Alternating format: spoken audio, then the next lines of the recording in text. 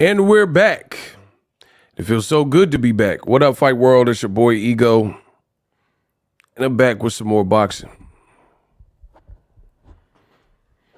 Man, we got to talk about it. Get ready for the burial. I hope you're awake. Get it? I said burial. I hope you're awake. Wake. Bars. I am going to cook you and cook you and then cook you some more. Y'all deserve to be cooked. We gonna see who really knows they boxing in this stream. We gonna see who really knows the play in this stream. Shout out to Shawnee Bo from the Bay Area. The Bay Area always got my back, absolutely. Y'all getting cooked. Y'all won't give up. So I gotta return with another one. I gotta bake another one. Y'all asked for it.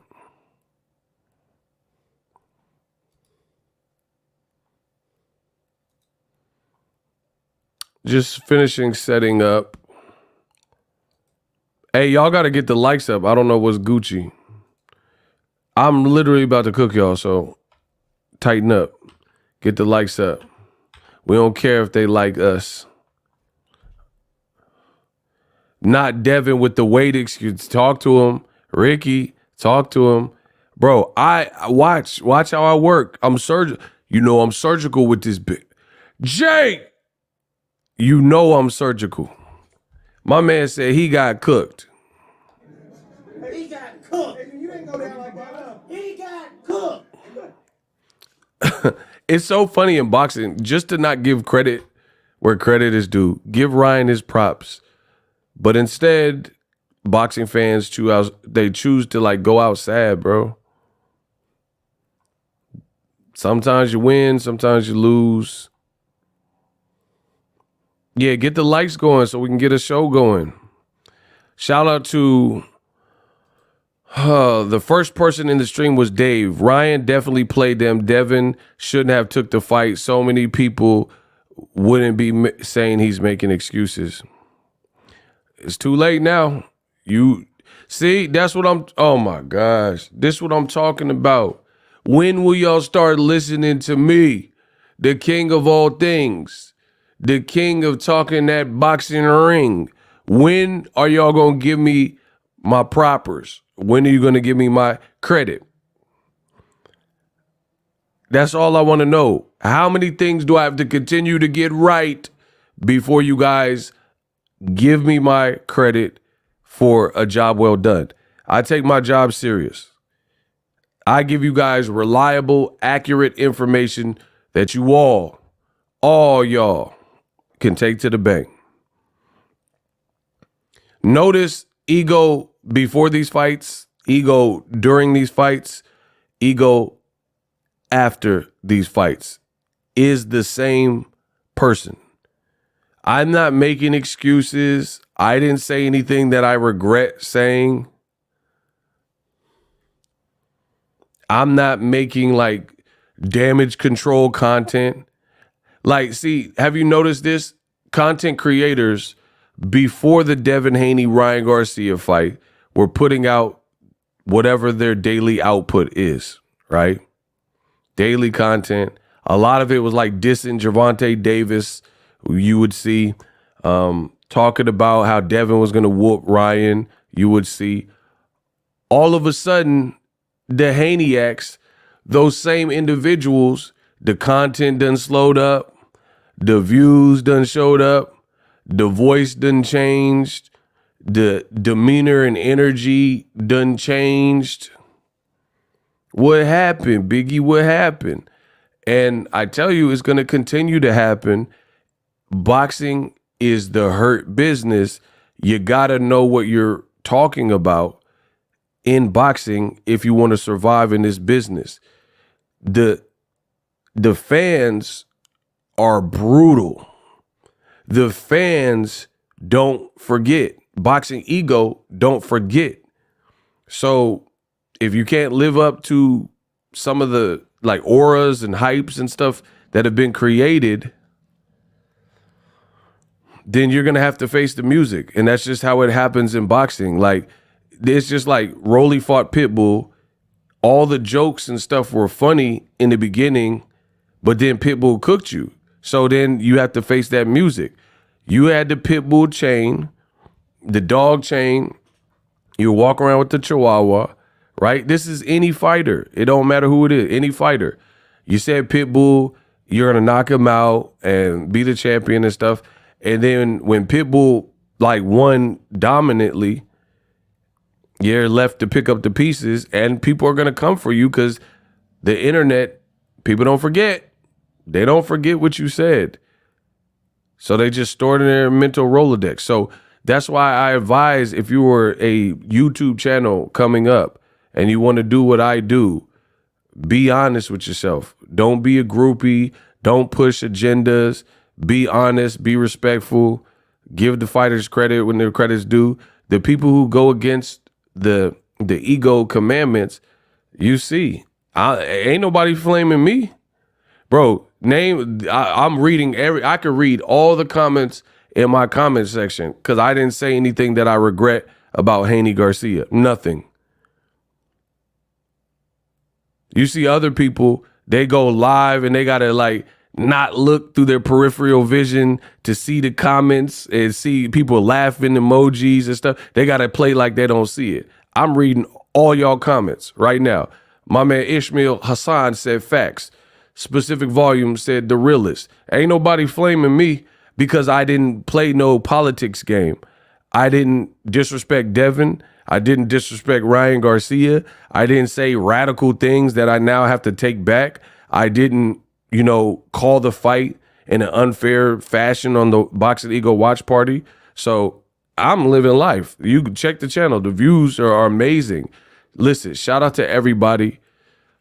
This is what happens when you're truly unbiased. Like I say all the time, everybody want to be objective until it's time to be objective. The Haneys, y'all had y'all moment.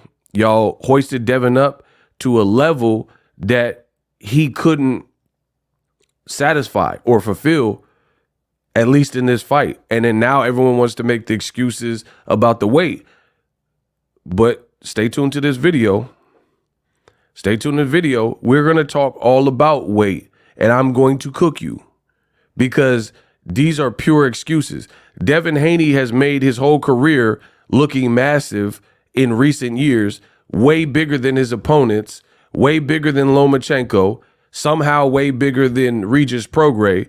And then the moment it does not work for you, all of the, the weight games and the massive rehydration, the second it doesn't benefit you, then the Haneys have the audacity to start calling Ryan a cheater, saying Ryan was on drugs, saying Ryan was taking steroids and PEDs and he cheated and the fight don't count and all these things.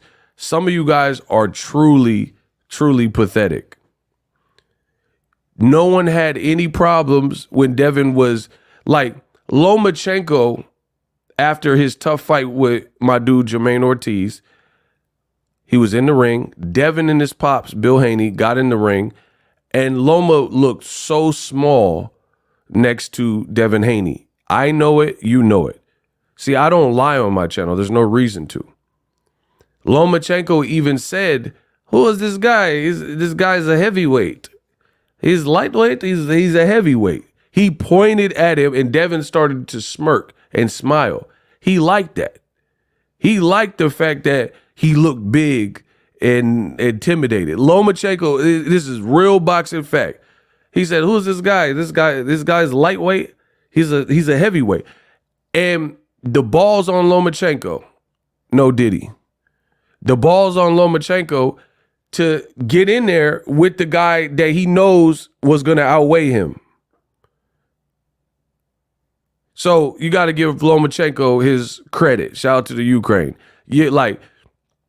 Old media, sometimes y'all you do a bit much with Lomachenko, but I give credit where credit's due. You got to give props to Lomachenko because he knew Devin was way bigger than him, which was apparent, and he still chose to fight him. Devin had to suck himself dry, pause, to hit that scale with his spine was coming out. I made Ego Weight Watchers videos about it. Check that on the channel. That's old. That's my old work. And Lomachenko still fought him. It was a good fight. Devin started off strong. Very good body shots that were underrated from Devin. But second half of the fight, Loma started to kick into a different gear. He started to hurt Devin, made the fight very close. Very close. I scored it a draw. All of this is on wax, by the way. Hit the likes. And like the funny thing, the great thing I love about my job, the stuff I love about my job is the content doesn't go anywhere. It doesn't go anywhere. So if I'm right, I got to just continue to get stuff right and then assess boxing the right way. If I'm wrong and people like come for me like you got this wrong, I got to live with that. I got to just eat it. Like when I was wrong about Crawford losing to Errol Spence, I got to just eat that. And I did. Crawford proved me wrong. He beat Errol Spence. You know, it is what it is. I gave him his props. But now you got the Haneys. They're like, oh, Devin, he was so undersized. Now they playing the boxing Karens. Bro, we doing the boxing Karen thing. Now they playing victim like Devin ain't been bigger than all his opponents for quite some time now. It's insane to me, bro. All this to just not give credit to Ryan. I'd rather just give the credit and then move on. You boxing Karens, you. Tell me, name one thing I said that was a lie.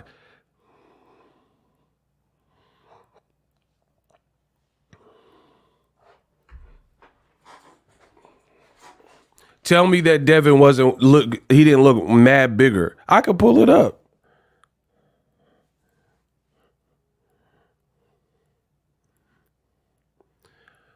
Mr. Roll Tide says making weight versus rehydrating is apples to oranges. Stay tuned. I'm going to body you. And as soon as I body you, I'm blocking you. So I got something for you. Bro, these people think they're going to outsmart me. So Mr. Roll Tide, you on the hit list. Please go against me. The fact that you guys think that I am going to start a stream like this and I'm not fully cocked, that I'm half cocked, like I ain't got that heat for y'all. I can't. Bro, listen, when I body this man, y'all gonna pay. Is that a deal? Is that a deal? I'm gonna prove the point that I need to prove because I'm a stand-up guy and I'm being honest. And when I body this man, y'all gonna pay. Do we agree to that? Listen, shout out to Ricky. He agrees to it. He gonna pay. Listen, if I lose, I'll give him some money and make it go away. But if I get it right, can we agree that y'all start coming up out them pockets if I body this man? Is that a deal? Everybody in the chat send $1. I'm trying to, like, listen, we playing for keeps. I'm not playing no games 2024. I told y'all that. So if you think that I don't know boxing and I'm ill prepared, I'm like a lawyer, bro. I'm Ego Cochran. If you think I'm not prepared for this stream, best of luck to you. We got a show. I told you I'm money made with this. I came in this game made it look pretty. I'm finna body y'all. The Haneys, you Roll Tide, your time is coming. Ego Cochran, I'm coming. Bro, I promise. Okay, suppose that is a deal. So one person. Who else? Anybody else? If I body this man with all facts, then y'all chip in. Y'all chip in for the cookage. Is that a deal? And then if I get cooked by Roll Tide, which you know it ain't gonna happen, but if it were to happen, if the Lord came down and like there was some like divine intervention and I happen to lose this debate, which won't happen, then I'll give him money. Shout out to Benjamin Davis. What's up? Welcome. He said he done left the chat. He need to leave because I'm about to buy. I'm icy. I'm so equipped for this. I'm so equipped for this. The Haneyacks have lost it. Devin lost. It's a bad loss. The road back is going to be hard to get back to where he was perceived. It's just what it is, bro. Hello from one Bay Area person to another. Shout out to the Bay.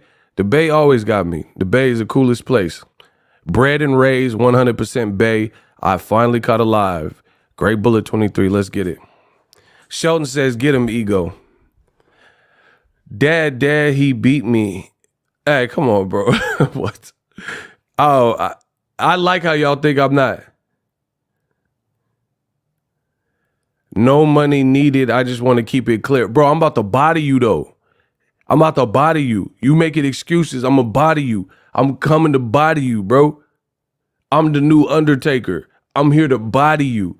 If you think you know more about this game than me and you want to make these excuses that everybody just seems to want to make, watch what I body this man. I'm going to be real scientific, straight to the point. I'm going to body you. I'm like the grand master in the Kung Fu movie. He tells you what he's going to do, and then he does it. I will defeat you with the tiger claw.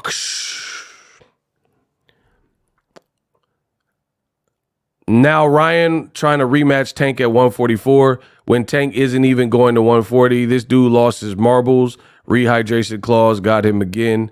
Shout out to you. Gordon Hammond sent $1.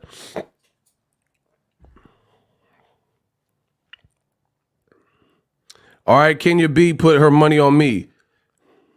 Facts.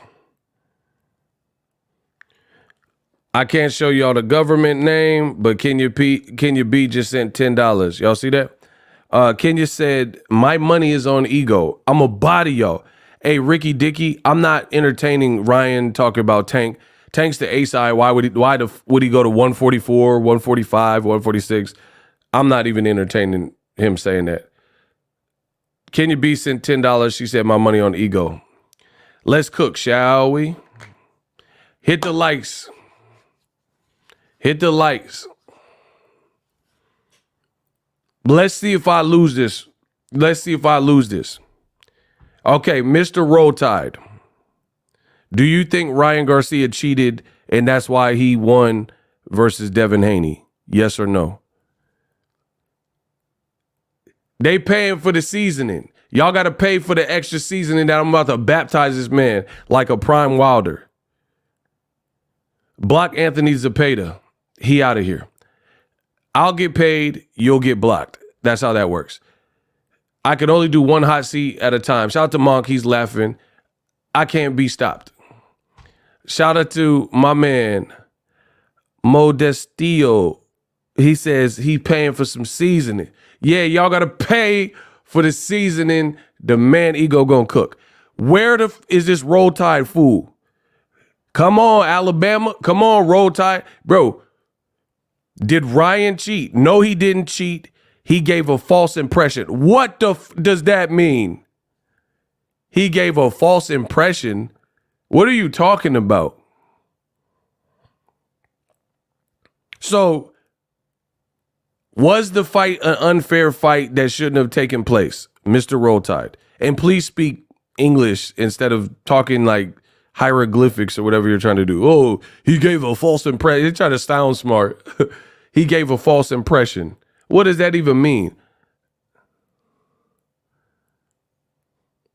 Bro, it's the art of war. It's skullduggery. Ryan could do whatever he want. He passed all his commission tests. The commission approved the fight. Fight on. He paid the money to Devin Haney, whatever it was, $1.5 million. Henry Garcia said it was $600K. He tried to ask me the question. You see how I asked him a question and he won't? This ain't gonna last long. Hold on, this ain't gonna last long, bro. You didn't even answer my question. He said before Thursday, it was the WBC. Did you answer my question? So you think you can answer a question with a question. That's not how this works, bro. So I'm gonna give you one more time. I told you they don't want to play. They can't play in the sandbox with me, bro. I'm gonna give you one last time to answer my question. That's how that works. So Devin Haney versus Ryan Garcia. No, I asked another question. Devin Haney versus Ryan Garcia. Did Ryan win because the fight was unfair? That's what I'm asking you. A1 said the money keep coming in. 100, keep the cookage. They paying for the seasoning.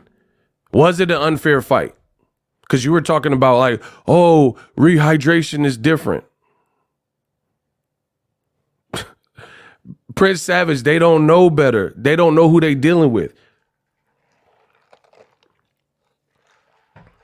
You see how he's taking forever trying to lag the show? You see how he's taking forever? So you think the fight was an unfair fight? Block Bruce. So it was an unfair fight, you're saying? Just confirm that, Mr. Roll Tide. The fight was an unfair fight with Devin and Ryan. That's what you're saying. I just want to confirm. Devin and Ryan was an unfair fight.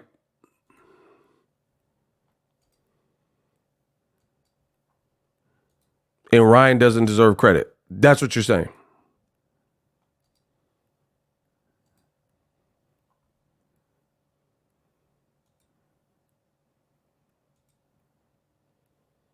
Shout out to Prince Savage.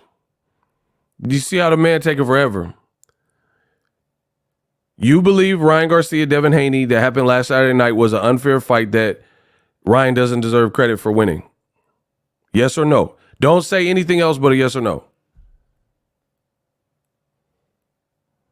Are you saying that Devin Haney versus Ryan Garcia, Haney Garcia, that took place last Saturday was an unfair fight and Ryan doesn't deserve credit? Yes or no? I'm asking this man to say either a word that's comprised of 2 letters or 3 letters. See how long it's taking for him to respond. All you have to do is say yes or no. You only have to type no, N-O, 2 letters, or yes, Y-E-S, 3 letters, and the cat got your tongue. He's thinking about it. I told you these dudes can't beat me. He's thinking about what he should say, and it's a yes or no question. No, he didn't put yes. I asked him another question. They hating cowards.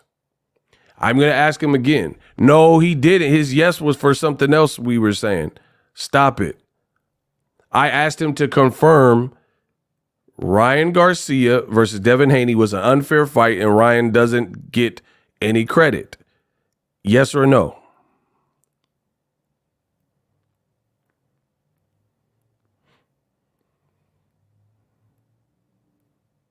Where is this man? Hey, homie, I'll send you a link. How about that? Y'all want me to link him up? He knows so much. Let's do it like that because I don't got time to keep waiting for you, bro.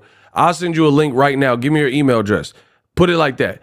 Show your face on camera and I'll send you a link.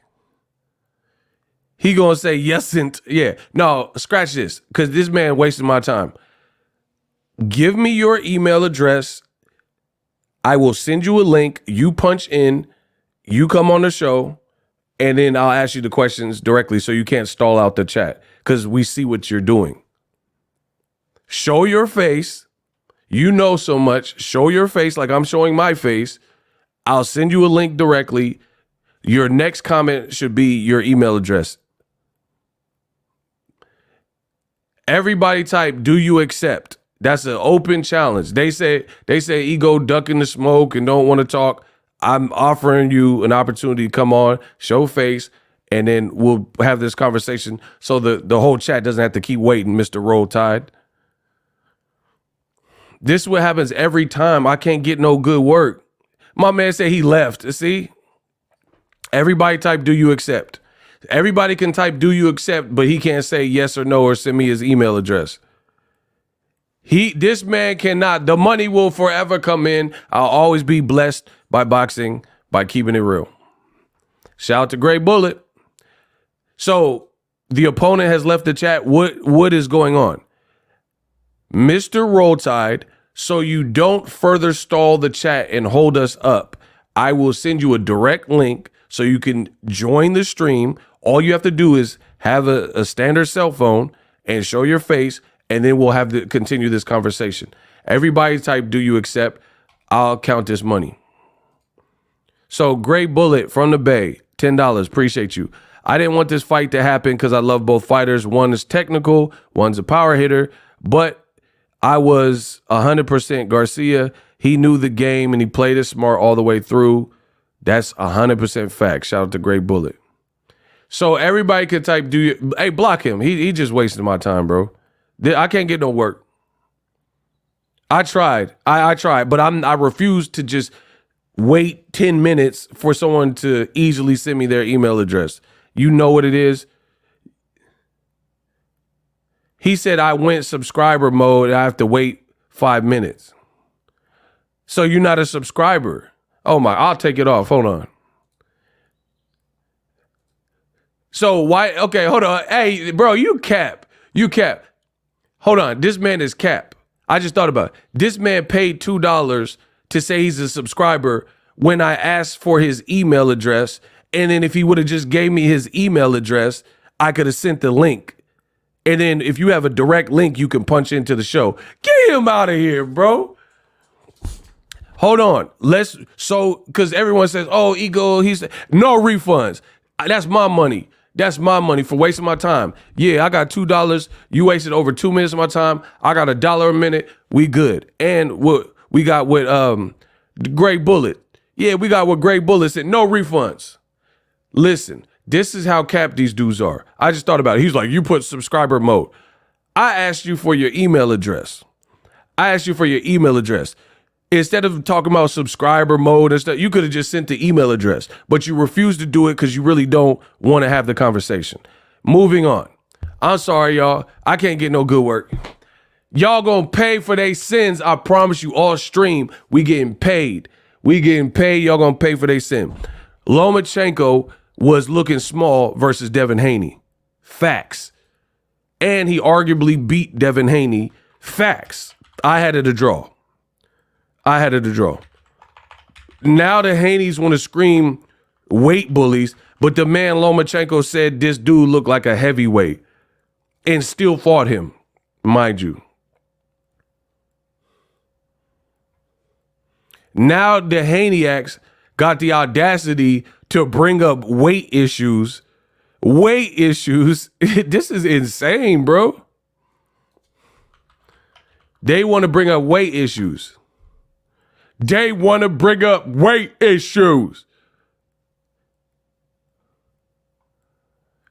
My man said he said $50.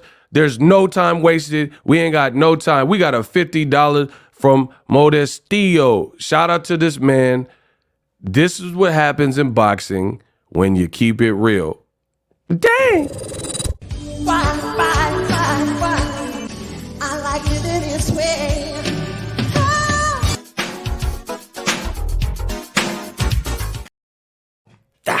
That's just another part. Can y'all get the claps up? We have Great Bullet sent $10 and my man Modestillo sent $50. That's $60 in 30 seconds. Y'all got to get the claps up for that. This is what happens when you tell the truth in boxing. Shout out to all the great fans who are supporting the movement. We on top. So let's keep going. I need y'all to get the clap emojis for them. So we're talking about weight bullying, and this is Devin versus Lomachenko. And now y'all trying to make it like Ryan Garcia was 200 pounds and Devin came in at 141. Man, stop. Come on, bro. This could all be so simple. What did Lauryn Hill say? Look, We talking about weight advantages. Shout out to my man Kurt. This man Devin also pushed Lomachenko in the chest and then arguably lost. This is what I was talking about, where he's like, this guy's a heavyweight. This guy's heavyweight. Look at Devin. Bro, look at his face. Look at the fullness of his face. Loma, I mean, is a little bit different because Loma he was at his fight weight. Bro, do we really gonna go there about talking about weight? Bro, look at Devin. Look at Lomachenko. Like, come on, bro. We really gonna do the weight? Look, he bigger than the host. This is what y'all woke up and decided y'all want smoke with. Instead of just giving Ryan his credit and moving on and then like, support Devin and like, okay, you fought like a warrior. This is what y'all wanted to do. Y'all want to really take it there and talk about like, oh man, Ryan cheated. He had a weight advantage. Devin been bigger than like all of these people. There's no way these two are the same weight right here. Now, okay, you're like, oh, that's not their fight. That's not when they were fighting. But even before the fight, look, like you see it. Like, you know what I'm saying? This is them in the fight. He was still bigger than him. Still bigger than Lomachenko. And then again, Lomachenko arguably won the fight, depending on who you ask.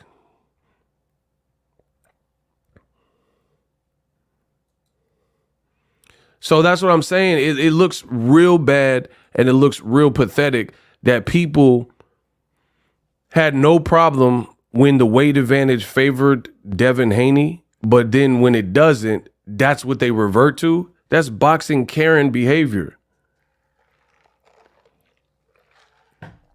The fact is, this new generation, their walk around ways be crazy. And they're draining themselves. So Ryan did what Devin does. Devin's eyes look all sunk in at his weigh-ins. Look.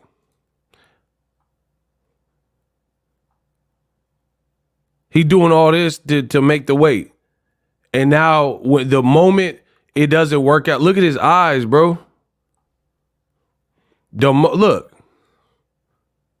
The moment it don't play out in his favor, this is what y'all want. Look at his face there versus look at his face there.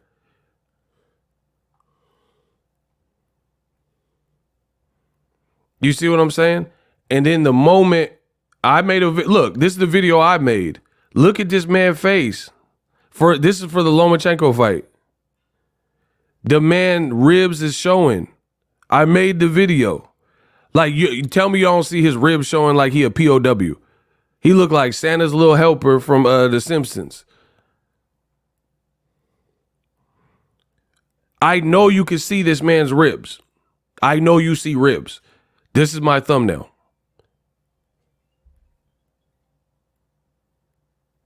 I know you can see his ribs. Bro, he the king of R&B, ribs and barbecue. This man look like Chili. I want my baby back, baby back, baby back. Devin, weight draining ribs. Bro, all I need, look at this. This is the path y'all choose to go down. When the man's ribs was touching, his ribs was showing versus Lomachenko. And this is the argument you want to lay your hat on. Devin looking like a ghoul. Come on, bro. Bro, it just doesn't make sense at this point. But your man Ego gotta cook. Let the boy cook.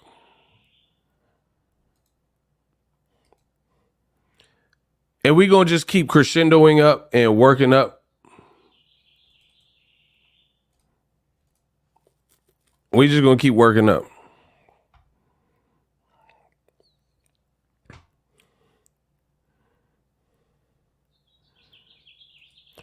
Hey, tell me if you guys can hear this.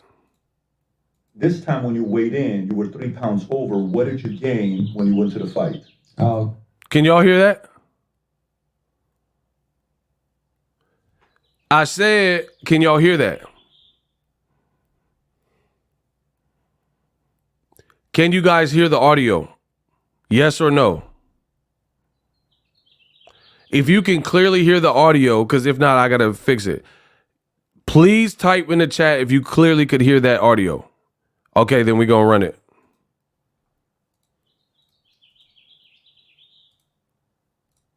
Were 3 pounds over. What did you gain when you went to the fight? I was like about 160.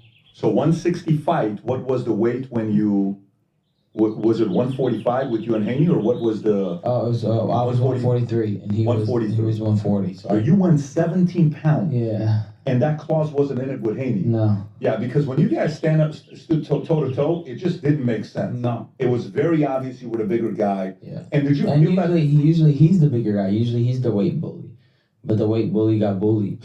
Okay. So this time when you. He said normally Devin Haney is the weight bully, but this time the weight bully got bullied. Bars. Bars. Ryan on the PBD podcast was cooking. He said normally Devin, like basically he's saying normally Devin outweigh his opponents, but this time he got a little karma. Funny enough, guess who else said it was karma? Devin's last opponent, Regis Prograis. Oh my God. I told you, I don't know why y'all want to go against Boxingego in 2024. That ain't the move. Roll the clip. He's not really in your division. He said he's going up to 47 or whatever. I mean, bro, like, I respect him. I'm not gonna lie, bro. I respect him because he's shifting boxing right now. Like Ryan Garcia.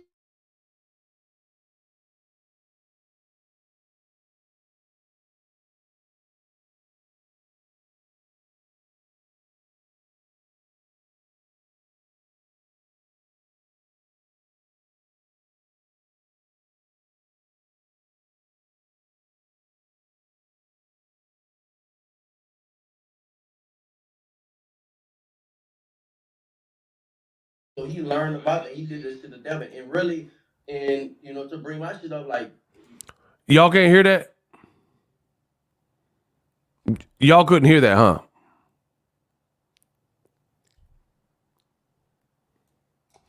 Y'all couldn't hear. Oh, hold on. I was trying to test the audio, but y'all couldn't hear it. Hold on. Get my likes up. so he learned about it. He did this to the Devin. And really, and Okay, if you guys couldn't hear, then smash the like button. Tell me if you can hear this.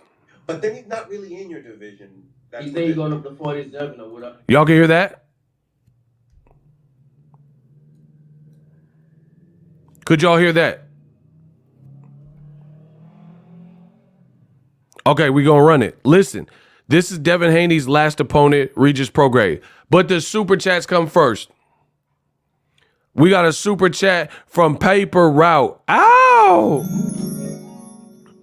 Bruh, somebody said Ryan snorted a line of yada off of Oscar's chest. That's why he was so strong. That's kind of funny, bro. All right, listen up. Devin Haney's last opponent from the San Francisco fight, Regis Prograis, in an interview with my dude, Mill City Boxing. Check him out on YouTube, on social media, Twitter. But then he's not really in your division.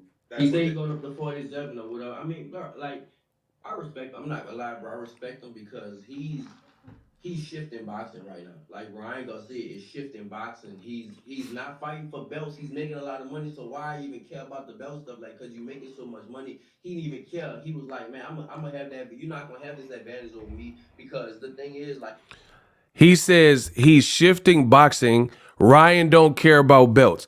Please tell me how Ego has been wrong. Did I tell you guys on my channel that the belts don't matter?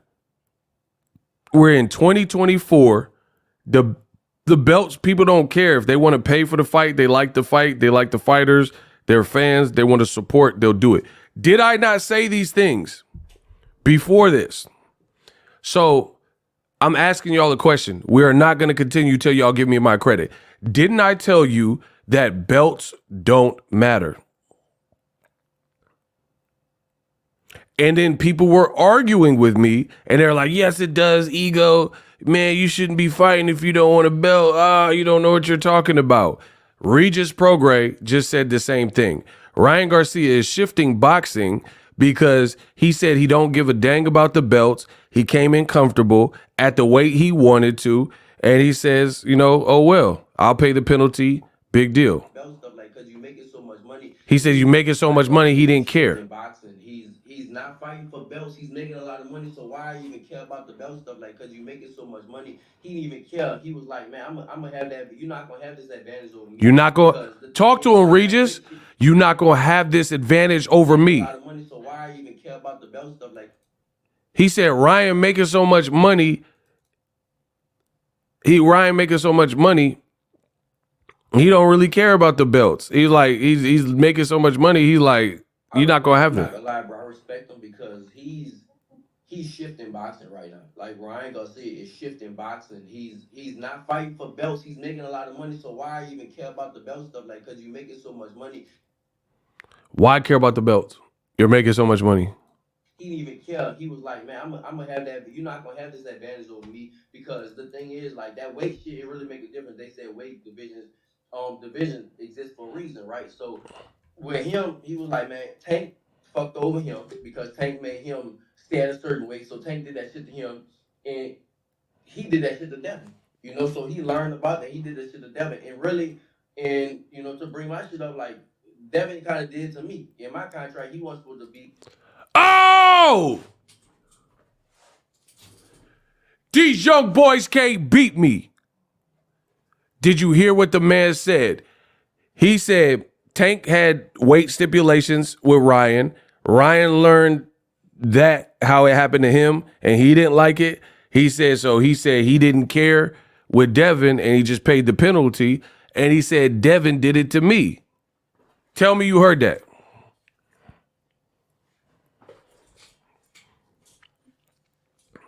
Tell me you guys just heard that.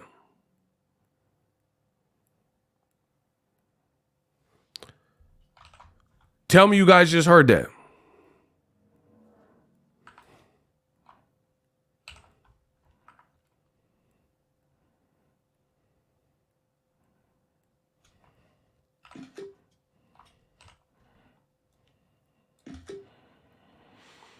Shout out to my man Specific Volume. Check him out on Instagram. Okay, so he said Devin did that to me. Let's pay attention. And to bring my shit up, like Devin kind of did to me. In my contract, he wasn't supposed to be over a certain weight, and I can't say that he was did the IVs and stuff like that, but he did get real fucking big. He was like, he said basically Regis has said in different interviews he believes that Devin Haney used an illegal intravenous rehydration IV, right? Which is illegal. from 140 to And he says, hold on. He said, so he used the intravenous rehydration pack or whatever, which you're only supposed to rehydrate orally and not through an intravenous like IV drip, right? And he says he can't prove it, but Devin Haney rehydrated a whole lot, which is like an unbelievable amount coming from him, who's a pro fighter. Devin kind of did to me. In my contract, he wasn't supposed to be over a certain weight, and I can't say that he was did the IVs and stuff like that, but he did get real fucking big. He was like from 140 to 166. That's a big difference. From 140 to 166. I am going to cook you. I am going to cook you. I am going to destroy everything you touch. The Haneys is, bro, you've done too much. You won't give Ryan credit, but he just said he did something to me, and none of the Haneys cared when Regis Prograis got beat up and lost. And he didn't, like, Regis lost, but he didn't get, like, he wasn't hurt. he got hurt, but he wasn't hurt like Devin was hurt versus Ryan. The hypocrisy, ugh. Over certain weight, and I can't say that he was did the IVs and stuff like that, but he did get real fucking big. He was like from 140 to 166. That's a big difference, and usually you don't get like that without an IV. And in my contract, he wasn't supposed to do that, and I can't prove he did or not. I don't know, but whatever it is, but still, he was way bigger, and it's like a karma thing, you know. That's what I look at it. It's karma. It's like a karma thing. Ryan did it to him, like the same shit he did to me. Ryan did that shit to him, and on a way worse level, you know. And Tank did it to him. He said that he rehydrated 25 pounds overnight. He said, I can't prove that it was intravenously, but it's kind of. And Keith Thurman said the same thing. Exactly. All that shit, all that karma shit, everybody. Yeah, right. He said, it's all that karma. I know I'm the best in the business. Y'all ain't keeping it real. I am. It's like Tank did it to you, Devin did it to me, now Ryan did it to you. Devin did it to me. You know, Tank did it to fucking Ryan. Ryan did it to Devin. Devin did it to me. You know, all the weight shit, you know. It's like it's all about the advantages, and like every little advantage you can get, that's what they do. But it's all about the advantage and every little advantage you could get. At the end of the day, karma's real, bro. I just feel like that karma shit is real, and that's just how it goes. Karma is real, and what goes around comes around. And that, shout out to Regis Prograis. He kept it all the way real. And Regis Prograis just took his lumps and ate it. But then, obviously, as it pertains, now he's coming out and saying this. You see what I'm saying? And I've already talked about this on the channel. So it is disgusting, truly disgusting, that you have boxing fans who they pretend to be boxing fans and act like they're biased. They won't talk about this, though. You have content creators who won't talk about this, but they say they're keeping it real. Like I say, it's easy to say you're objective. Everybody wants to be objective until it's time to be objective. So Lomachenko was mad undersized versus Devin. You didn't care. You're like, haha, Devin won, and he didn't give him a rematch. Now the Haneys are begging Ryan Garcia to give Devin a rematch in a fight that wasn't even competitive, that I don't even really need to see again based on how the first fight played out. Ryan Garcia absolutely should have won by knockout. I don't know what the ref Harvey Dock was up to. He should have won by knockout. So in my mind, as a true boxing fan, that fight, either the towel, Bill Haney should have threw the towel in, or the ref. So you have two chains of commands that all could have did something and helped their fighter and spare their fighter for the longevity of his career, between referee Harvey Dock and Bill Haney, and not one of two people looked after the safety of their fighter. You have to understand, boxing is a brutal game. Now, with Devin taking that type of punishment, he literally may not be the same fighter. Mentally, especially. Physically, you know, okay, you get lumped up, that can heal. But sometimes even that doesn't heal. Like sometimes you see a fighter take a bad spill, like a super. Regis is selling you a speculation lie. All right, okay, so we got our next contestant. Okay, so he's selling me a what? I'll send you a link right now. Give me your email address. You in the hot seat. Jay, show your face and give me. I'll promise you. You want to rush the chat? We'll do it. I was gonna get there, but we'll do it. We'll see what speculation. I told you I came prepared. I'm a body one of y'all. I'm a body. Listen, just so you know, when I body this man, y'all paying for it. You guys are paying for it. You, the people who are laughing and ha he and kiki, y'all gonna pay me for this. Y'all gonna pay me for this ass whooping I'm about to give out. Give me your email address, Jay Shah. He says it's speculation now. I'll show you some receipts. And y'all gonna pay. When I cook this man, I don't work for free. When I cook him, y'all paying. Just know that. Just know you guys are paying. Where do I put my email address? Put it in the comments. What you talking about? I'm gonna send you a link. I'm gonna cook you. I'm gonna bury you. I promise you. Jay ready. We'll see how ready he is. Send me the link in the comments. I'll send you a link right now. And you said I'm cap and I'm speculating and Regis is speculating. Okay, why are you putting I instead of your email address? You got 30 seconds to put your email address. Good luck, but the bad guys probably know where you at. Good luck. 30 seconds on the clock. These clowns ain't wasting none of my time. I'm making my money. They ain't wasting none of my time. Stop playing. Bro, good luck. If your email address is not up when this timer goes off, it's over.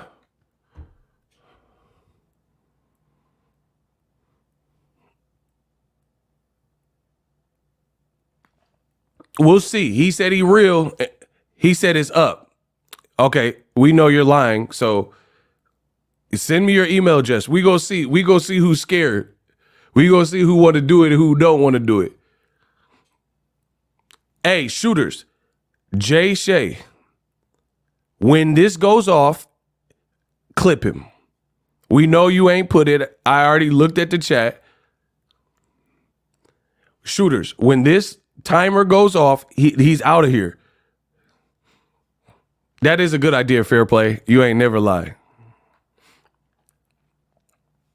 Shooters, get ready.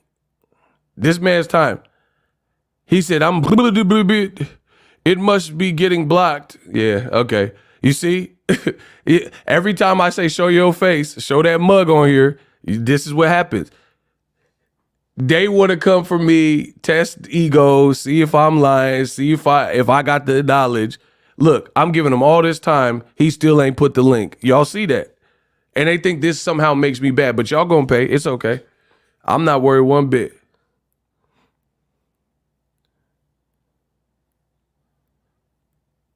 Prince Savage, what is that?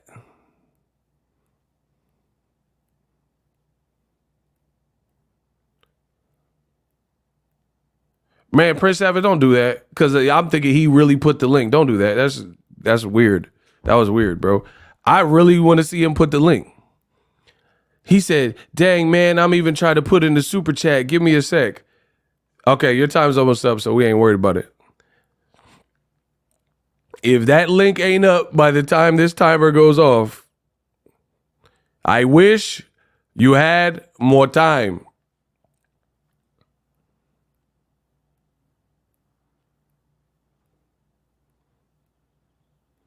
Prince Savage, don't do that. They're lying. Come on, bro. Don't fall for that. Don't fall for that. He's a liar. You know that. I know that. He said he can't put it. He's just stalling because he don't want to put the link. Because he know he ain't finna accept the challenge. That's what it, come on, bro. Don't feed the trolls, man.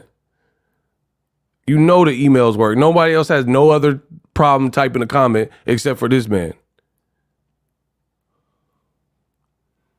Look, I gave him all this time.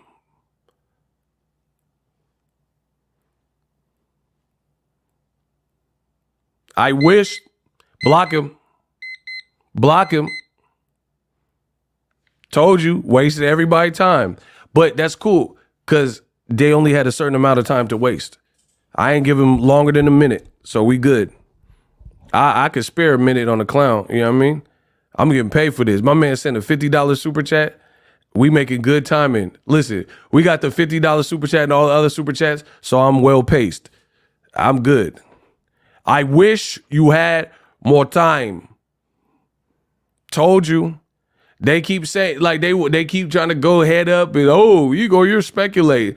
Then they can't never back it up.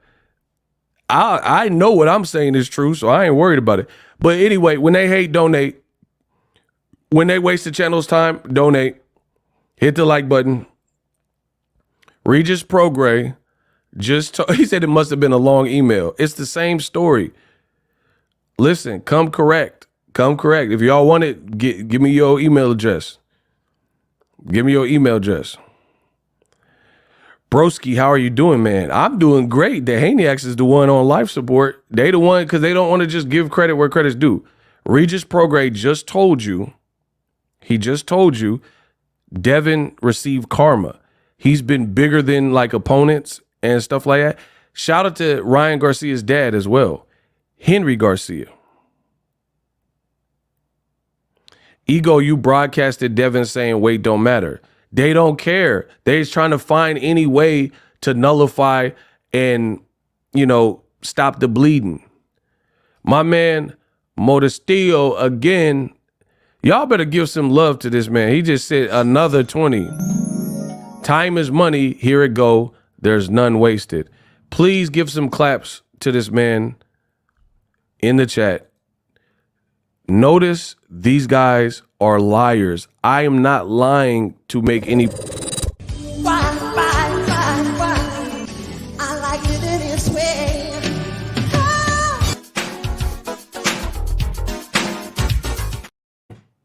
So, Regis said it was karma. Regis said it was karma. And that's the point I'm making.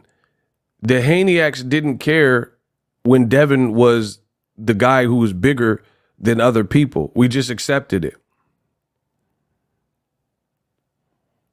We just accepted that he was big.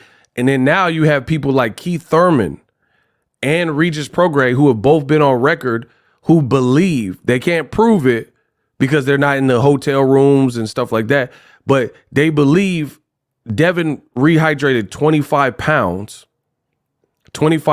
at 140. So he went from 140 to 165 versus Regis Prograis, right?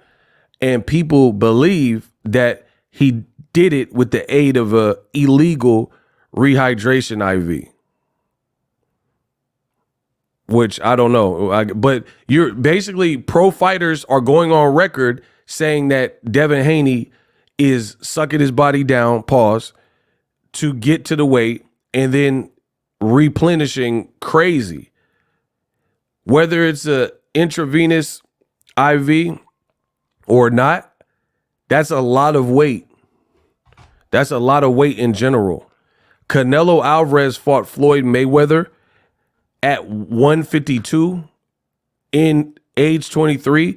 Canelo's like big, like, pause. Canelo got a big, thick neck, big legs. He was a 154 pounder at the time. And Canelo weighed what Devin weighed versus Regis Prograis. That's not really the norm.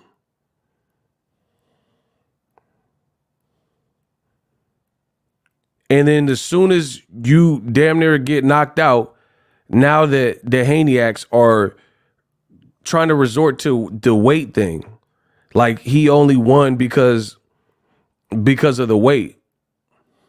The other thing that's really weird about this whole weight situation is if we're really being serious, the style that Ryan Garcia used didn't really rely on weight. Like he was fast and he was hooking off on Devin. Devin and Team Haney literally had zero answer for the hook. So what do I mean? There's heavyweights like Tyson Fury. There's heavyweights like Vladimir Klitschko, who sometimes they're bigger than guys like Klitschko, Tony Thompson, Tyson Fury versus Wilder.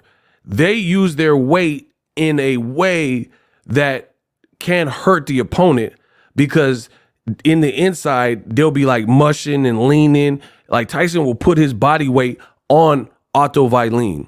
And he's like fighting on the inside and like leaning and pushing him back. And like that, when you fight like that, weight definitely can take its toll. Wilder's weighing 230, 215, 2 whatever. And he's fighting Fury, he's 290. Weight can matter in situations like that because you're like getting pushed off. They're pushing off on you and pushing you against the ropes and hitting you, smothering you and like mugging you, putting a hold like Tyson Fury versus Steve Cunningham. Wilder was way smaller. Steve Cunningham was way smaller. Tony Thompson, guys like that versus Klitschko or Kubrat Pulev and Klitschko. Like Kubrat Pulev Klitschko hit Kubrat Pulev and then pushed him. You know what I'm saying? Stuff like that. So you got to really know boxing to be able to keep up with Boxingego. What Ryan did is he was much faster hand speed wise, and he was explosive Ryan is like the way he was fighting was like a kind of like Steph Curry. How Steph Curry could just pull up and dump on you. Ryan can stop on a dime and then just and then hit you with a quick 2-piece. Ryan, if we're really being real and breaking the fight down, Ryan was using his feet and like unnecessarily kind of moving. And then the people are complaining about weight. Devin was the one like stalking him, and Ryan was just like trying to measure him, and he was like using his footwork and doing the Philly shell, and he was like moving and stuff like that. He wasn't fighting really in a style, to me, where the weight was like waning, like he was draining Devin Haney with his weight because he was so much bigger. Like, if he wasn't even fighting on the inside like that, like you're like not like a mugging like phone book type of fight. He was fighting more of a kind of like a mid-range, and it was just like his speed and hand speed and Devin's chin and his hooks and stuff. Like, Devin had like a jab, and then Ryan was standing there and he hooked him, and then Devin's head went back like that, and his legs were bad. And you guys are talking about weight. Like, the weight, it wasn't like Ryan had him on the ropes and was leaning on him and pushing stuff like that. Devin got clipped from the hook. I don't even know if he ever recovered in the whole fight off of the one hook.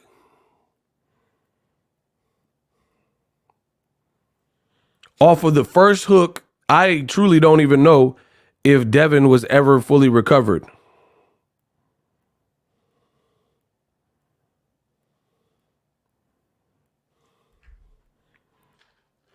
And instead of you guys just admitting your read was wrong, you guys are trying this extra stuff, and it just looks bad.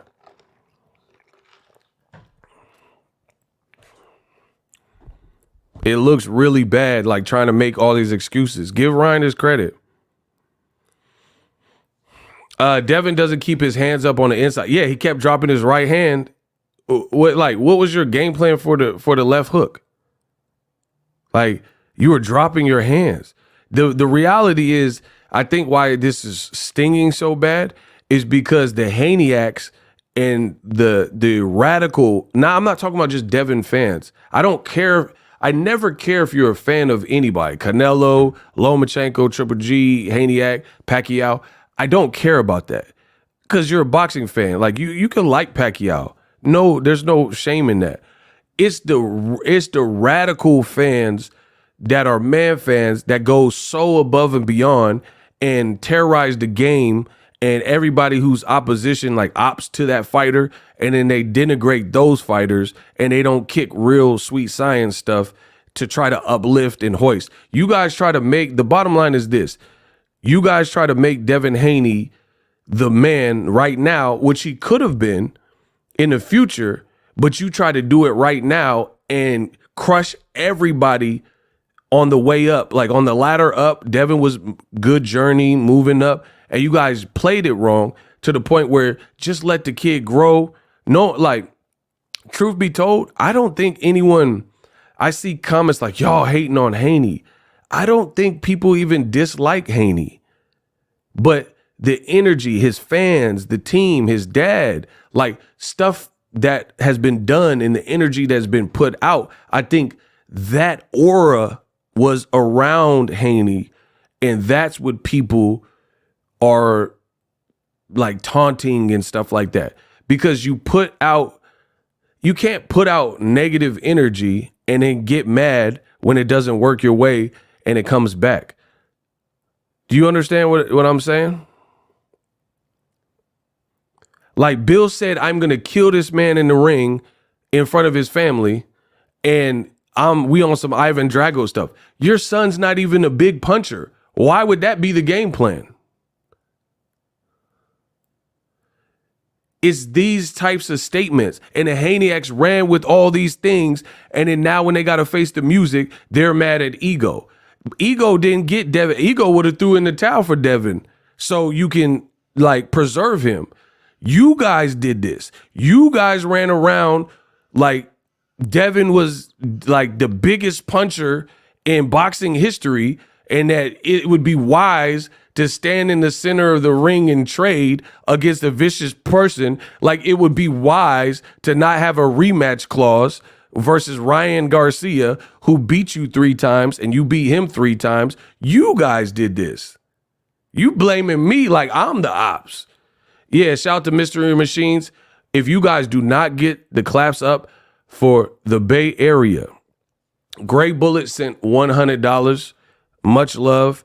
Shout out to everybody rocking with me. I told you when this year started, we were going to start strong, and I was going to keep that same energy, and I was going to build from what I've already started years ago, many years ago, and I was going to do something different and really hold it down for boxing. And you guys are showing incredible love.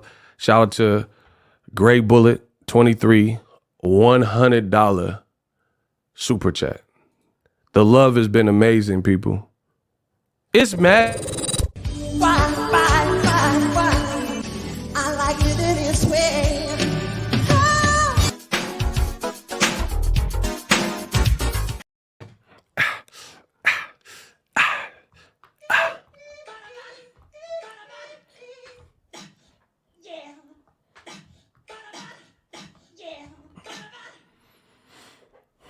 Gray Bullet says, I'ma hit him with that hard bay to bay. Feel me, man. Yar. We're real out here. Let's cook. Gray Bullet said it best. We love you, ego. And the funny thing is, I don't bother nobody. I don't watch no boxing channels. I don't be bothering. All I do is I'm a man with a voice, a man who built my channel from the ground up. I didn't cheat, rob, or steal, or kill nobody. I just came and spoke my opinion. And it just so happens that the opinions I spoke made a whole lot of sense. You feel me? Hey, they mad now. You're glorifying the cheater. Ryan had no intentions on making weight. Weight makes a huge difference when you have to cut off 3 pounds in order to make it. Bro, you can't be that stupid. You better watch calling me names. I know that. You're going to be out this chat. I know that much. Bro, what is your email address? I'll send you a link, show your face. I'll body you in front of the whole crowd. I'll body you. Whose fault is that? Ryan's or Devin's? I don't care if he had no intention to make it weight. Why take the fight then? Send me the link. I mean, send me your email. Bro, you'll get clipped up quick. This is who y'all send for me. This is who y'all send for me. Bro, these dudes they can't beat me on no boxing talk. Modestillo, he said, $25, great show. Yeah, we got another great show. I know the haters is mad. Bro, you got to get that hate out your heart. Send me your email address or shut up. Send me your email address or shut up. Send me your email address. Whose fault is that? If, like, 3 pounds makes a whole... They talking like Terrence Howard, crying in the... Man, what you saying? What they talking like... They got that cry voice like Terrence Howard. Man, I'm just saying Ryan is a cheater, man. What's up with that boy Ryan, man? He gonna miss the way. They crying. They got the quiver in their voice. I ain't got no quiver in my voice. I know what I'm saying is real. Dev, you need to get up, man. Ryan, he cheated. He cheated him, man. I'm just saying, Ryan is a cheater, man. He could have fought Dev at 140, man. Bro, so you... Why... What'd he say? He said, now what? What did he say? Why did he say now what? What does that mean?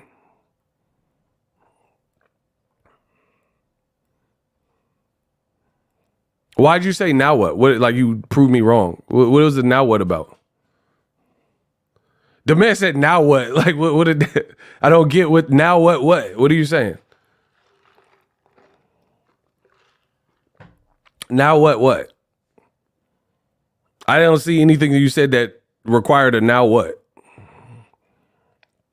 What's with Ryan's weight, man? He cheated. He a cheater, man. What's up with this crazy Ryan, man? Ryan is he tricked us, man.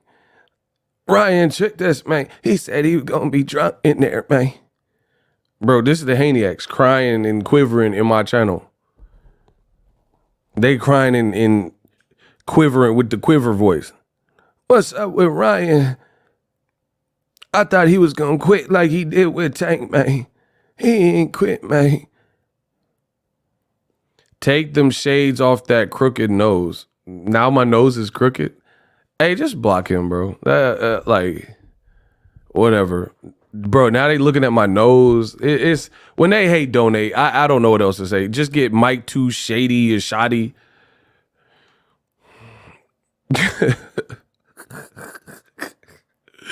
Bro, what? Like, just honestly, the whole stream, I just imagine this.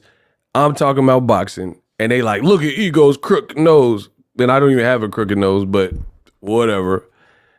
Look at his nose. That like, what? Like, that's literally who y'all are sending. That's who y'all sending for me. Saying I have a crooked nose when, look, does my nose look crooked to anybody else? Like, I mean, that's the best you could do. I guess you got me. Ugh. When they hate, donate. Hey, Cash App's on the screen. Y'all gonna pay for his sins. Listen, y'all dry in the Cash App. Yeah, we making all the Super Chat money today. Y'all dry in the Cash App. Cash App's on the screen. Y'all gonna pay for their sins. They want to hate. I'm talking boxing. They hating on me. Like, what does that have to do with anything? Like, just think about it. Do you understand the butt whooping that I'm administering with boxing bars for them to be talking about me? Like, all I've said was boxing stuff. I'm not talking about nobody mama. I'm talking pure boxing, and they talking about me and my physical traits and stuff. You know who won at that point. You know who won. So anyway, Devin's been bigger than a lot of his opponents. That's just the reality of it. And you guys are angry and blaming Ryan. And my thing is this. Going out and saying Ryan cheated, funny as ish, Ego. Hey, listen, if you guys want to do a dope stream like Boxing Ego, check out my partner. Link in the description, StreamYard. Sign up. I'm giving y'all a 14 day. I'm giving y'all 14 days to get y'all streams up with StreamYard. Use the link in the description to sign up. That's how I put, you see that $100 super chat? You see that? You see that $100 super chat? Shout out to Gray Bullet 23. If you want to be able to highlight your audience, stream on YouTube and other platforms, use my link, get you an account, try it for 14 days. It's probably the easiest streaming service that provides this type of quality. You see this? Look at, you see the spot. What is that? What? Oh, I was about to say, hey, I seen like a freckle. I was like, I ain't got a freckle on my finger. That was like some dirt or spackle. Y'all seen that? Look, it's gone. You see that? Bro, when my camera is so clear, I put my finger up and there was like a spot. I was like, what is that? Because I don't have no spot on my hand. But that was like a piece of, bro, that was like a pixelated Haney tear or something that was on my finger. Y'all seen that? Bro, I got scared because I thought it was like a Haney booger or something was on my, y'all seen that? When I held it up, I went like that and the pixelated Haney tear had dried up on my finger. Y'all seen that? But anyway, use my link, affiliate link. It does help the channel.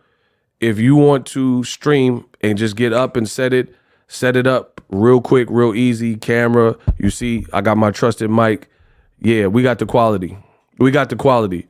Bro, my quality is so good that y'all seen the Haney encrusted, pixelated tear that had dried up from the fight on my finger. So, back to it. The other reason why I cannot accept these newfound excuses is none of these people who are now using the excuse told Devin to pull out of the fight. Let me say it again. The reason why Boxingego, aka Ego, cannot try to like defend or, excuse Ryan Garcia is because none of the Haneyacks that are now saying that Ryan cheated and he missed weight and stuff, why did you not advise Devin Haney to pull out? Why didn't you say fight over? And if you're part of Devin's team, why did you go in there and not say like, man, cancel this. This dude Ryan is unprofessional. Ryan Garcia playing games. He gonna come in at 1,000 pounds. This is ridiculous. It's been a ridiculous promotion. I'm out of here. Let's fight Barbosa. Why didn't they do that? You took the man's money. It's over. You decided to take, so you knew he would be, and okay, hold on. Y'all gonna, listen, I promise y'all gonna give me my credit. Who was the person before the fight? Y'all keep saying I hate Haney and stuff like that. I'm the only one that looked after Haney. The Haneyacks didn't. The Haneyacks, bro, everything that Haney did was perfect and he couldn't do no wrong and none of it mattered. Ryan was going to get destroyed and knocked out. So who really steered Devin Haney in the right direction and told you from the beginning? Me or the Haneyacks? That's why I said you should not have a bunch of yes men in your space. You just shouldn't have it. I'm not a yes man. So I told you from the beginning, anybody who watches my channel can attest to this. I unapologetically and exclusively told you, I do not like this fight for Devin Haney. Did I say that? Did I repeat that multiple times before the fight, before Ryan missed weight? Did I say that? Did I say, hey, I don't like this fight for Haney? Did I say that? So the Haneyacks are blaming me like, oh, this guy hates Haney and all that. Y'all hate him because y'all sent him out there like that. Y'all told him to fight in the center of the ring. Did I? Oh my gosh, I'm asking y'all a question, bro. Did I say that I don't like this fight for Haney several times? Why did I say that? This was before Ryan missed weight. I said, this is a lose-lose situation for Devin. You got this man running around like a maniac, like the Joker. He seems so unfocused. He seems so like loopy. He's saying crazy things. He running around, like I say, he running around like the Joker. Good evening, ladies and gentlemen. We are tonight's entertainment. Like he's lawless. He's not making weight. I told you guys these things. At some point, your team got to be like, hey, man, we got to pull the plug. This dude is not taking it serious. He's potentially hurting the promotion. He acting a fool. He's saying stuff that going to get us canceled and people do not want to buy the fight. He's catching potential Bill Cosby. Would like to talk to you about the pudding and the pudding pot. Bro, he had the Spanish teacher. I told you all of these things on my channel. Did I not? So don't act brand new with me like Boxingego the problem. You guys are the problem. You sent him out there to fight the Joker, and then when he got hustled and finessed by the Joker, which he had been the Joker the whole promotion, now y'all crying about it. Y'all felt invincible. Y'all thought that nothing Ryan could bring was finna derail Haney, and then when it derailed Haney, like Ego told you, then now y'all mad at me. Y'all are the ones that did this. You were complicit. Listen, I like Haney. I've known the Haneys. They did some stuff behind the scenes. I'm not getting into it. Best of luck to them. But it is what it is. They blaming me when I was Trey Styles. The Haneyacks mobile was doing 100 miles per hour. There was things they were doing that I couldn't really, vouch for. So I did the Doughboy. Or not Doughboy, I did the Trey Styles in Boys in the Hood with the jazz music. When he's like, Doe,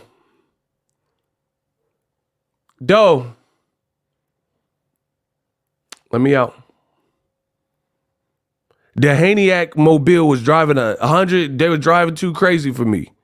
They was driving way too 160 in residential. And I said, Doe, let me out.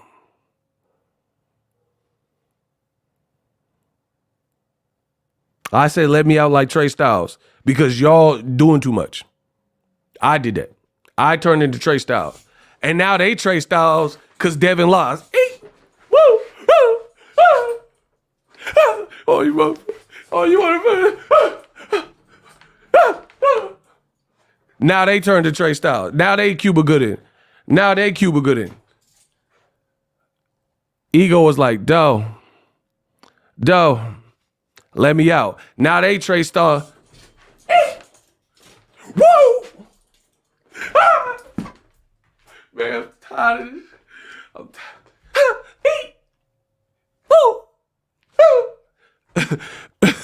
Now they Trey Styles. You feel me? Man, I'm tired of this shit. Now they tired of this.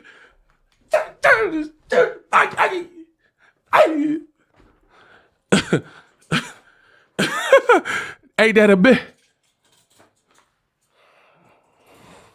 Tired of it. Woo!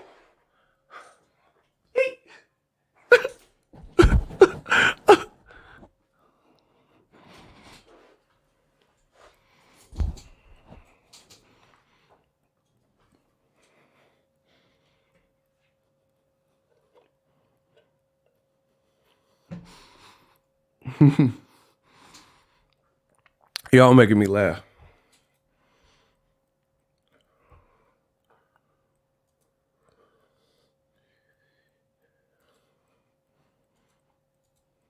Detriment, all of those fights continue leading down to 134. Now at all? Maybe. I mean, you have to look at, one of the first things I said to him, you have to understand the fighter, unless you're really, really close to a fighter, you don't truly know how the weight cut's gone, right? And when I asked him on... Listen. He said, how'd the weight cut go? Good. And then when you get beat, that's a better time to ask someone, how did the weight cut really go? But his answer was, the weight cut was good. Now, that was just after the fight. We'll catch up this week as well. I felt like, I like Devin at 140. He's coming up. But you know what I said earlier about these guys being young guys in their prime? They're 25 years old. They're really still evolving in terms of their... This Eddie Hearn. So, would he be better at 147? But... Now, y'all, bro, the game of boxing is so funny. Now they saying Devin need to be at 47. And who was saying he been too big? Bro, I can't do the volume higher. It's just what it is. Now they saying Devin should be at welterweight. Bro, answer this for me. How on earth has Devin Haney moved up to 140 for 2 fights, and now they're already talking about he should be at 147? That shows me something. This new generation of fighters truly are not fighting at their proper weights. Many of them. That is ridiculous. Back in the day, a person would move up and they would just stay up there for 5-10 years. These new fighters, they need to bring back same day weigh-ins. These dudes is like doing too much. I don't know what they doing to like make weight or whatever, but that's crazy. That's crazy that these dudes is playing these weight games.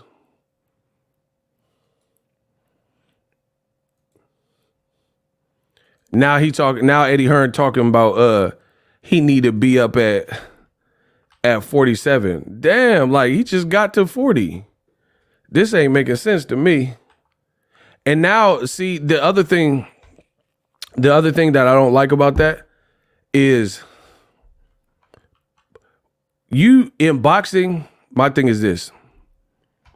In boxing, the man says snack. What? All right, in boxing, my thing is this. Don't let a nasty loss dictate you. You dictate the situation before the nasty loss. You see what I'm saying? So what I mean is this. Don't wait to get whooped and then say, I need a new trainer. You should decide if you need a new trainer before you get whooped. Or if you're not in the proper weight class and you got to move up real quick, then you should decide that. People, all these fighters, what they do is they got yes men and then they wait. And then they wait and then look. But okay, so listen to Eddie Hearn. You said to me at the weighing that there was obviously no rehydration clause put in place the following morning. And there was no rehydration clause put in the following morning. Blame Haneys. You said to me listen. That there was obviously no rehydration clause put in place the following morning. And I asked you after the fight, was there regrets? And you said possibly. But was it discussed? Yeah, from our side, from Matchroom's Listen. we felt there should have been a reweigh on Saturday.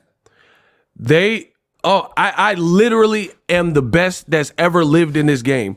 How is it that every single thing that I've ever said keeps coming up? Eddie Hearn is doing this interview with Boxing News, and he says that they didn't put in a same day rehydration clause, meaning when Ryan missed the weight, I literally am the best the game is ever. There's no one better. You guys, like, I know people hate the channel and all that type of stuff. At this point, you know there's no one better than me. You know that. The stuff I keep saying in boxing keeps happening. You guys can say, oh, you're just a YouTuber and all that stuff. But why is the stuff that I'm saying continuing to pop up after I say it?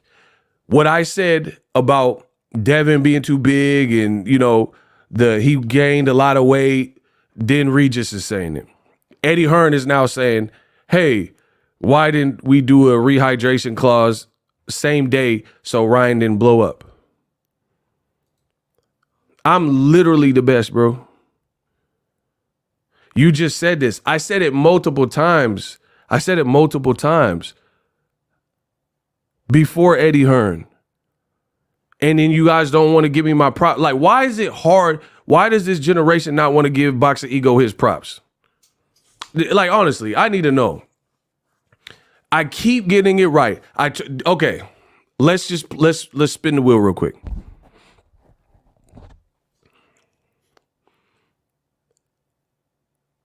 Did I say that I don't like this fight for Devin Haney multiple times? Yes or no?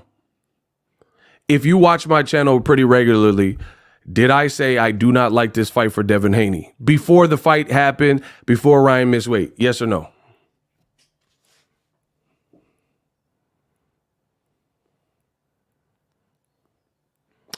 Okay, yes, facts.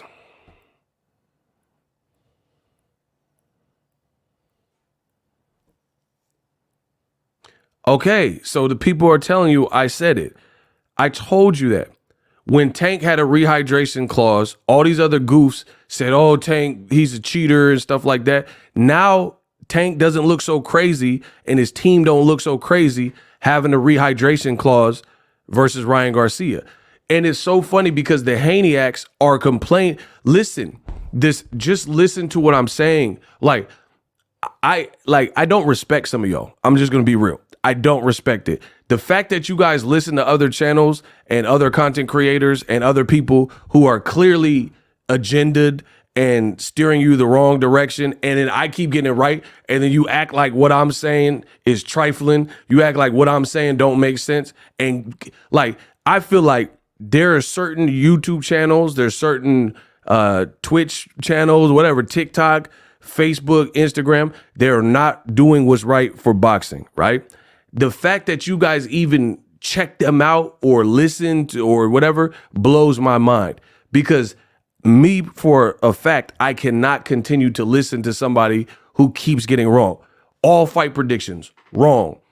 All the pre-fight assessments, wrong. And then a guy like me, I got a perfect Floyd Mayweather TB Ego record of the stuff I say pretty well comes true most of the time.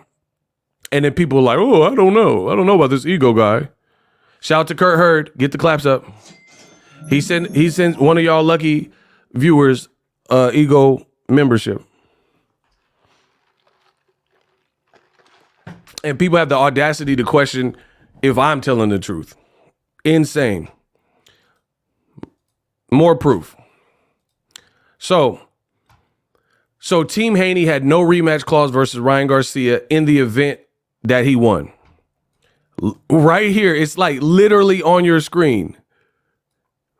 They did not elect to do a customary same-day weigh-in versus Ryan Garcia after he missed weight by 3.2. You see this. This says Boxingego. That's a picture of me. Picture of Boxingego. Let's add this up. Picture of Boxingego with the check mark. My account. Right? Team Haney did not elect to do a customary same-day weigh-in when Ryan Garcia missed weight by 3.2 pounds. I'm showing you that I've said all these things. And I said it on live streams before this. Now, Ryan Garcia just confirmed that there was no same-day weigh-in. Weighed in, you were 3 pounds over. What did you gain when you went to the fight? Oh, it was like about 160. Listen. So 160 fight, what was the weight when you, was it 145? Listen. Or what was the? Oh, it was, I was 143 and he was 140. So you went 17 pounds. Yeah. And that clause wasn't in it with Haney. No. Yeah. You went 17 pounds and there was no clause in there with Haney. And Ryan laughed and said, no. Listen. Yeah, because when you guys stood toe to toe, it just didn't make sense. No. It was very obvious you were the bigger guy. Yeah. And did you And feel usually he's the bigger guy. Usually he's the weight bully. But the weight bully got bullied. Okay. Usually Devin Haney is the weight bully, but the weight bully got bullied. So again, let's put this together. The arrogance of Team Haney is ridiculous. And you guys have the audacity to say that I hate the Haneys and all this other goofy stuff. I would have never sent them out there like that if I was like in the team to like, I'd be like, hey, why don't you got this? Why don't you got this? Because I know boxing, right? So let's keep this going. The people who are blaming Ryan Garcia, the initial infraction is totally his fault. It is unprofessional to miss weight. Point blank, period. From that point, you have a choice. Do you want to fight this man and save the event? Or do you not want to fight him for his unprofessionalism? The Haneys decided to still fight him. Game on. It's like, you ever like where you have to pick straws? You ever play that game where there's like these broken straws, like spaghetti? It'd be like spaghetti or something. And you have to pick one, and the person with the longest straw wins the prize.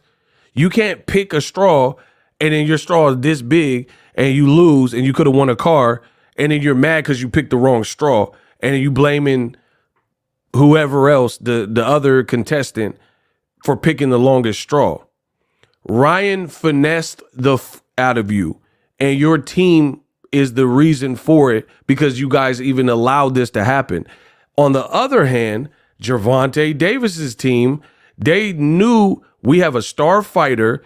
We call the shots. We are the A side. Why would the Haneys say we're the A side in boxing and then allow Ryan to get the lion's share of money and get the bigger split? So they've been lying to you. There's no nice way to put it. They have been lying to you. You said you were the A side, but then as a champion, you took less money than the challenger who's never been a champion. which means you're not really the face of boxing, which means the Tank era is not over, was cap, which means the Mayweather era and Don't Tell Me About Floyd and all that stuff was all cap. If you can't even fight Tank's leftovers and be the A side versus them. Now everything Boxingego said is looking real right. I don't like this fight for Haney. It's a lose-lose fight for Haney. It's a win-win situation for Ryan Garcia. Why do they not have a rematch clause? Why is Devin the champion taking less money? The Haneyacks watched all these things happen and you were good with it. Now the Haneyacks are blaming me because I'm exposing the truth and they don't like the truth because for years, months, days, they've been telling you Tank is ducking Devin. Ryan's going to get cooked. He's a C-plus fighter. His antics will betray him. Everything they said didn't add up in this equation. Ryan Garcia pled insanity, which I told you, and we find out now that it actually, in fact, was skullduggery. Do you notice he's doing this interview with Patrick Bet Davis or David, and he's talking regular? Nobody else noticed that? So Ryan is talking, he's not like flipping out and like screaming. So this time when you weighed in, you were 3 pounds over. What did you gain when you went to the fight? I was like about 160. So 160 fight, what was the weight when you, was it 145 with you and Haney, or what was the? I was 143 and he was 140. Bro, what happened to the Ryan that was like, I seen the aliens, they coming? Like, he acting regular now. Ever since he whooped Haney, now he regular again, instantly.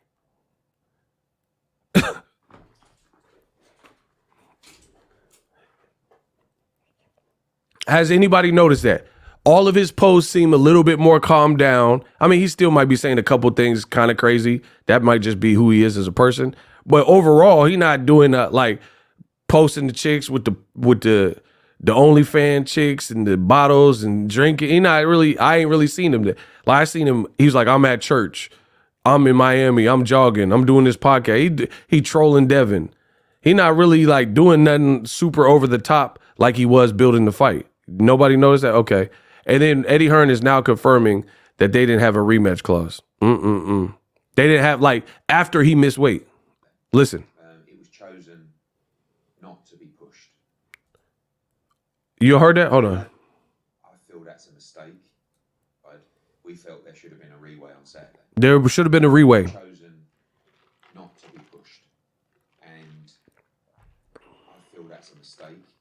But I also understand that Devin rehydrates to massive numbers. The promoter that worked with Devin Haney says Devin himself rehydrates to massive numbers. But it's got nothing to do with Devin. You see, what would happen in that situation, I've been there 50 times on both sides of the street there when someone misses weight. You always try and get the fighter to rehydrate on a Saturday. A lot of the time they don't want to do it, of course, but it's how far you can push them. Now, maybe Ryan Garcia was the type of guy that would have just walked away and gone, right, don't worry about it, I won't fight. And I'm sure that was a concern for Bill as well. Bill wanted to fight. Everybody believed we could win regardless of the weight. Everybody believed that we, the Haneys, could win regardless of the weight. Them excuses is over. The advisor, promoter that you brought in for Team Haney just said, he just told you, everyone thought we could win regardless of the weight. A block expressor. Everybody heard that. Did everybody hear that from Eddie Hearn?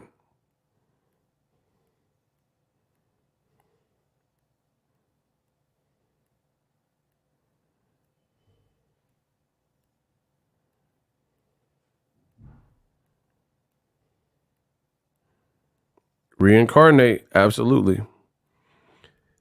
He says everybody thought Haney was going to win regardless of the weight. Garcia was the type of guy that would have just walked away and gone, right, don't worry about it, I won't fight. And I'm sure that was a concern for Bill as well. Bill wanted to fight. Everybody believed we could win regardless of the weight. Of course, the financial penalty was there, but Bill also probably felt that Devin would rehydrate to massive numbers. We don't really want to reweigh either. He said the Haneys probably felt that Devin rehydrates to massive numbers as well, so we don't want to rehydrate either. So basically, the Haneys' arrogance, thinking that Ryan had nothing for them and thinking that Ryan was going to get cooked regardless of him weighing in, they thought they were the better team and the better fighter.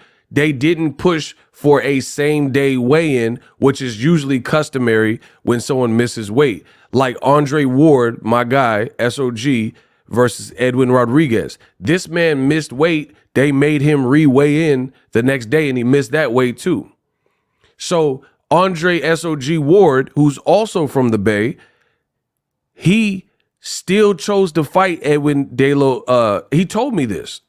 He told me this years ago when he was active. He told me that Edwin Rodriguez, on the night of the fight, he rehydrated to 190 something. Andre Ward asked him. He told me that. My memory is crazy. So he's fighting a bigger, taller guy who's strong, who knocked people out from, I think he was from Boston, Edwin Rodriguez. And Ward, SOG Ward, chose to fight the man who missed 2 weigh-ins. 2. And he still chose to fight him, even though he was almost 200 pounds. But the fight was really chippy at first. They were like pushing each other. And I think they both got a, Jack Reese was the referee. They both, see, they say I don't know boxing though. They say, how am I telling you all this off the top of my dome? And they say I'm just a YouTuber. They say, oh, Ego, he don't know boxing, but I'm telling you specifics with no Wikipedia, no extra tabs open, no Google, and I'm just telling you off the top of the dome. I can't, y'all can't outthink me, bro. It's just what it is. So the point I'm making is Andre Ward, you know the man, you took the penalties or whatever. You knew Edwin Rodriguez was 200 pounds basically once he failed the second same-day weigh-in. You knew he was going to go that route. SOG still chose to fight him, and he's a rugged puncher. So Andre Ward would have to face the music if Rodriguez knocked him out. Luckily for Ward, Andre Ward is a tack-sharp, cerebral fighter and a U.S. gold medalist and Olympian, so he wasn't losing to no Edwin Rodriguez, who is a puncher. He's just not losing to him, even with the added weight. So that's the point. And even though Edwin Rodriguez, if you watch that fight again, he was trying to fight real dirty and real rough, and then Andre Ward started like rabbit punching or like fight. Andre Ward's a dog. I try to tell y'all that. Boxingego knows like Bo knows. Yeah, Bo know baseball, ego, Boxingego know boxing. Exactly. Shout out to Great Bullet. I love that. Ward was, and then Ward, the first couple rounds were kind of chippy. They both got a point deduction, and then Ward started showing you the separation and tagging. He started tagging Rodriguez. Devin, that's why I'm saying this fight was so bad. Watch these fights. Study why I be mad, and watch these fights and tell me I'm lying. I don't know what I'm talking about, whatever, blah, blah, blah. Devin, the reason why it looks so bad is because this man, Ryan, acted a whole fool, did whatever he wanted, said he was drinking every day. He's dropping music videos. You said he was a C+ fighter. You said he can't see you. Your level's above, and people believed it. And then we seen it. All that's out the window now. Devin Haney and Bill Haney, everything you said to this point now needs to be re-examined, or at least is under review. It's not saying that Devin's a horrible fighter. I'm not over the top like that. So I'm not going to say Devin's a bad fighter. He showed an immense heart. I think he's a good kid. He has skills. But that Ryan fight was not your night. It did not look good for you. And the question that I have, because I'm real, is Bill keeping his son in there that long has potentially, and only time reveals, but for me, a real student of this game who loves and respects this game, and I truly adore this game. This game has changed my life in many ways. But Bill's decision to allow his fighter to see the 12th round, knowing the fight should have been stopped, at least like maybe in the 7th round or even other parts, when his son had minimal power to begin with, chin was already decimated to begin with, and he had no legs. That fight, boxing works like this. I'm trying to tell you. And this is not, I don't have you guys a lot of y'all are clowns. So when I say these things, people think I'm saying everything maliciously. All I'm doing is keeping it real for boxing because I'm an analyst. People come to me for my opinion, right? I don't have a Devin Haney voodoo doll and I'm sticking it and I'm hoping and wishing. I don't have to wish misfortune on somebody. You see what I'm saying? But I'm also no dummy. I also know this sport of boxing. I also keep it real and I'm a realist. So I do understand the realities of this boxing. And the realities of this boxing is you take certain beatings, certain fights, one fight. That's why boxing is so dangerous. It's the hurt business. One fight, the wrong game plan could change your whole career, your whole trajectory. I've watched it. Maybe not in real time, maybe in real time. I've seen singular fights. Well, of course, some people have died, so that's like the most extreme. That's the most extreme example, like Emil Griffith killed a person, Subriel Matias, Kovalev, they all killed people. There's a Japanese kid that just died. There's a dude from Ghana is in a coma. You know what I mean? So that's the most extreme of it. Like this could be life or death. But even on a smaller scale, I've watched it. Like Meldrick Taylor was never the same fighter after the Chavez fight, and he was winning that fight. He was winning the fight. If you know boxing, you know what I'm saying is true. You know I'm the prodigal son, and I'm kicking real spill. Some fighters some fights take it out of you, where if you take too much of a beating, like it just depends on the fighter, of course, and your resilience, I guess, and your chin and your skill set and your mindset. Like for every Manny Pacquiao, there's 20 fighters that aren't Manny Pacquiao. So what do I mean? Pacquiao, he's one of the rare exceptions in my world, my level of knowledge, where Pacquiao could get knocked out and still be world class and shake it off real quick. That don't happen to a lot of people, bro.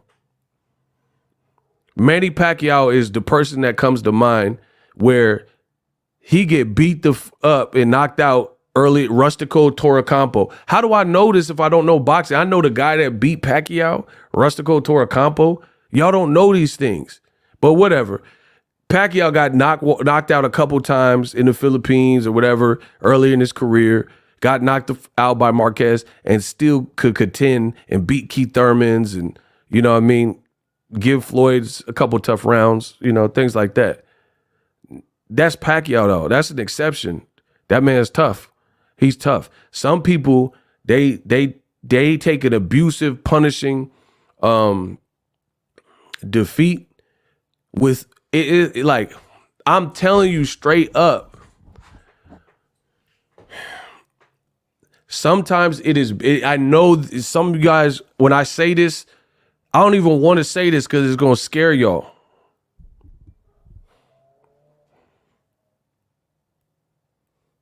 If y'all want me to say it, say it in the chat.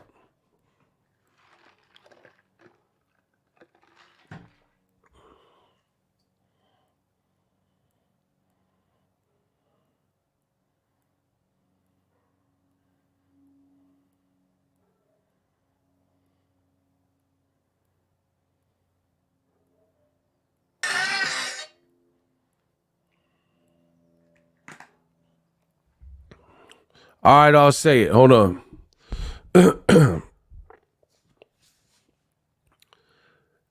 In my honest opinion, sometimes it's better to just get stopped outright than a sustained beating. And I would say a lot of times.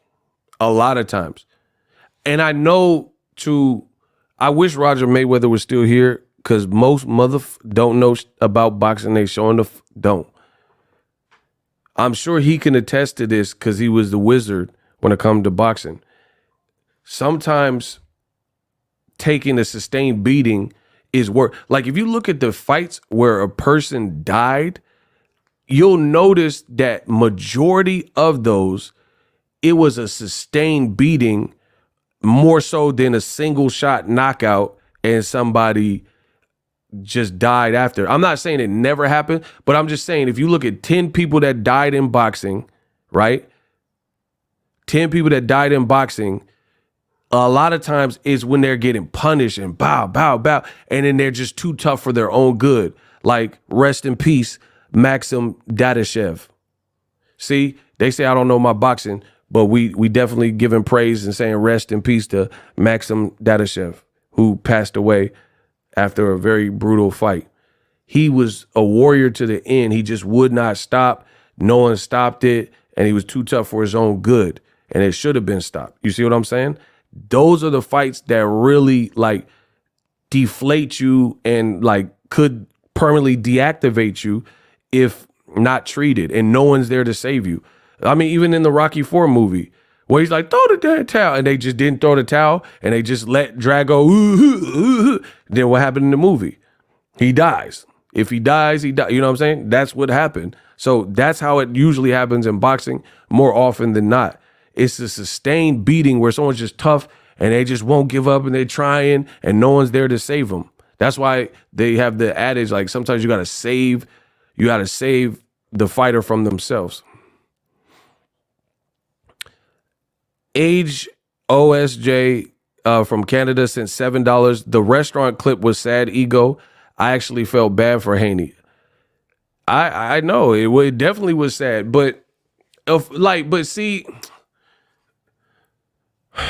the Haneyacks I blame the Haneyacks, bro. The fall from grace was always going to be this, with Bill Haney saying certain things, saying we're going to take Ryan off this earth and all. You can't talk like that and then be on this side of the like losing side of the coin and that. And like, here's the thing is, like I told you, I truly believe that Devin Haney really needs to regroup, take some time to himself, reassess his situation, and cut some strings. Like, he need to clean house. You got a lot of yes men around you. You Hollywood. You think that everyone has your best interest, and some people are there for the ride. I promise you. Some people are just there for the ride. And it takes these wake-up call moments to really show what the fighter's made of. You know, we'll see what happens with Devin Haney. But I truly believe that he needs to look at his trainer situation and determine if that's the best fit, his dad or whatever. Why did you leave Floyd Sr.? I don't think Floyd Sr. would have let you. Floyd Sr. know boxing. I met him several times. I don't think Floyd Sr. would have let that fight continue. He knew you was getting whooped. And you didn't have no. See, and like, here's the thing. The craziest thing with Bill's decision to let it continue. And see, this is what I don't understand, and this is what I cannot respect. Do you notice the Haneyacks channels and the Haneyacks content creators? They're not saying anything about Bill's like corner advice, his decision to keep Devin Haney in there. They blaming me, or they blaming whoever, or blaming someone who created a meme about Devin, or someone who posted a meme. But y'all not asking the right questions. How is it everybody else's fault, but then you have no like constructive criticism for the people who actually impacted these things? So Boxingego is the problem for keeping it real, but between Bill Haney and Eddie Hearn, there was no rematch clause. If you really wanted a rematch clause and he was the champion, why you ain't put a rematch clause in there? Because you didn't think your son would lose. You didn't think that Devin would lose. You let this man come in, act crazy. Like, people were saying it was so easy to see the play, and I'm surprised it went over your head. It went over your head like mini-me. Now they got to envy me. I told you I do not like this fight for Devin. I told you Ryan had like unsold the fight with his antics.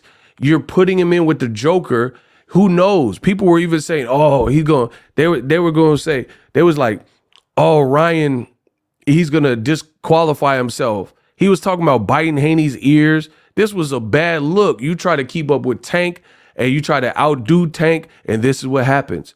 Now you get cooked, and then now his career is in the lowest point that it's been, and then you want to stop the bleeding.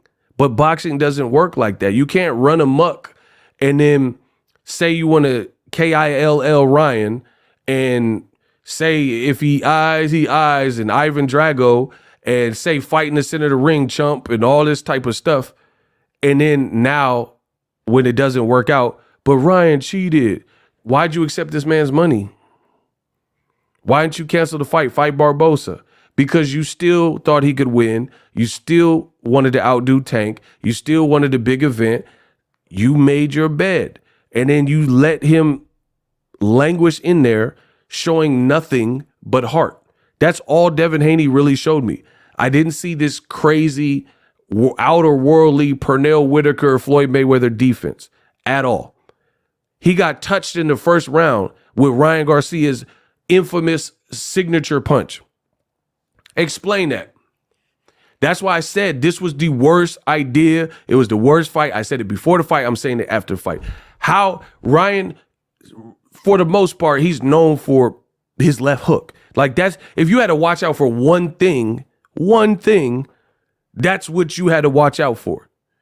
I don't think he really, shout out to fourth quarter music. I don't think he recovered from that fully. He was fighting off fumes and heart, which you give him credit for that, but that's not smart. Your daddy put you in there and he told you to fight this man toe to toe. It's like when a parent says something like, you get beat up and you come home crying and you have like, you know, like some of the old school tough black parents or something, that you came home crying, you got pushed down, and your mom say like some hood like, man, you better go back there and then fight back or don't come home. That's basically what Bill Haney did to his son. I'm the king of analogy. Tell me that don't make sense. Bro, you know how you have the old school tough black parents and then you lost a fight or got bullied or pushed down and you got a black eye, you come home, oh, bro, they hit me.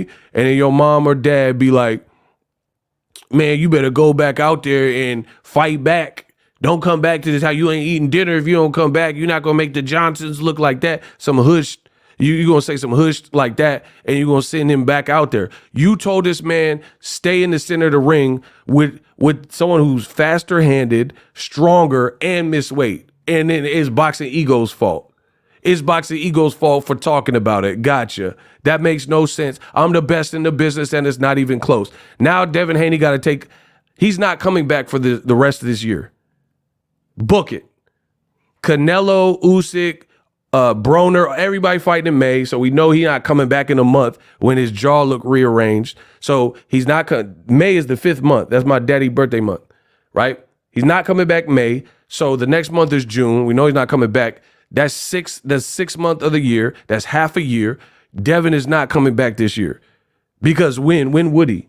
You just took the most embarrassing loss. You got spilled. Your legs look bad. You got to reassess. You got to look at, do you want to keep your dad as your trainer? He's not coming back this year, bro. I'd be very surprised. And even if he did come back, who are you going to fight? That's just another bad business decision anyway. Who are you going to put him in November, December? And then you have to bring someone up from like 126. That's just like super, you know, like a super cherry pick kind of fight. Dude, that would just be bad. And they talking about I'm still a champion. Bro, what?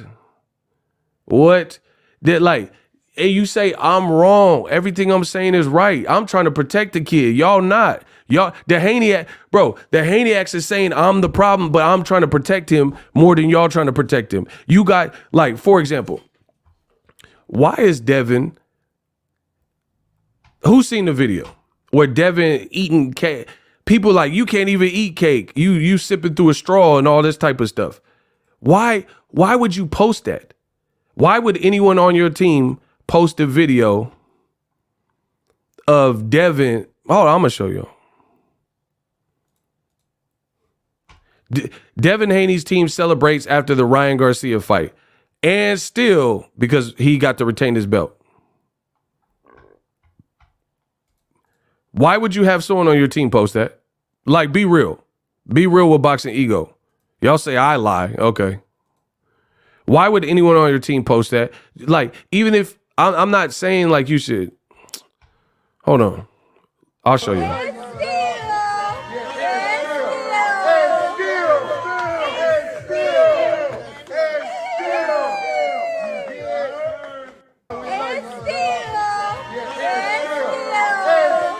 Bro, and still, really? Bro, he looked like the Unabomber. Man, come on, bro. Bro, he had dinner looking like the Unabomber, and y'all talking about some and still after the world just seen him and spilled on the ground. Come on, bro. That, and y'all say, I told you, that's yes men. You got yes men around you. I truly believe that. I don't care what none of y'all say. I believe in what I believe in. The man at the dinner table, Ted Kaczynski. Bro, he the Unabomber or something. Look. Cuz look like the Unabomber on Dead Homies. Dead Homies, he don't look like the Unabomber. What y'all talking about? And still, this is your team. And still, he out here. Bro, this is your whole team. They celebrating. And still, look. Yeah, okay. And still, yeah. And still, this is the, everybody type and still. Bro, what the hell? Hold on. Yeah, this is Devin at dinner with the cake. And still. And still.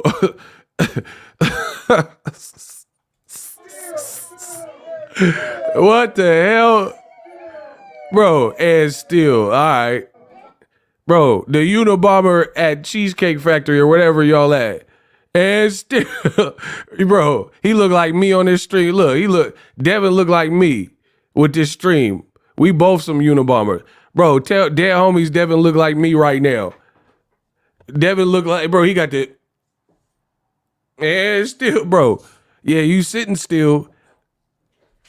That's a bad look. Like, again, you yes men are going to be like, oh, no, they're cheering him up. I'm not opposed to, like, I'm not opposed. Yo, hey, Dead Homies, bro, tell me. I wish y'all would tell me I'm lying. Somebody, like, dog, you guys are bragging and celebrating that Devin got cooked in a loss. Talking about some and still. You could have left that in the camera roll. Bro, look. He look like me right now. Look, and still.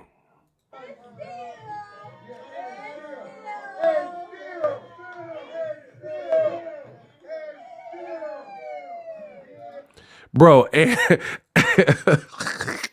and still. Bro, I hate my comment section. I have the funniest comment section in boxing history ever.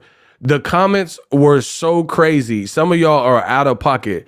Somebody said that Devin Haney looked like the character from Weekend at Bernie's.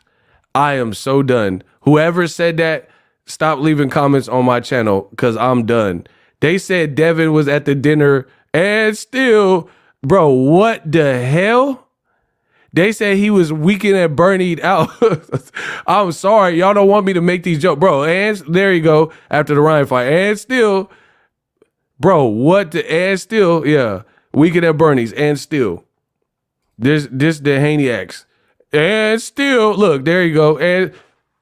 And still, bro, who left me that comment? I'm so mad at y'all. They say he looked like Weekend at Bernie's. Look, and still, there go the and still. Yeah. Look, and still, bro, and still, you should have threw in that towel. This Weekend at Bernie's too, Dead Homies. Dead Homies. Tell me I'm a liar. Tell me I'm a liar. Whoever left that comment, y'all, bro, y'all out of pocket. Y'all out of pocket, stop it. Feel me? Y'all out of pocket, stop me. See, now they don't want the memes to come out. Somebody else left me a comment, say he looked like Mary J. Blige in the Waiting to Exhale soundtrack. I'm done. Bro, I know you seen Mary J. Blige in the I'm Not Gonna Cry video. They said he looked like MJB. Man, stop. It's over, bro. Pack it up. Look, this dude left me a comment. Nooka looked like Mary J. Blige in the Not Gonna Cry video. It's over, bro. Devin looking like 11 years I sacrificed. I should have left you down. Not gonna cry. I'm not gonna shed no. Said him now. I'm not gonna. Bro, Ryan Garcia got this man looking like Weekend at Bernie's, the Unabomber, Boxingego, MJB. 11 years. I said I should have left you down. Not gonna cry. I'm not gonna shed no. Said I'm not gonna shed. Bro, it is done. It is done. Y'all crazy. Is you crazy? They talking about and still, and he at the MJB. At the cake, and still, all right, yeah, and still. This look crazy. This look crazy. I'm the best in the world. Y'all look crazy.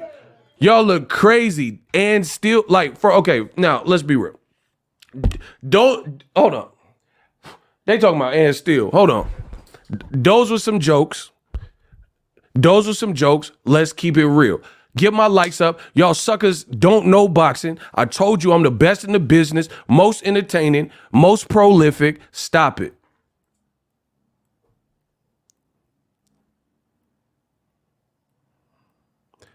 They leaving the craziest comments in my comment section. They said he throwing a pity party. He said he had a pity party. My honest opinion, now that the jokes is out, now we got some jokey jokes. My honest opinion is this. Somebody said he looked like one of those funeral wakes where they put the body outside of the casket. I'm done, bro. These are the comments because Bill didn't throw in the towel. Put my, he said lose for Devin Haney like Ego said. Now y'all gonna give me my propers, bro. They said he looked like they said he looked like the funeral body when they put the body outside the casket. That's the comments that y'all leaving. Devin had a little aura going. He was moving. Everybody is supporting. And then you jumped out the window. You did too much. You started chasing Tank too crazy, clout chasing, lying. You did too much. Now my man say he looking like E.T. in the basket. Reese's Pieces found home. See, that's what I'm saying. The whole aura is shattered now. And you guys are blaming the wrong people. You blaming me, but you're not blaming Bill Haney and Eddie Hearn for not having a rematch clause. That's Boxingego fault. Okay. For speaking the truth, it's my fault. But they sent this man with no rehydration clause. They sent him, now he looking like E.T. in the basket. Ego, I can't with you right now, not Mary J. Blige. Man, I'm not gonna cry. I'm not gonna shed no tears. 11 years, Devin sacrifice. You should have left your Bro, what? And then when I get my jokey jokes in, now the world mad. Now this man saying he look like Will Smith and Hancock. I'm so done. I'm so done. Now this is what y'all. So the whole time I told you this was coming. I said I don't like this fight for Devin. I said Ryan is too off the hook, and he's in a win-win situation. Called it to the T. Y'all said I was hating. Now the people that had no safeguards in place. Hold on, let me see what my man Dan saying. See, Dan. Shout out to Dan. Yup, he called everybody that Tank beat C-class. They called Ryan and Tank Bill Haney called Ryan and Tank an exhibition fight. And now you don't want to face the music and the memes and stuff like that. Now everybody is ops and everybody, oh, y'all some haters and black people don't stick together. Stop. Don't do that. Don't do the black angle. You was calling this man a monkey. I don't want to hear no black talk. Don't tell me nothing about no black person when you just watched a black person at the zoo call another black person a monkey. Don't do it. Don't do it. You don't want to go there. Don't tell me about no Ryan the weight bully when you just watch this man bigger than Lomachenko. Don't do it. I'm trying to tell you. I'm trying to spare you. I'm trying to help y'all. Don't do it. Every angle you guys are trying, the Haneys is looking crazy. You watch this man outweigh Regis Prograis by 25, or not by 25 pounds, but he rehydrated 25 pounds overnight. You watch that. You watch that. And now when Ego Veli coming, and I warned you of this stuff, the Haneys didn't warn you because they believed so highly in Devin Haney that he was invincible. And clearly the Haneys and Eddie Hearn or whatever didn't think they would lose. So they had no safeguards him. And now this stuff is FUBAR, like I predicted. And people are now mad at me or Dan, the boxing man, because we're doing our job and doing it's a nut. Dan, tell him it's not a for us because we didn't do too much. We didn't disrespect Tank. We didn't do anything. So we're just putting out the same content that we always put out. But now y'all don't like it. Dan, the boxing man, he's a great up-and-coming content creator. Follow him on Twitter. Have you drastically switched up the style of memes or content that you have put out? This question goes to Dan, the boxing man, my guy. And he from NorCal too. We some NorCal boys. Have you done anything really different with this Haney Garcia fight that you don't do for any other fight? That's to Dan, the boxing man. Bro, it's the same energy. The thing is, you don't like it because the person it happened to. And because you lied the whole time. And now all them lies is now shattered.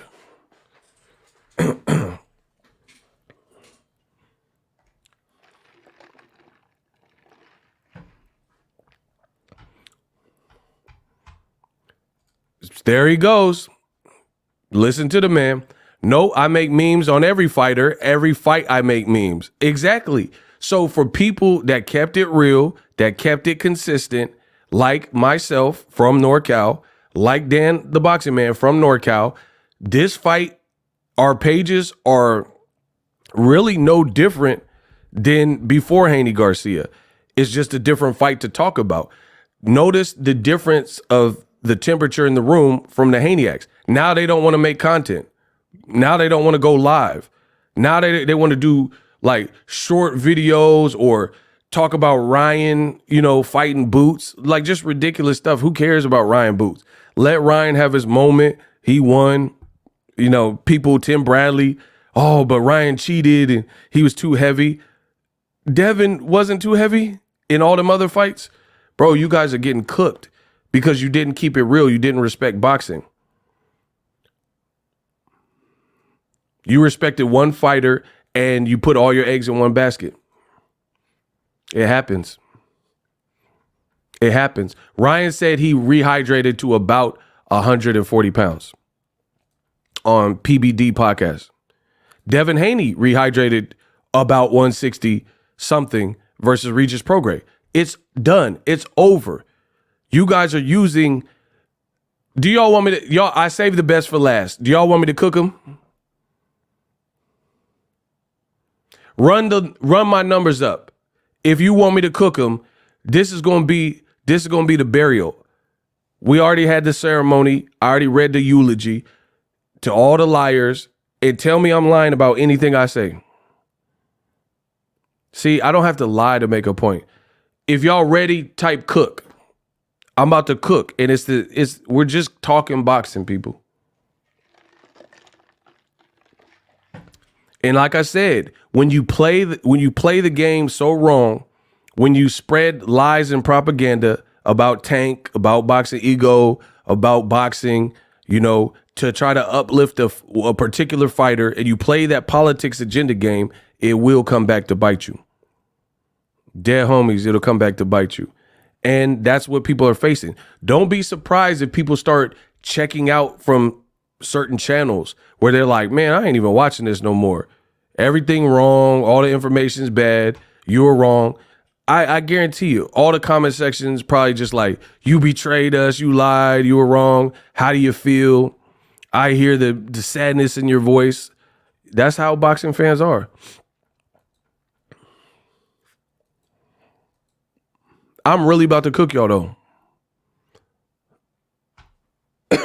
Y'all got to get the likes up.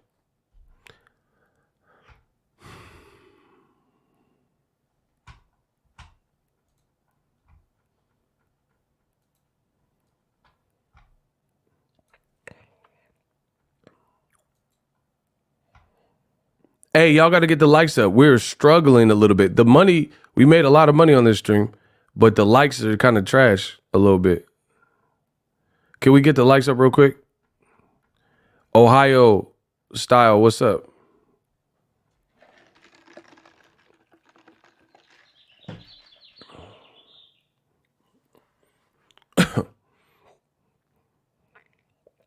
Likes or loot, absolutely. Can we please just run through the Alexa, stop. What the hell?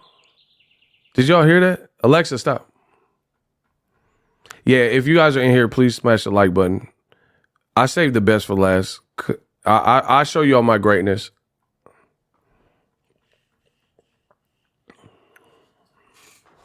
They want me to cook. I'm trying to let's rally for some likes.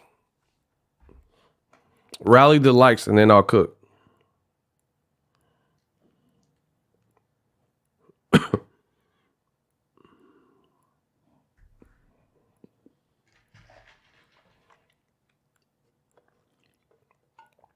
My man said we need that barbecue. Shout out to Jeremy. That fight had me reevaluating myself. I honestly didn't know I was biased. I told you bro, Devin is a good fighter. Devin is a very good fighter. Let's not it's not about kicking someone while it's down. He's a very good fighter. We'll see how he bounces back. I don't think so much that he did a lot wrong.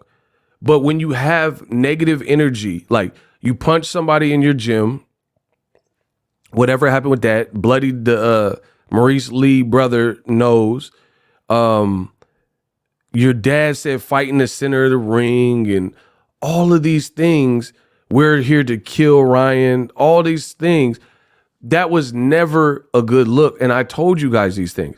Why would Bill Haney tell his son, a non-puncher, to stand in the center of the ring and trade? Like, when has that ever been the effective range or style that Devin Haney have fought? That's what I keep saying. You guys hopefully understand it now. Remember when I kept saying, this is what happens when you chase Tank? It's like Single White Female. You ever seen that movie? It's like almost like you're trying to be Tank. Like you like want to embody what Tank. If Tank talks crazy, like remember when he told Ryan Garcia at the post conference, he's like, I'm gonna break your jaw. He really could break Ryan's jaw. You see what I'm saying? So it's not like if that's really your thing, then there's a few fighters in here that'll like dust you off and like put you in a blender power wise. There's a couple people. Crawford, he'll put you in a blender. Better Biev put you in a blender. In a way, Gervonta Davis, Wilder, of course, Joshua. You know, there's some fighters that they'll really chop. David Benavidez, I would say. These are fighters that like put you in the blender and like if they hit you wrong, is like they gonna really clap you up. Even Canelo to a degree. I still think Canelo's power is a little bit overrated, but you know, he got technique and stuff, so if he hits you, you gonna feel it. You know what I mean? Ryan Garcia, yeah, I gotta add Ryan. Certain fighters have that. Rayo has a lot of power. Like you seen, he knocked out a man cold. Not everyone's doing that. You know what I'm saying? So if that's your game, that's your game. And I told you, be who you were. Be the fighter you are. If you're more of a boxer and you got to box intelligently, do that. The Haneys, they went around like almost like mafioso and like pushing everybody, pushing Lomachenko, pushing and slapping, mushing Ryan Garcia, you know, say stand in the center of the ring. What did you expect? Like, honestly, like be real. What did you expect? What did you expect? Stand in the center of the ring with the guy that beat us 3 times in the amateurs and we beat him 3 times in the amateurs, who's bigger, missed weight, and got a crazy fast left hook and power in both hands. Well, honestly, stand in the center and trade. Horrible game plan. Horrible. Like, horror. Why? Why would you do that? But again, when you're surrounded by yes men and everyone's amping you up. I seen there was an interview, I think Fight Hype had it, and they were talking about Devin Haney's team was like, we walked in Ryan's room and he was listening. He wasn't listening to rap. He was listening to classical music with an orchestra or something like that. Ryan was zoned out. He was like, man, it's do or die. And see, that's the other thing you grossly mistake Ryan. Devin thought he was Tank, and I'm going to explain why. Devin thought he was Tank because Tank stopped Ryan and Ryan appeared to be playing around and all this type of stuff. You thought it was going to be sweet. You thought it was going to be sweet. In the second round, some of them shits was missing by inches because of Tank's defense. If Tank wasn't who Tank is and those shots connected, he would have been in trouble. But Tank timed him and his defense is sharper. This fight showed me that. This fight showed me, because you guys keep focusing on the weight. What does the weight matter if you don't get hit with the silly if you're not even getting hit with nothing like foolish? Devin got hit with something foolish. He got hit with Ryan's known punch in the first round. Ryan came out trying to overpower and blaze Tank in the second round. It was doing pretty good, but he was missing a lot. Tank just kept calm. He was blocking it. He started smiling and stuff. He's like, all right. And then when Ryan was missing. He was like, yes, and he fast, and he was sharper and faster in the Tank fight. Trust me. If you know boxing, you'll know what I'm saying is true. Ryan looked better in the Tank fight, for sure. All y'all talking about, oh, he was undisciplined. I mean, not undisciplined. You said he was like weight drained and all that type of stuff. He looked better in the Tank fight. He looked he looked faster in the Tank fight for sure. His body looked better. He looked like he does drink and do stuff like that now, to be honest. That's the scary thing about this fight. I truly believe this. Ryan Garcia, I think he was still doing some of that weird stuff. Like, I mean, some of it we know he was doing, like spaces and a bunch of interviews and TikTok videos and lives and stuff. He was doing that. But I think he was doing some of the partying, drinking, staying up late, and he had probably a decent camp because it showed. His cardio looked terrible. He looked like he couldn't have like threw volume of punches. So I really believe that Devin got put in a blender by definitely not 100% Ryan Garcia. And the Tank, the Ryan that fought Tank was undefeated, full on confidence. The guy that he was just sharper in the Tank fight. So I can't really tell you like decisively what percentage Ryan was at because I wasn't in camp with him, so it wouldn't really be fair. But in my honest assessment of the game of boxing, Ryan was not nowhere near 100. He wasn't even 100% focused. That's why I said this loss is so devastating. It is so devastating because you lost to an alcoholic Ryan, a drunken Ryan who was halfway. Because even if he was training pretty hard, there's moments that you can't fake. Like, you can't fake. I was watching his lives. He was literally on live 45 minutes to 2 hours at a time. Imagine if he just worked out with Derek James, ate right, and went to bed. You see what I'm saying? And he was like in Big Bear with no internet. You can't tell me it wouldn't produce a sharper Ryan Garcia because there's nothing to do. No fornicating, no women, no Spanish teachers and all this other goofy stuff. No playing around, no Wi-Fi, no going on. There's no way. So people are like, oh, Ryan trolled us. Yes, but he was still doing some of that stuff. I still think he was like, bro, I seen him. He was gambling. I seen it. I know people that said they seen him in Oklahoma at the casino. And they say he had drinks. Like, so he literally, Devin lost to a halfway drunk gambling Ryan. That's what I'm saying. This was always a bad fight. I told you. Bro, when you fight Tank, you're fighting a Super Bowl. It's like fighting this generation's Mayweather. Everything's on the line. Your star power will grow so crazy, so crazy if you defeat this man. So Ryan didn't have the money that he had to even burn money and do all this stuff he was doing. He made so much money in the Tank fight, maybe he lost his way a little bit. You see what I'm saying? So basically, Devin got put in the blender by an unfocused, drunken Ryan who told you he was drinking and smoking and he don't care. And he was distracted with, politics and spaces and all that type of stuff. So you could have seen an 80% Ryan, 70% Ryan, 75, you know what I mean? And so it's kind of scary if you really think about it. Like, dang, Ryan did all that. And then meanwhile, Devin waking up at the crack of dawn, going to the beach, hopping, living a clean life, living a life where just practicing his faith as a Muslim, praying, eating clean. He's Muslim, so he's not eating the pork and stuff like that. So less red meat. I'm not saying he don't eat no red meat, but you know what I'm saying? You're not eating the pork. So Devin's as disciplined as can be. And then this guy's the Joker, like I said, and he's a maniac and he's not on full. Like Ryan beat Devin with Devin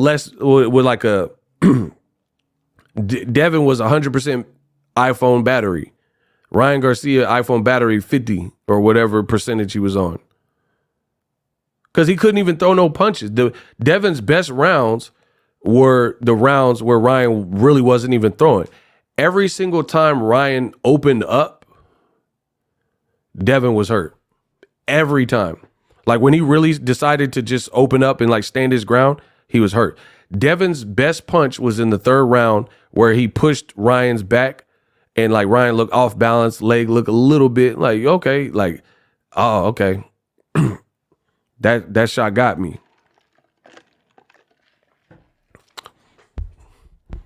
Devin, outside of that, his best shots were punching Ryan in his back.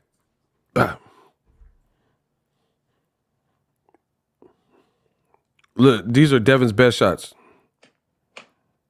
Bro, look. This Devin. You see that? There's Devin punching Ryan back. Y'all seen that? There go Devin punching the man back out.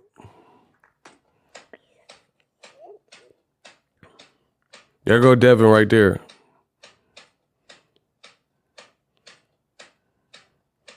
So those were his best shots. And it was really because Ryan was inactive. And like, bro, the man's back is turned. I don't know why he was doing that, but his back. So just like, bro, like for a skilled fighter, the best shots that you're landing is like when somebody is like doing this weird California shell and his back is turned. Like literally that's your best punch outside of round 3. Bap, bap, bap. Like that's literally that's where he was getting the most like consecutive shots in. And like you could have like tried to like punch him in the back and then punched him hard, open him up. It just looked desperate, bro. It kind of looked desperate. I don't know why Ryan kept turning his back, that weird Cali shell stuff. I don't get it, but it just looked weird. Like it's like someone when they can't hit Floyd Mayweather, when they can't really hit him clean and they're in the break and they like trying to hit on the break and stuff. You know what I'm saying? Like weird stuff like that. Like I feel like Devin maybe try to hit him in the back, like bop, bop, and then like pivot and then like shoot the uppie, like open him up and then see if you can dump an uppercut, like catch him with something, like open him up. But he didn't really have an answer for that weird. I don't think he had no legs. But anyway, let's get back to the weight. Y'all want me to cook? I cook. Y'all want me to cook? Let's put it to bed. So the number one argument is that Ryan cheated and he was too big, right? Tell me if I catch a body. Mr. Catcher. Listen, Catch a Body TV. All right, watch how I work. Okay, so the Haneyacks are saying that Ryan cheated. So despite Devin, his whole career, or like his later career, looking like way bigger than his opponents, they're choosing to go the weight route and say Ryan missed weight, so he cheated and all that type of stuff, right? 3.2. That part is inexcusable, but like I keep saying, the moment you accept the money, then that means you okay. Devin's team know they have no rehydration clause. Devin's team knows that if we were to lose, we have no rehydration clause. They know at this point in the morning, in the AM, Ryan missed weight by over 3 pounds, 3.2 pounds, if I'm not mistaken. They know these things. They accepted this man's money and said, fight still on. He gonna get got the next day. That's fair game. You've made an executive decision to continue the fight. Because if he would have canceled the fight, he could have fought Barbosa. It wouldn't have been the fight people wanted, but the blame would have then went on Ryan Garcia because he was unprofessional. People would just be like, oh, Ryan, a joke. And then you would have never fought him. You probably wouldn't lose to Barbosa from the way he looked with McComb. And Ryan would have been under the microscope and he would have been in the blender because we would have been like, man, that could have been a great fight. Devin was super ready. Devin was ready and a consummate professional, and Ryan effed it up. So you could have ended it right there, but you overstepped your boundaries. You got too big for your britches. You didn't think this man was capable of beating you, even with the weight advantage, because you knew you did not have a rematch clause and you chose to still fight him. Knowing you don't have a rematch clause and then he comes in egregiously overweight, no respectable team like the Mayweather is not going to, no respectable team is going to let somebody play them and finesse them like that, right? For example, Floyd Money Mayweather. Maidana try to wear them cheap gloves, and the true face of boxing at the time, Floyd Mayweather, was like, no, these gloves ain't got no patent. Remember? When Maidana tried to wear these, he tried to wear these cheap gloves that look all wrinkled, right? And Floyd Mayweather said what? Floyd's like, no. He hit him with the Diddy. These gloves ain't got no patent. Oh, hell no. All right, you ain't wearing these. And he stuck to it. He's like, I'm not letting Maidana, who's a puncher, get one in on me and wear these Tyson Fury looking gloves, these UFC gloves. Ain't happening. I've been in boxing far too long, and I know them gloves ain't like the regular issue. So I think him and Maidana renegotiated to keep the fight going. Floyd paid him some money, said you're wearing a different type of gloves that they had available, and then the fight commenced. However, Floyd, if you put your hand in them gloves and you found out these gloves look like this, and you knew the padding had been reduced or skinned or whatever you believe happened, and you let Maidana fight you the next day in them gloves, and then Maidana knocks you out, that would have been on Floyd.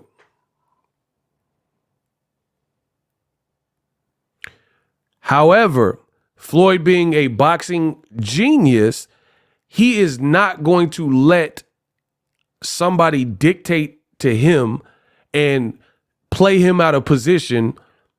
What did Lil Wayne say? I got him out of position like Sheffield and left field. Bro, I got you out of position like Sheffield and left field. Floyd is not going to let Maidana wear the gloves to begin with. But Bill Haney let his son fight Ryan Garcia despite the unprofessionalism shown by Ryan by coming in at 3.2 pounds over the contracted weight. Sidebar. It's really weird that Ryan's last fight with Oscar Duarte, a 135-pounder, you didn't even think ahead to the initial contract have penalties in place, steep penalties in place, since he hadn't fought at 140 in his last fight. They switched it to 143. So that should have shown you that you called him an actor, you called him an influencer, you said Jake Paul is more serious a boxer than the actual boxer who's been boxing since age 7 or whatever, Ryan Garcia. Why did you not have no type of safeguards in place? No rematch clause, no same day weigh-in. Initial contract didn't have any steep penalties, knowing Ryan Garcia last fight was at 143 with Duarte and that he might not make weight because he looked big or whatever. You had nothing in place. This team is unserious at the highest level. That is on you. Again, let's recap. Floyd Mayweather is not allowing Maidana to wear the gloves that are devoid of padding. So they renegotiated and the gloves were ex-nayed. If Floyd said, I don't care, I'm Floyd, I'm Money Mayweather, I'm still finna whip Maidana, right? With whatever gloves he want, and then he got knocked out, then he assumed the risk. That would be his fault because you noticed something was amiss, you renegotiated, and then you put yourself at a deficit. So again, for the Haneys, they should have canceled the fight, said Ryan Garcia is too unprofessional and he missed weight and is now going to affect the fight and our chances of victory. We're not going to let him play these games, weight games, and finesse us. But they chose to accept his money as a penalty and proceed with the fight, which indicates to me that they truly believe Ryan had nothing for him. And then the next day, when Devin's head is getting pinballed, now people are crying foul. But you had an opportunity to cry foul, and the blame would have been fully on Ryan Garcia. The blame, Ryan missed weight. So that's how that works. If you have an incredible team, your team doesn't let you continue. That's where the Haniacs and me are always going to disagree, because they're crying foul after they accepted the foul, if that makes sense.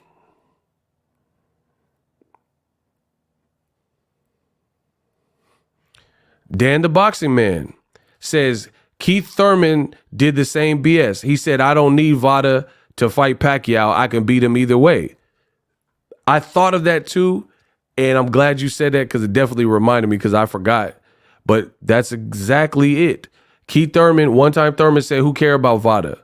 All right. And then when Pacquiao dump on you and drop you in the first round and you fall like a statue and he beat you and have you bloody and hurt, then yeah, you didn't want no Vada. You said it. You said you don't care about Vada. So again, the onus could have been on Ryan, but you assume the risk, right? Like, I used to work at Lowe's many years ago, right? We used to have these trucks that the customer can rent, but we didn't have tie down straps for free because, you know, tie down straps are like ratcheting tie down straps for the truck bed. So you can rent our truck, but you would have to go to aisle 17 to buy tie down straps, or you would have to bring your own. The only thing we had is like some cheap twine, like fishing line type of twine to tie down very small things like a light chair or something, an ottoman or something, something that's really small that you're putting in the bed of your truck and you're driving 2 minutes away, right? So trust me, the story will make sense in a second. Occasionally we would have people rent the Lowe's truck and not have any tie down straps.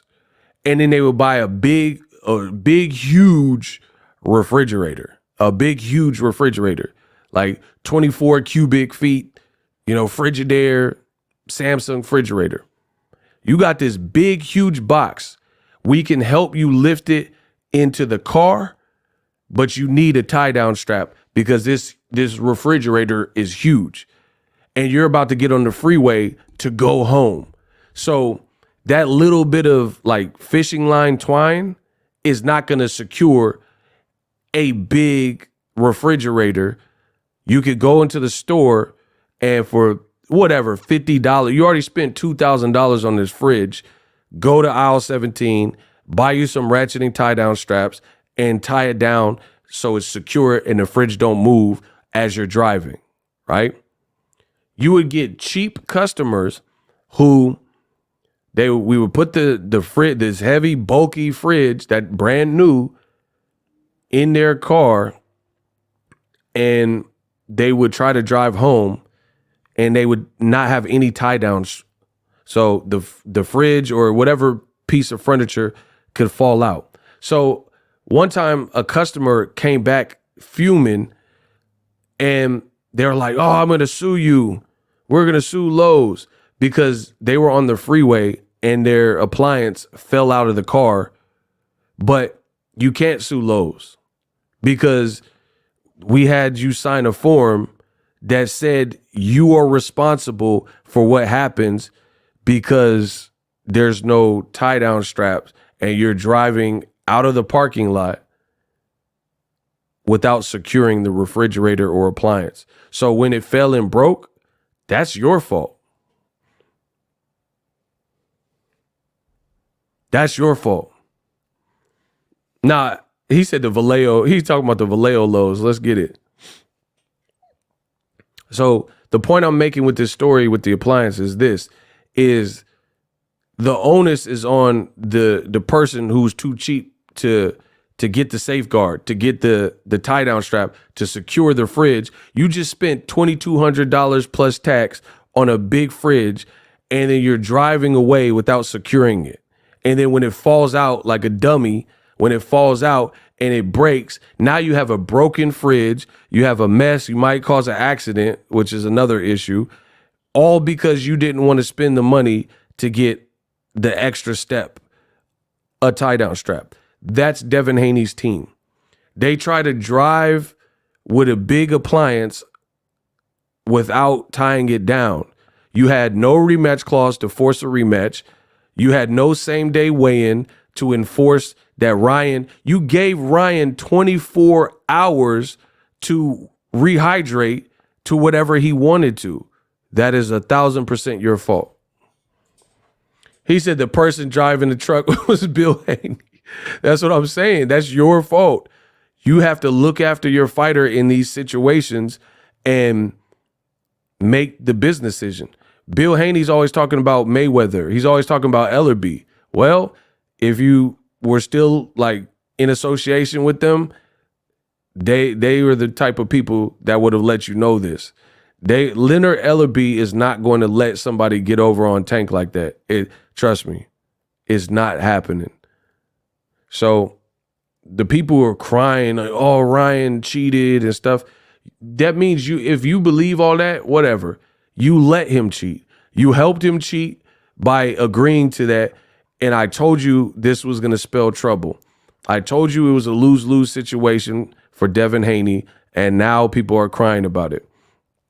But beyond that, let's continue the cook-up. Y'all really want to get into this weight conversation. So I posted this the night of the fight.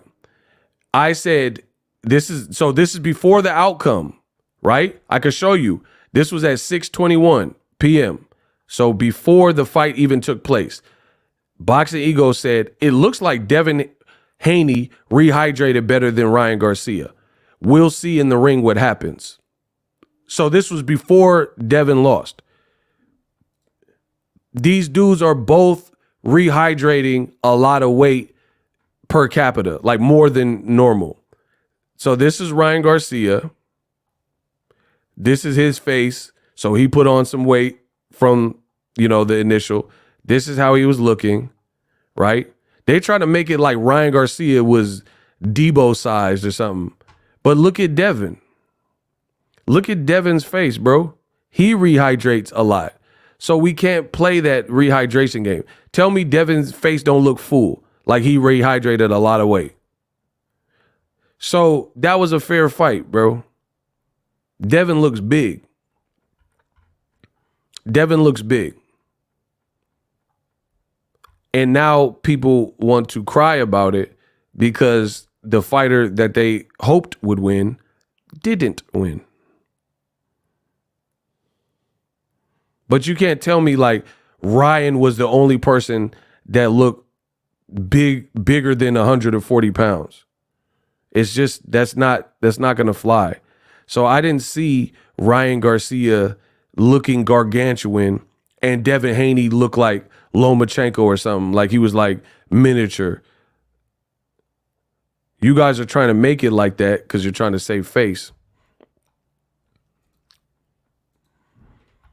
Tony Miller, $5. Thank you. They say Ryan cheated. Heck, Ryan fought Devin, the ref, and the judge. That's a good point. That's a very good point. That's a very good. Shout out to Tony. That's a very good point. So, yeah, that's what I'm saying. Tony Miller said, I know. Talk your talk, Tony. Hey, yeah, but people are like, oh, it's the 3 pounds. So there are so many other things that played into the loss where I can't really go only off the 3 pounds. And again, it's a wrap because you accepted those terms. What about these shoes you were wearing? You was trying to be cute and you decided to wear Uggs in there. What kind of grip do these even have? Like, so there's so many other mistakes that the Haneyacks won't even talk about. And they won't talk about Devin's past and how big he looked in past fights. They're only talking about Ryan cheated. And again, from what I've seen, Ryan's style wasn't a style where he was leaning in on Haney. He was catching him from a mid distance where he wasn't putting his weight on Haney. Like, be honest with me. He wasn't putting his weight on Haney. He wasn't like leaning. He wasn't fighting a rugged Tyson Fury inside fight like Otto Vailin, where he was leaning in and putting his weight. Look, this is, for the record, this is Devin. So Devin looks small to you. Okay. This is Devin the night of the fight. You see Ryan's face in the back. So you guys are trying to now make, look, Devin didn't rehydrate a lot. He looked like 100 standard. He looked like Pitbull Cruz or somebody. Look. I mean, y'all tell me. And you guys are really trying to play that role about Ryan was just so too big. Ryan was stronger. At any weight, Ryan is stronger. Devin doesn't hit like Ryan hits. That's the reality. Ryan was faster handed. I won 3,700 on that fight. Rye for the win and Rye with the 2 plus knockdown. He really got like 1,000 knockdowns for real. So Ryan was like just twitchy and just not even throwing that much. But then when he throw, he would hurt Devin. And I don't think Devin recovered from the first punch. So Ryan went on record and said he weighed around 160 the night of the fight. So let me put the kids to bed. If y'all want me to put the kids to bed with all the Haneyacks saying like, oh, this is ridiculous, Ryan cheated, because I've studied all their tricks. It's like the 5 deadly venoms. I studied all their tricks. The Haneyacks, let me tell you what they're going to say. I've already given you so much gems, but they're going to still say Ryan cheated because he came in 3.2 pounds heavy, paid the penalty and renegotiated, and they continued to fight. But because he initially missed weight, he cheated. So I got something very special. And I hope Dan the Boxing Man is in here still. I don't know if he is. But in the next minute or two, I'm going to expose the whole game. And it's going to be so fun. So stay tuned. We'll get started in about a minute. Please smash the like button. This will really silence the critics. So again, me being great at what I do and honest and truthful, respecting boxing, I'm going to shut that whole stuff down about, oh, Ryan was so big. He was a middleweight. Devin was a middleweight versus Regis Prograis, and I'll prove it. Okay, I'll prove it. And that's questionable. Ryan's last fight was at 143, and he missed weight and came in at 143. Devin's first fight at 140, coming from lightweight. Why was he so much weight the day after weigh-in? That was your first fight in a new weight division. Something seems weird about that. He rehydrated 25 pounds? I don't know, bro. Overnight in your first fight in a new weight class? I don't know, man. I guess I gotta cook y'all. Shout out to everybody who's contributing to the cookout and putting extra seasoning on it. Tyler Wynn put $5 seasonings on it. He said it's wild when you considered we had an unserious Ryan with the California roll tossing you around from pillar to post. Yeah, you ain't lying. And I got Obed Sanchez. He sent $20 straight to my Bank of America account. Let's go. Obed Sanchez, I see you. We got $20. He put $20 worth of seasoning on it. Yeah. Shout out to Obed Sanchez, Eagles Army. Salute to all you guys for throwing down and putting some extra seasoning on it. Just about one more minute, I'm going to cook you. Yeah, I'm going to cook you. About one more minute, because I want to see if we fill out a little bit. Smash the like button. I'm about to cook y'all. No games, all facts, no lies. I don't have to lie. Y'all know that. But then it's not really. I'm just setting up. I'm about to cook y'all. My man Tony Miller, he put $5 worth of seasoning on it. I'm the new Salt Bae. Bro, listen, I'm the new Salt Bae of boxing. We putting the seasoning on it. Hey, he said they won't let me send funds from Thailand. I wish I could. Shout out. It's all good, bro. Shout out to my man in Thailand. Yeah, we got people in Thailand. I'm the Salt Bae of boxing. Put them in a blender. Mr. Put them in a blender. So Ryan said he weighed around 160 in the Devin fight. And now people are like, oh no, ego. At least Devin made weight. So we're going to talk weight bully. Everybody type the word blender. And I'll get ready. If we get enough people to type blender, I'll put them in the blender right now. Everybody type the word blender. Mr. Put them in the blender is back. I'm going to put them in the blender. Shout out to Eagles Army. I got 100 likes on a YouTube comment for the first time. I feel like I went viral. Was it on my channel or not? Type the word blender. I'm going to put them in the blender. We're going to end this right now.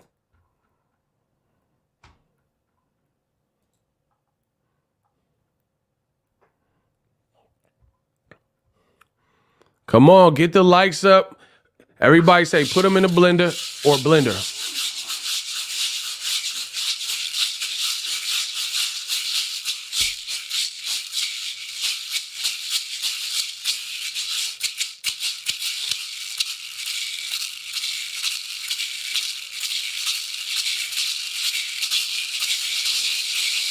It was on my channel.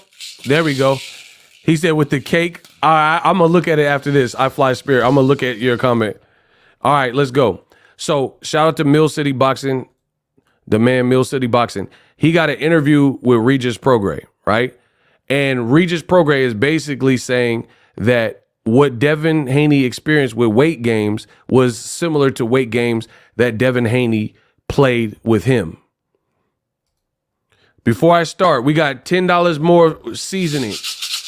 We got $10 of seasoning from that dude named Dave. He said he is passing around the collection plate, and he said some extra sauce so we could put it in the blender.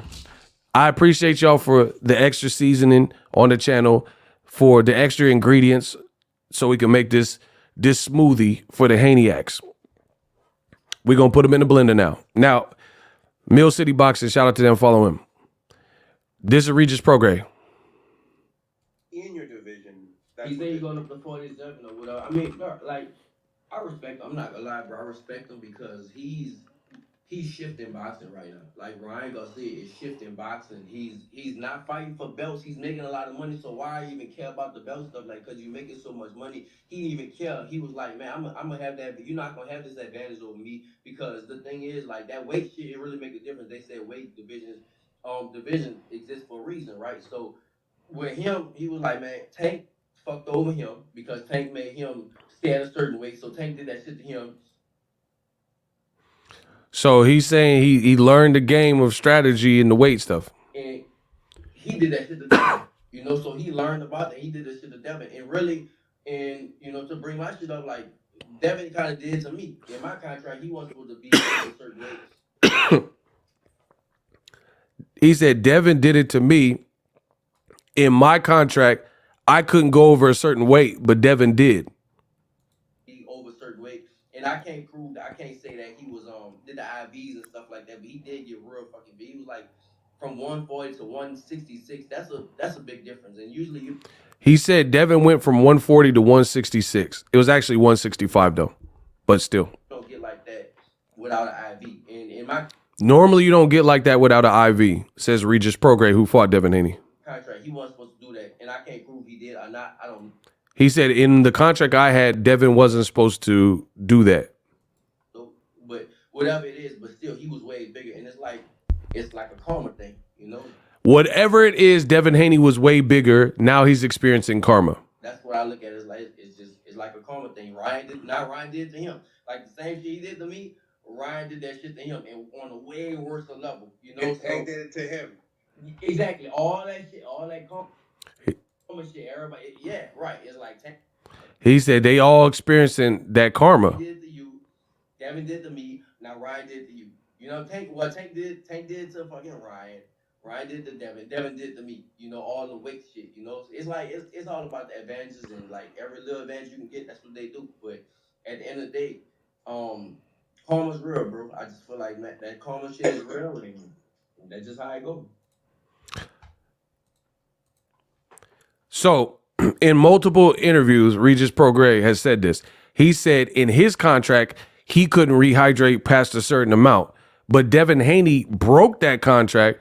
And on his side, in the Bay Area, when he fought him, Haney did whatever he wanted and came in higher than whatever. So the funny thing is, and I told you, save the best for last, put them in the blender. The funny thing is this, we can prove what Regis Prograis is saying. If the fans want me to prove it, type prove it. Okay, I'll beat any man in this room in less than 60 seconds.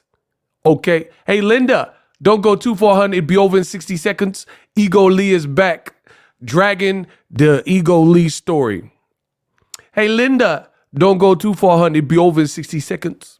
I'll beat any man in this room in less than 60 seconds. Type prove it if you want me to prove what Regis Prograis said.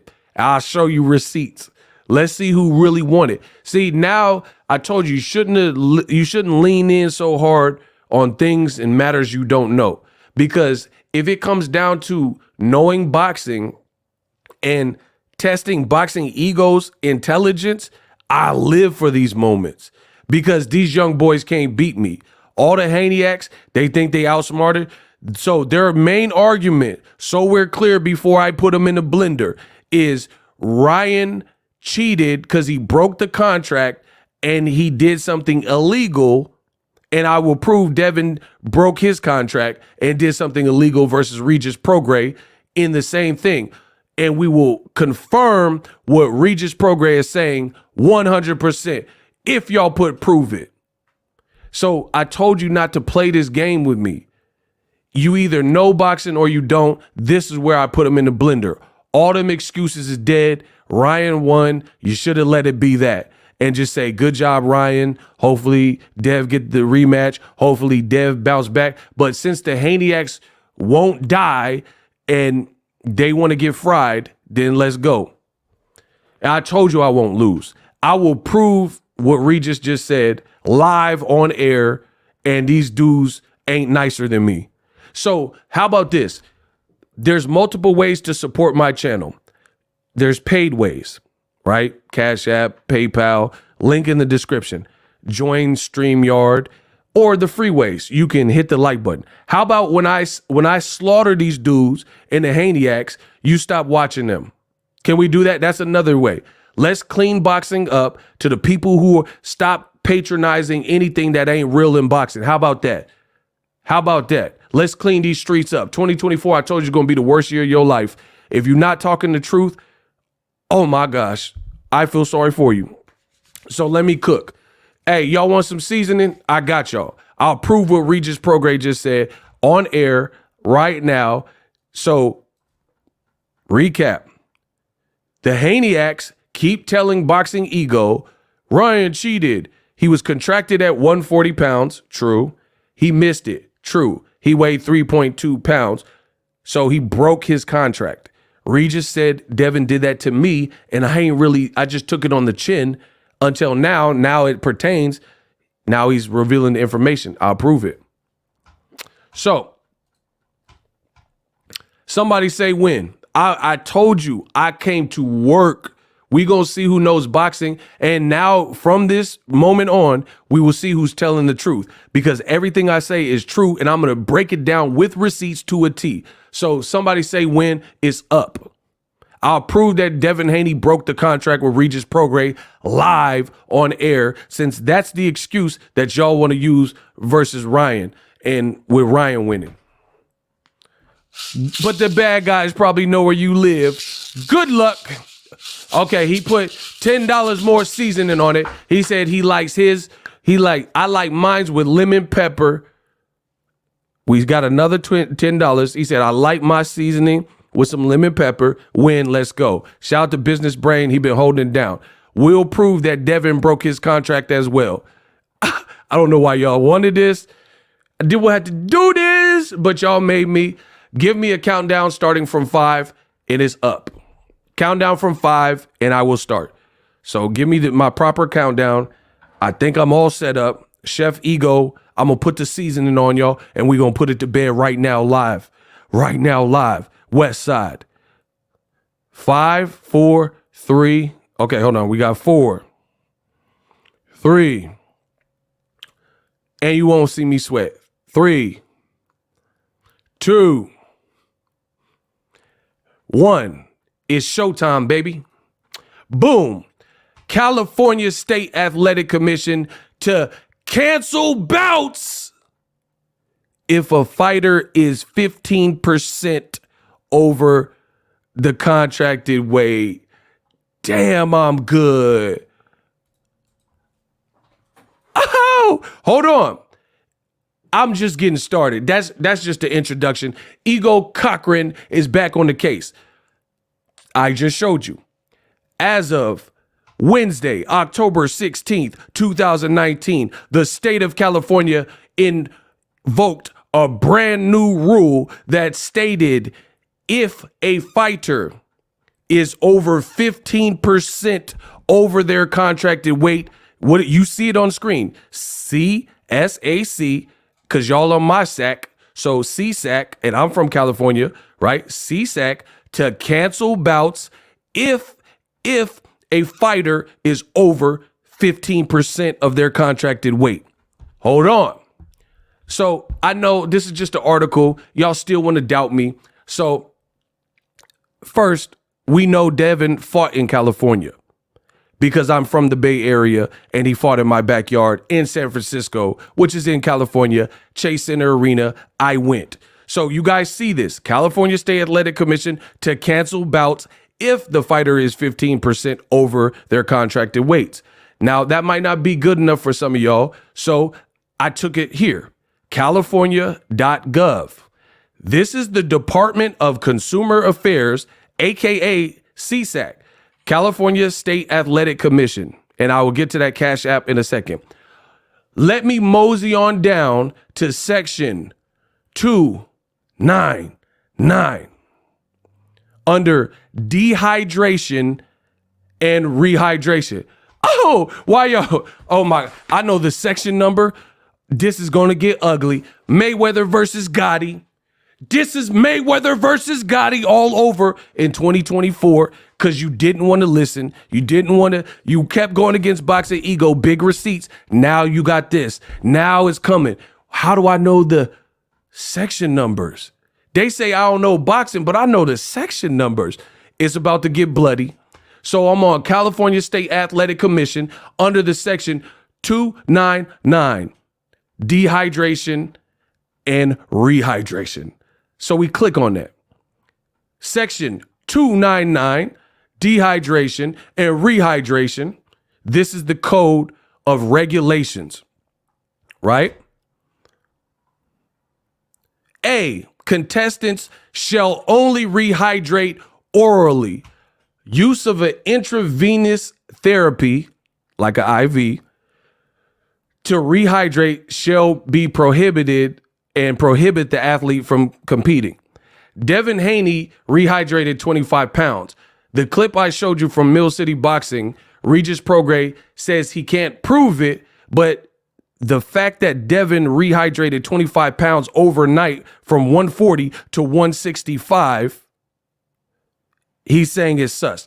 Also, boxer Keith Thurman said he believes it was a rehydration clause. But I get it. Nobody can prove it. Nobody can prove if a rehydration occurred through an IV, which would have been illegal in the state of California. But somehow, some way, Devin rehydrated 25 pounds. Tony Miller says ego with the KO. And we're not done. So I just want you guys to see section 299 under dehydration and rehydration.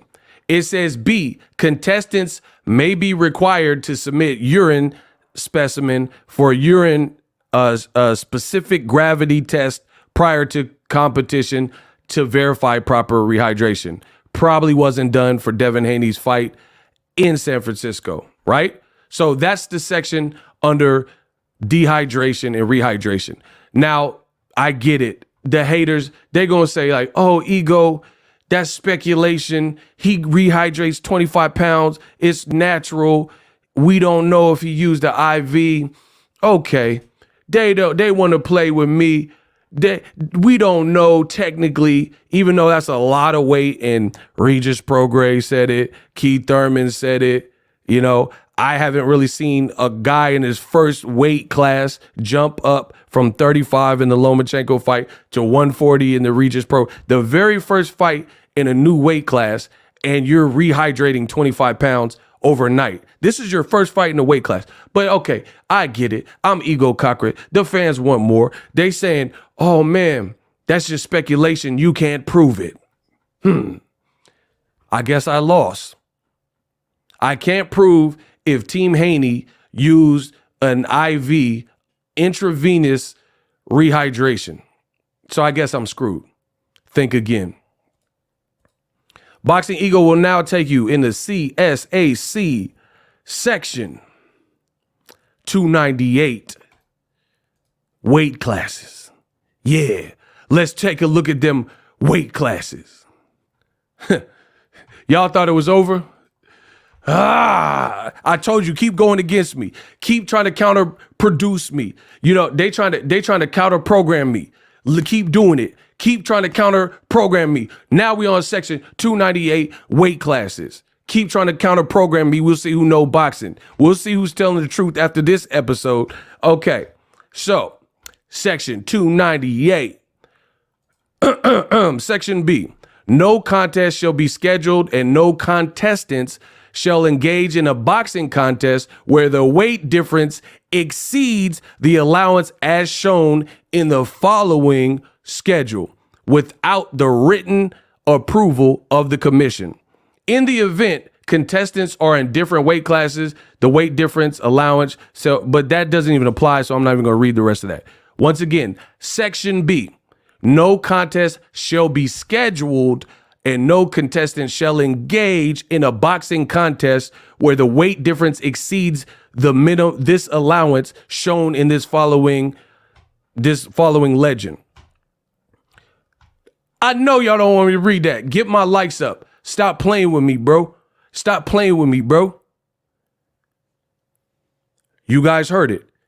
No contest shall be scheduled if the contestant goes over these weights as in the state of California. So you guys keep saying, oh, but Ryan cheated because he missed his weight. He did something illegal. All right, bet. Cool. So skip 118. We'll go to the good stuff. From 136 to 147 pounds,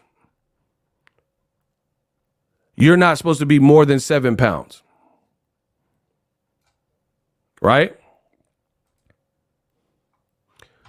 That fight took place at 140. So I'm showing you, hold on, actually it's 9 pounds. There it is. You guys see it? So if you are 136 pounds to welterweight, 147, we'll scroll over. You are not supposed to gain in the state of California more than 9 pounds without written consent. Right? In that weight class. Devin moved to 140 to fight Regis Prograis. And so that means he was not supposed to gain more than 9 pounds to have the competition with Regis Prograis, right? He wasn't supposed to gain a whole bunch of weight, in essence. You guys get it?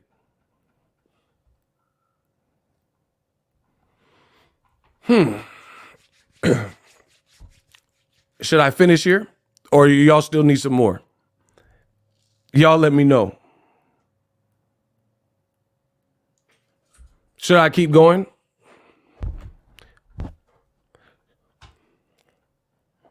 I'm not the smartest brother in the world. 9 plus 9, 9 times 2 is 18. Devin more than doubled the allowance in the state of California in a brand new weight class by rehydrating 25 pounds. Now, I know you're like, oh, that's speculation. How do you know, Ego? Once again, they question me. How do I know that Devin Haney rehydrated so much? Oh, shout out to Jedi Goodman, because I have the inspector checkoff sheet. Location, Chase Center, One Warrior Way, San Francisco. Important, 94158. But more important, state of California. So I'm showing you California State Athletic Commission, the code of regulations as it regards Section 298 weight classes, right? So I have the actual Matchroom Boxing who put up this Eddie Hearn. The fight took place, I was there, 12/09/23. So I have the actual commission report. Shout out to Jedi Goodman. If you notice something, you see some of this Excel spreadsheet, it's like in tan, and some of it is in red. What does the red indicate? The red indicates that these people are in a threshold that is pretty much higher than what the rules state, right? Number 7, Devin Haney, who weighed in at 140 and he rehydrated to 165. That's a variance of 25 pounds. He rehydrated 25 pounds overnight, which then put him in the red, meaning he is not in compliance because he's 18% over.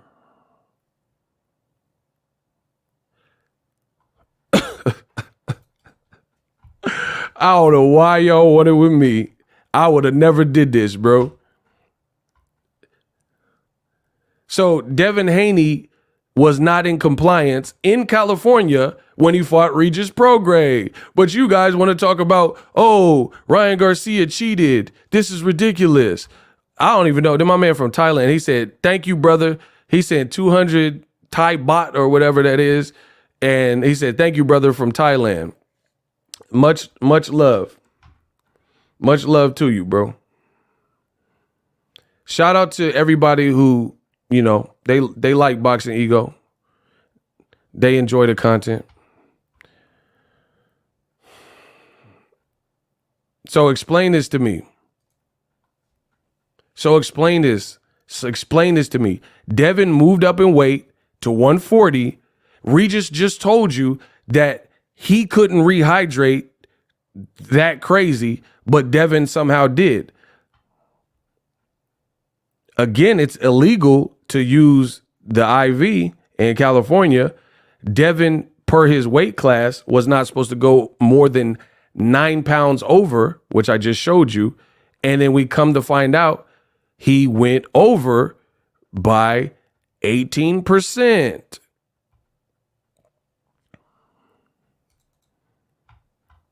See that? 18%, 140 to 165 overnight. Number 7, Devin Haney, commission bout sheet, right? You see the rest of the card were the people on that card with Regis Prograis, Montana Love, right? These are all the people from that. The date shows you that as well. So when Devin does it, and he really shouldn't be fighting Regis Prograis for a title, so he never should have been, the fight should have been canceled. I just showed you that. California State Athletic Commission to cancel bouts if the fighter is 15% over their contracted weight. And I just showed you that he wasn't supposed to gain that much weight, not more than 9 pounds. California Athletic Commission to cancel bouts if the fighter's over 15% over the contracted weight. The contracted weight was 140. He was 18% over. Now we want to cry because Ryan almost stopped him.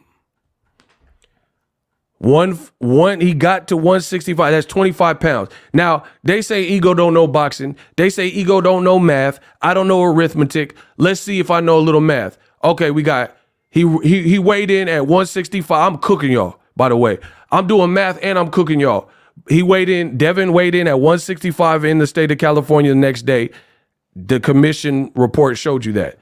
The contracted weight was 140. So you take 165 by 140, and then what do you have? That's 25 pounds. Now we take 25 pounds divided by the contracted weight of 140, and we hit the equal sign, and that's 0.17. So I multiply that by 100, that's 17.8%.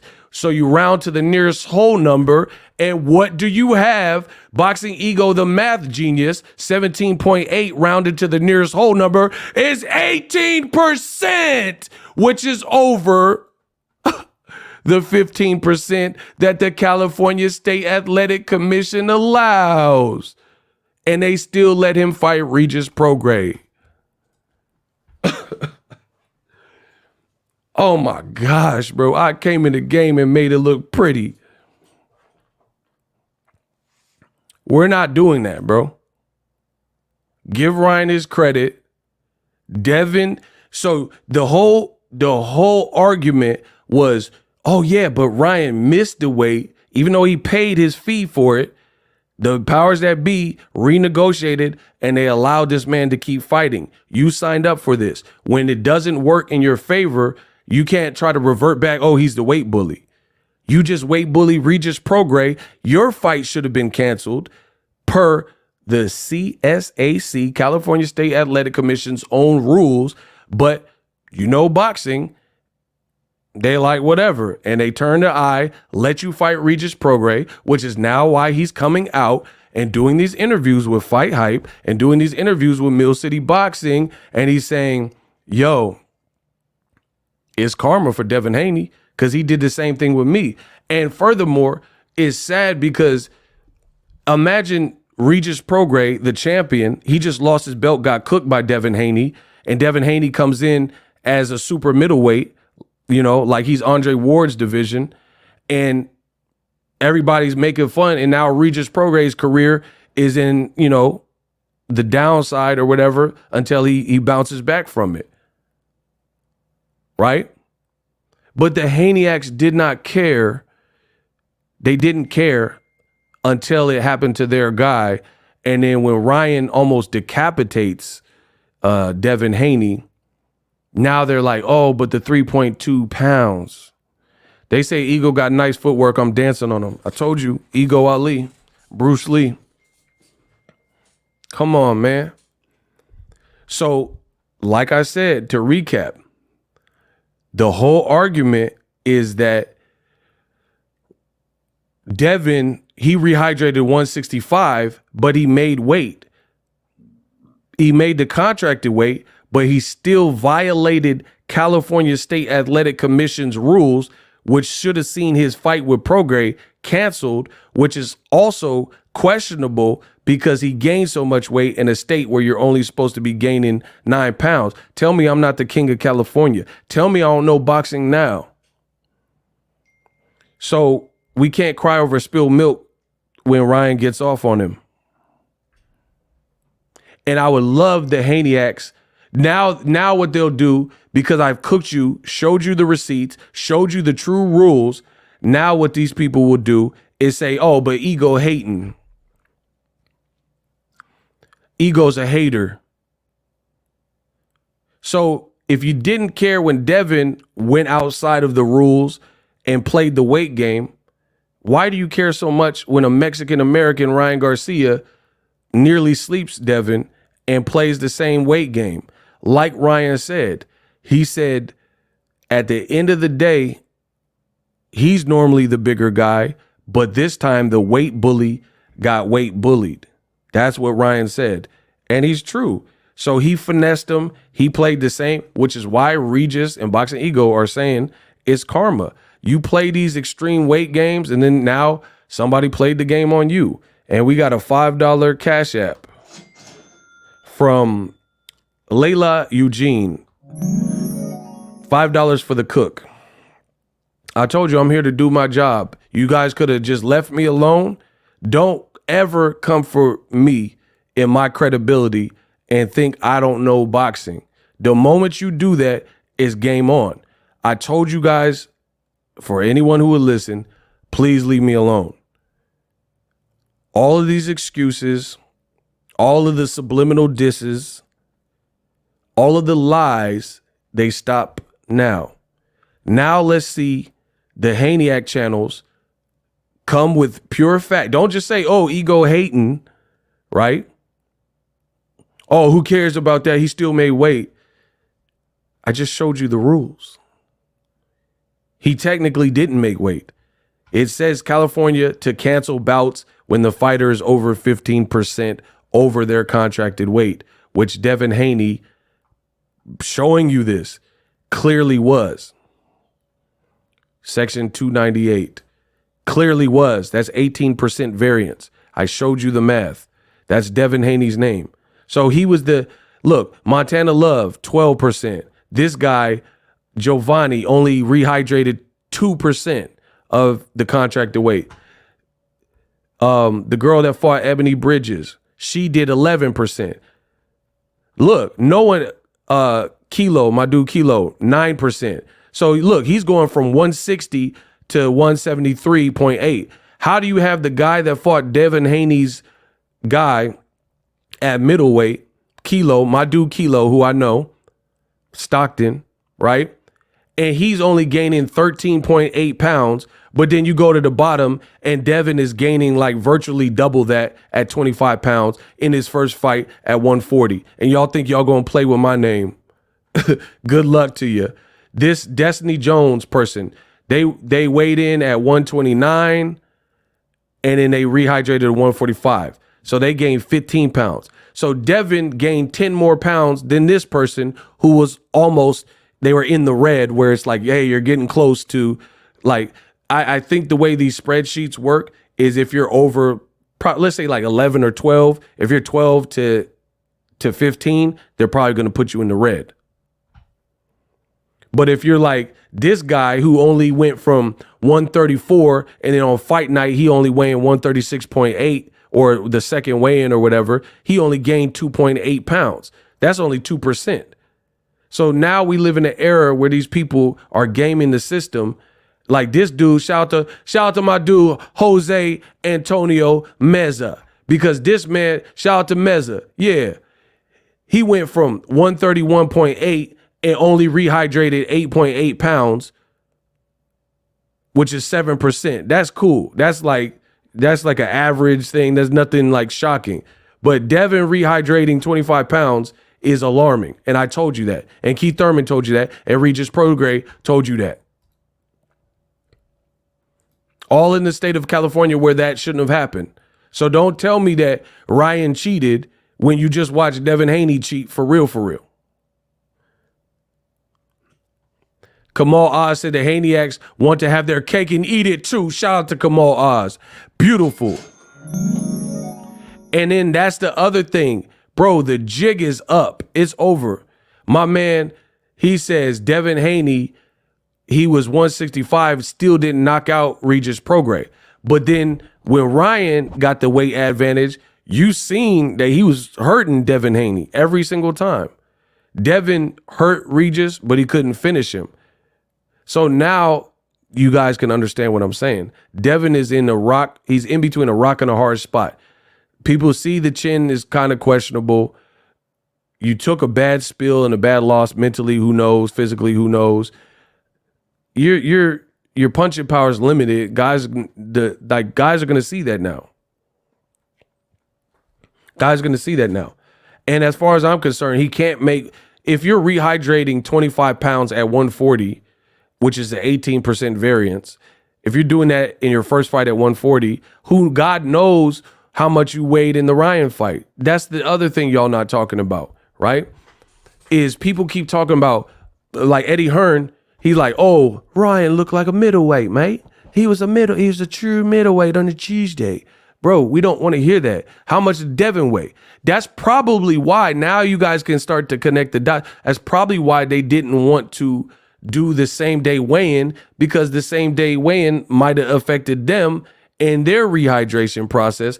And they were so confident that they would whoop Ryan Garcia that they're like, we don't want to do a same day weigh-in, and we're going to whoop him anyway and ride off into the sunset as WBC champions.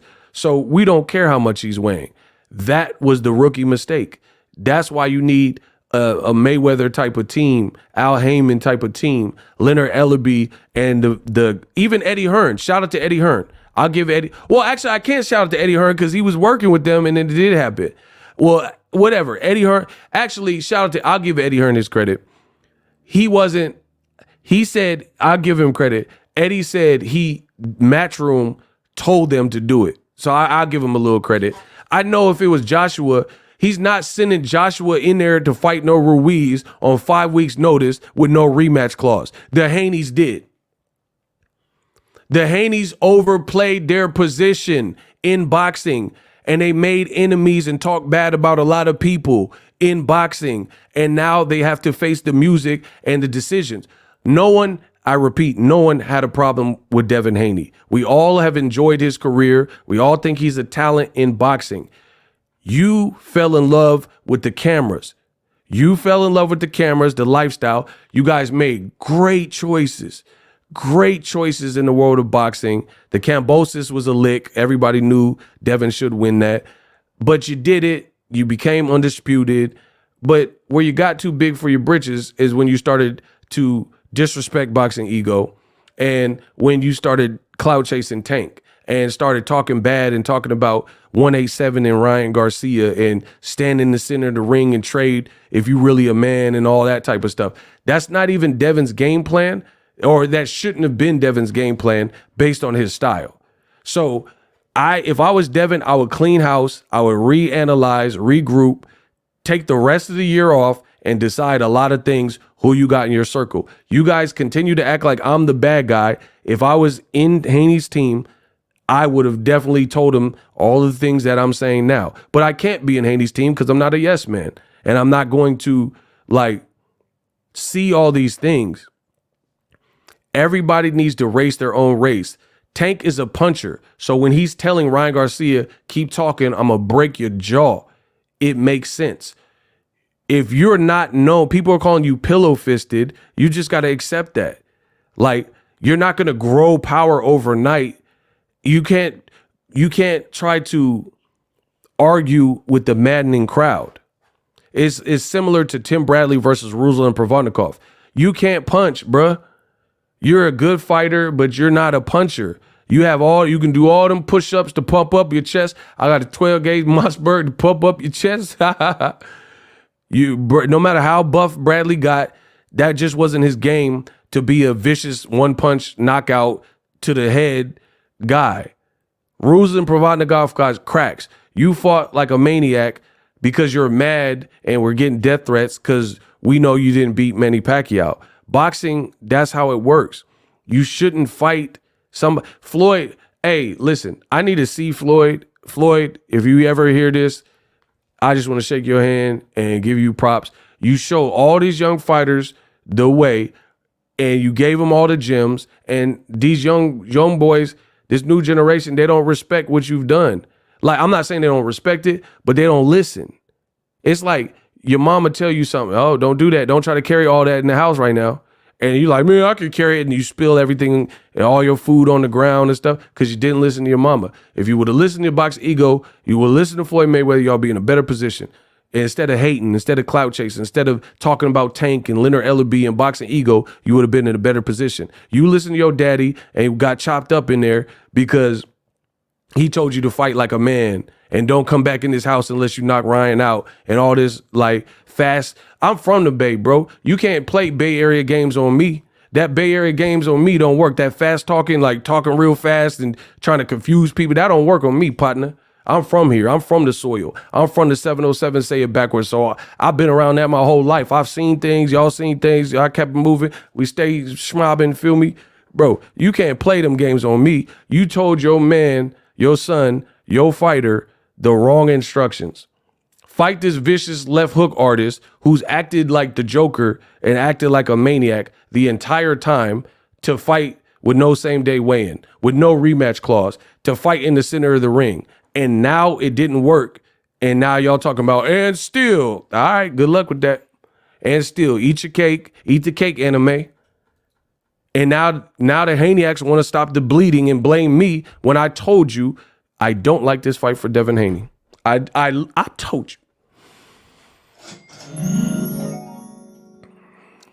Kamal Oz says the Haneys thought Ryan was Oh my, shout out to Kamal, bro.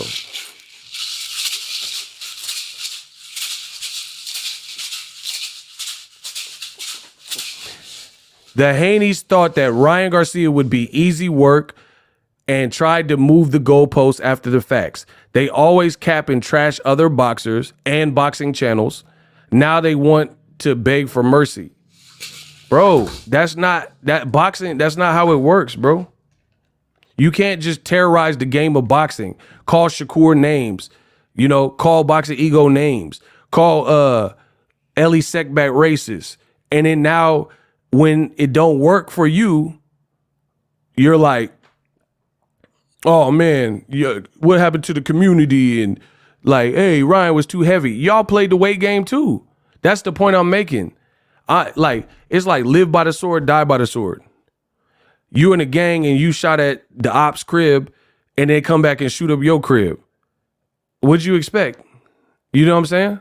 Like if you live in that life, you thought that you was just going to dump in their neighborhood and they wasn't going to retaliate. You know what I'm saying? Like the world of boxing, if Devin Haney and his team just race their race, then there would be no issue. Devin's a good kid. Devin's a good fighter. He had talent. You got ahead of you try to switch the program. You start programming your son like he the Terminator. Like, hey, shout out to Shakur Stevenson. I'm on record because I definitely didn't like his last fight like that. It wasn't pleasing to the eye. But the reason why I'm going to give him his props is because, and Richardson Hitchens. The reason I'm giving Richardson Hitchens and Shakur Stevens max prop is because everybody in the world of boxing trashed them for fighting dangerous, relentless punchers. And one was athletic and Edwin De Los Santos. And they just fought the best way they know how to in order to nullify the situation, buy time, and they just got out with the ugly W. I would much rather take a ugly W than a pretty ad whooping. Devin took a pretty ad whooping to a guy that looked crazy to the rest of the world. It's not good. Like, y'all can make fun of Hitchens. Oh, Lemos was getting with you and you lost and all that. But Floyd told you the way. Let the people talk. Go back to the gym. Shore up some things. Watch some tapes. See what you could do. Give me the ugly dub as opposed to just a pretty butt whooping. You know what I'm saying? I always tell you that on my channel. It's okay to get an ugly win sometimes. Shakur, he got him an ugly win. Let's see what he does next. But everybody, see, y'all fake. That's what it is. Y'all fake. Y'all can't handle the real. Y'all can't handle, I'm the ultimate, I'm the supreme. Y'all fake. Y'all terrorize Shakur because he performed poorly. Shakur didn't look like Devin when faced with his puncher. And you could say, oh, he ran. Well, then Devin should have ran, god dang it. What are we talking about? So you would rather your face look like Shakur at the end of the Edwin De Los Santos fight, or let's vote. Let's vote right now. Would you rather your face look like Shakur Stevenson at the end of the Edwin De Los Santos fight, or your face look like Devin Haney at the end of the fight with Ryan Garcia? Type Shakur or Devin.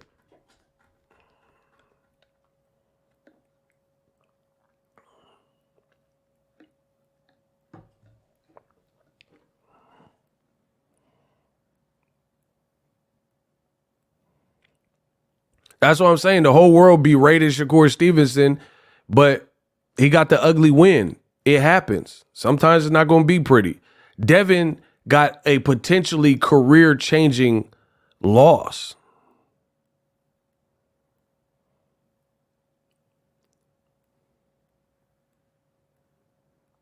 I'm not even being funny. Bill should have pulled a plug on that. That might have changed the trajectory of where your son is or whatever. We got a $4 Cash App.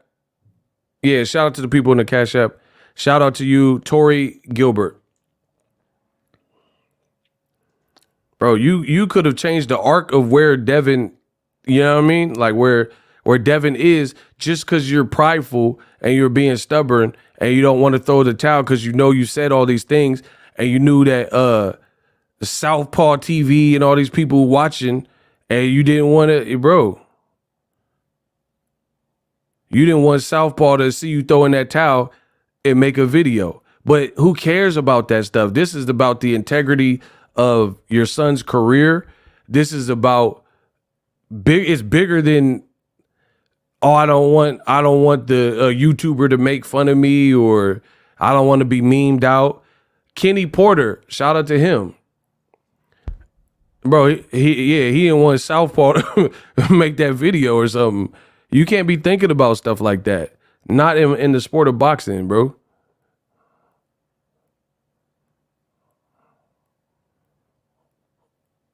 You can't have the towel and be like, man, oh, if I throw it Southpaw, like, but what? You gotta think about Kenny Porter when he knew his son didn't train how he was supposed to or whatever, and then Terrence Crawford was tearing off in him. Cause like, let's be real. I personally think Devin was shakier, like on shakier legs and all that, than Sean Porter. I think Sean Porter probably could have continued. It would have been rough. He might have still got stopped, but he didn't look as discombobulated as Devin Haney. Let's vote. I need the fans to vote. Who was in worse shape when they were hurt? Devin Haney or Sean Porter versus Crawford? Devin Haney versus Ryan or Sean Porter versus Crawford? Who is in like more dire straits? I really want to know.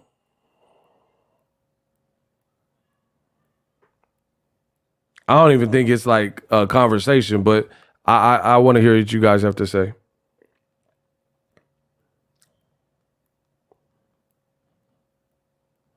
You can't be selfish like that.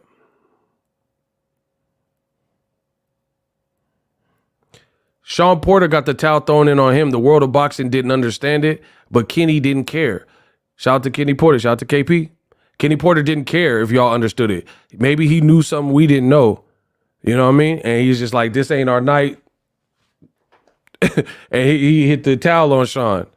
He like, I mean, fathers know best. The father knows a son. Like, you know, and see, like, here's the thing. Kenny did like that. Y'all see that? Kenny Porter, he don't care who was mad, because I was mad when he did it. But hey, he don't care. Kenny Porter didn't care if Boxingego or YouTubers are mad. He did what was right for his situation. He said, and ended it. You got your dad training you, and then for whatever reason allowed that punishment. And I'm telling you, the punishment is worse. If Devin would have been better if he got knocked straight out. I'm telling you. Bro, if you get Pacquiao, I believe the children are the future. Teach them well and let them lead the way. Show them all the beauty they possess. Give them a praise to make it.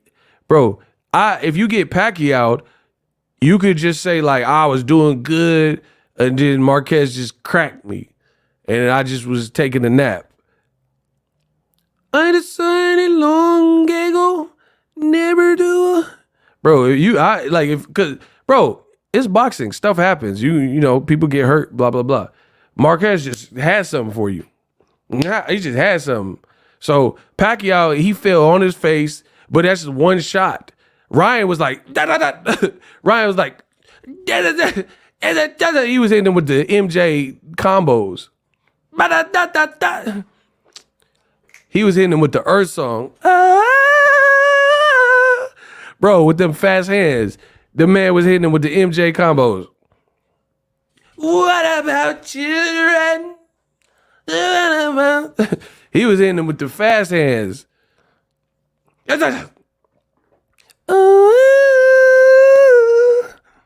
What about us? Bro, he was hitting him with the MJ. I want to say, hold on. Bro, I'm so fast, I punched my microphone foam off. Y'all see that? Oh my God, bro, I'm nice. Bro, I'm so crispy with them. Bro, I'm so crispy. I said, da-da, and then the mic, bro, this is next level accuracy. Bro, I'm the new Ryan Garcia. Bro, I without hurting my hand or like, bro, did you see the accuracy? Bro, I said, da-da-da, and then the mic popped off, the microphone. Y'all see that? Look, we raw dog right now. I don't even know how it's sounding because we raw dog. Bro, how did see, I be surprised at myself. I gotta put the condom back on the mic. Hold on. Bro, I hit him with the combo breaker. I said, bro, I hit him with the MJ combo breaker and laced this mic. Put the mic in the blender. Did y'all seen that? I said, bye-bye. I didn't hurt my hands or nothing. Bro, I hit him with the De La Hoya when he was like, Fina. Bro, I hit him with the De La Hoya when he did that video to Jake Paul. Come on, finish.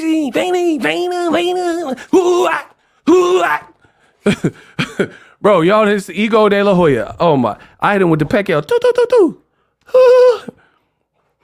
De La Hoya, bro, that's that powder. The fact that he got up, come on, bro, De La powder, that's that powder. Bro, De La Hoya was off that Yowda for that one. He was hitting him with them Yowda punches. Bro, he told Jake Paul, he got up and started shadow boxing. Come on, Fina. Bro, tell me y'all see that Fina video. That was the fun. Hey, De La Hoya, you a fool, boy. Tell me, oh my gosh. Tell me y'all seen that deal. Oh my gosh, that was so funny.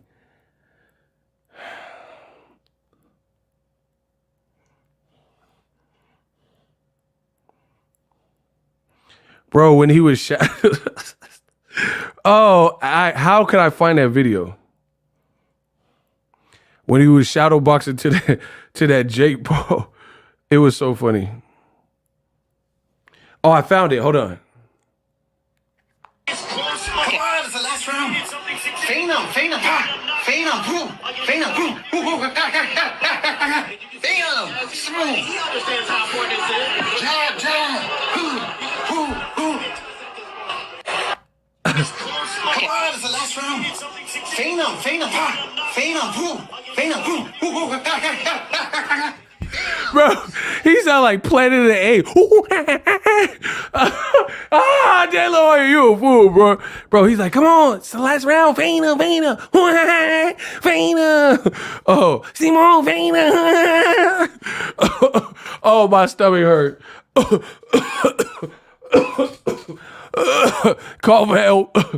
Oh, my stomach hurt. Oh, my gosh, bro. He sound like Caesar from Planet of the Apes. Go.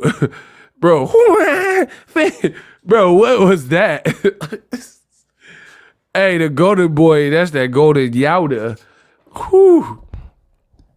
Last round, Feina. Feina. Bro, that took me out. That Feina. De La Hoya got to be a coach. That's too much for me.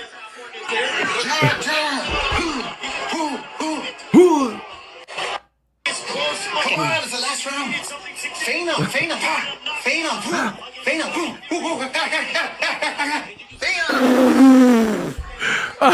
Oh my gosh.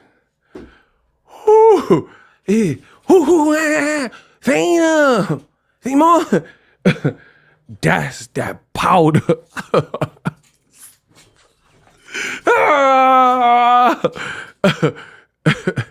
Bro, that man went primal instinct. He went straight primate.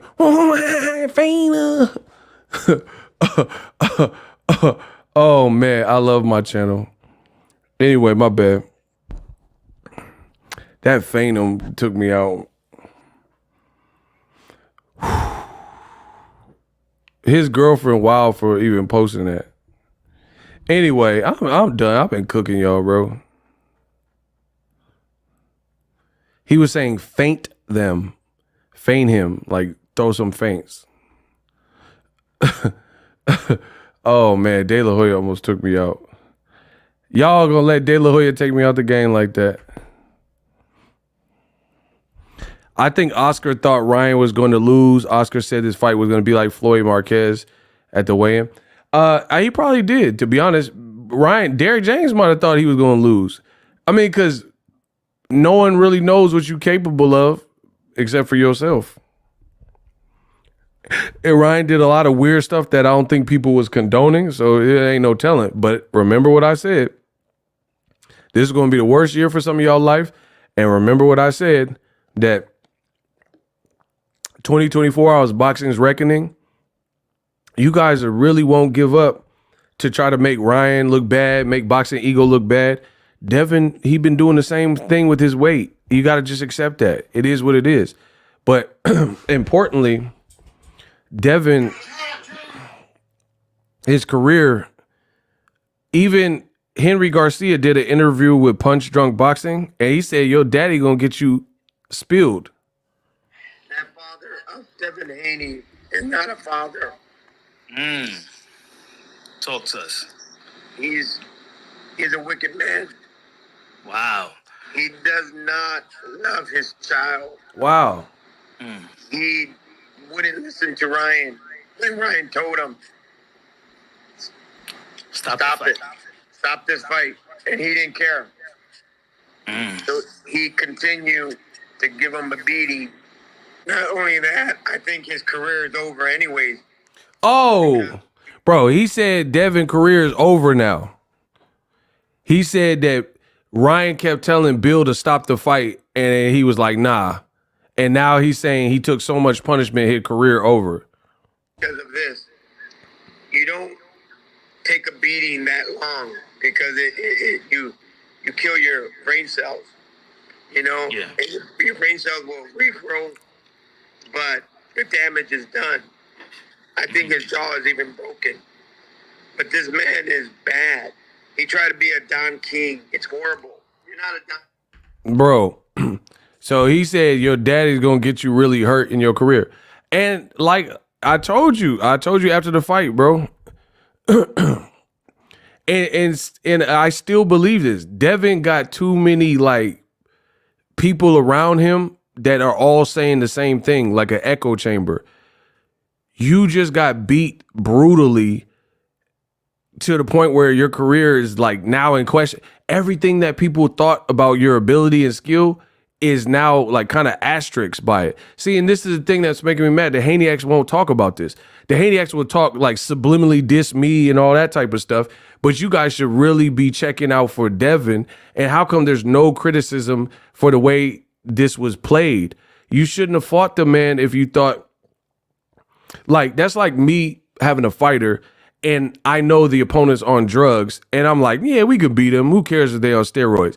And then they get a career-altering beating, and then now I'm like, oh, they were on drugs. You can't do that. Why? Don't fight this man if he has an unfair advantage. You see what I'm saying?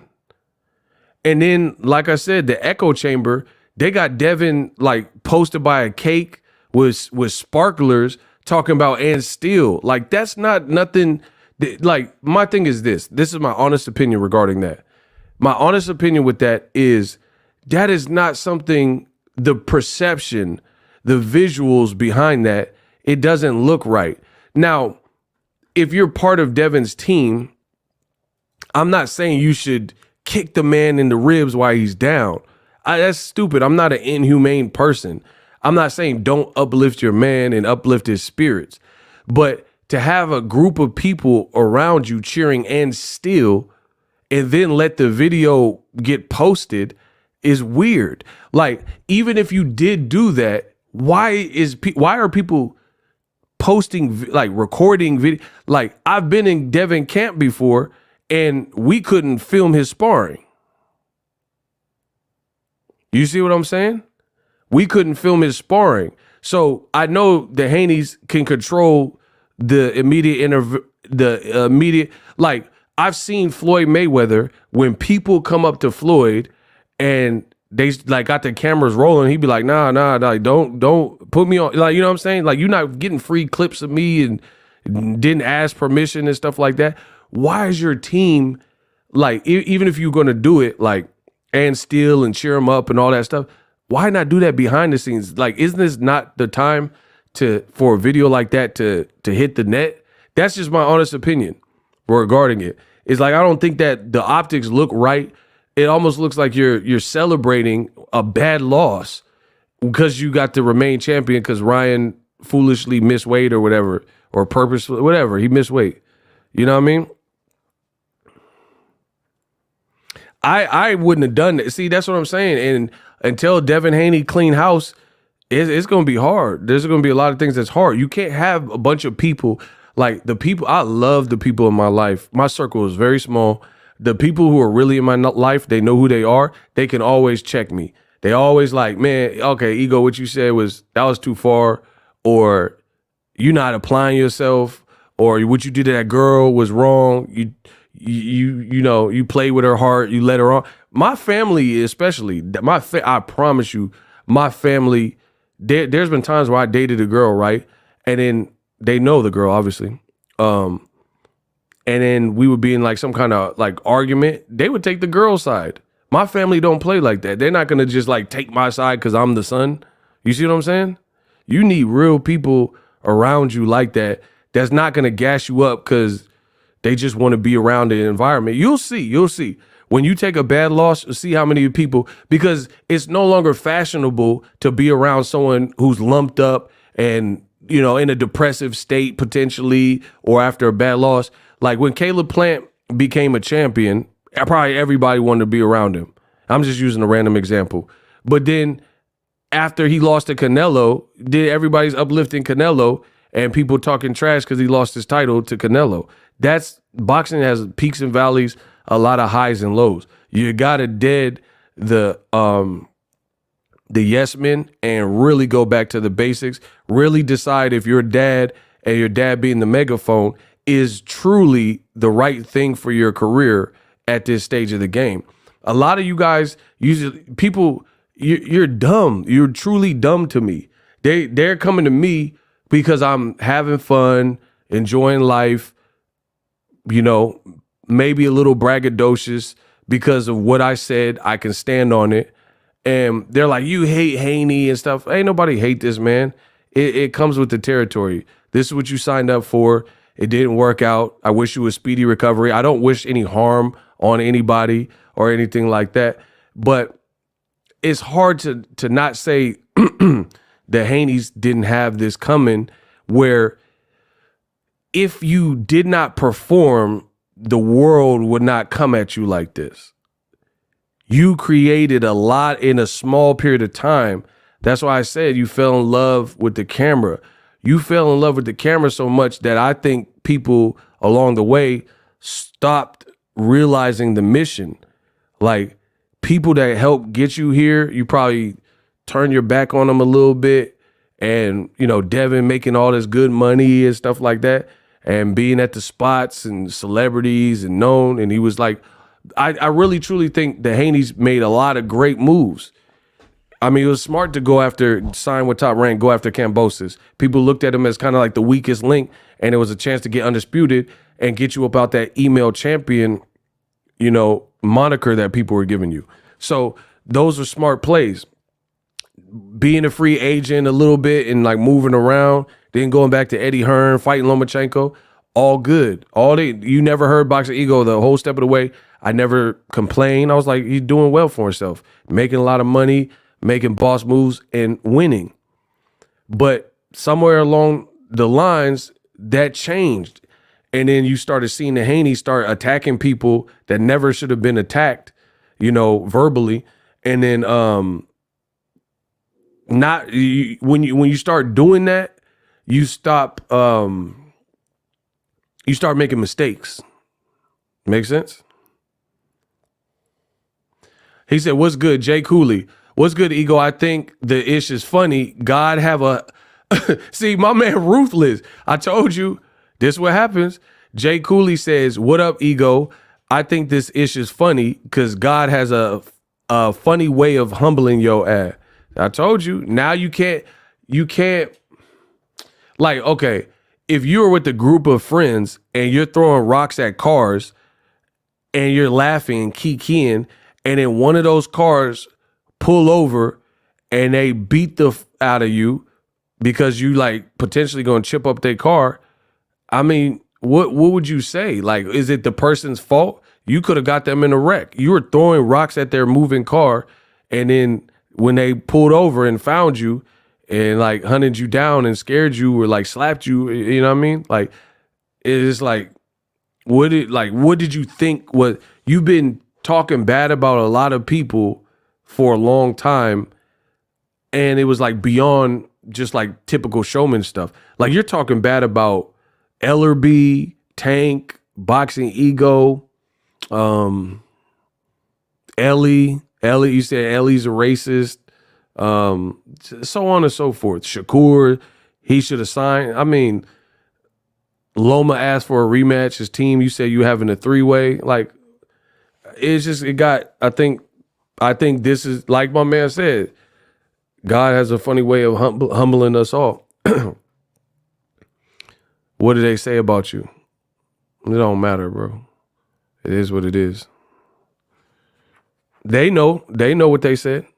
That's all that matters. I don't have to like reveal it and all that. They know what they did. They know what they did to Boxingego. Somebody who been A1 from day one, from the Bay, from the same soil, they know. That's all. As long as they know, it's good. You guys don't have to know. They know. And I don't care to really speak on it. They know.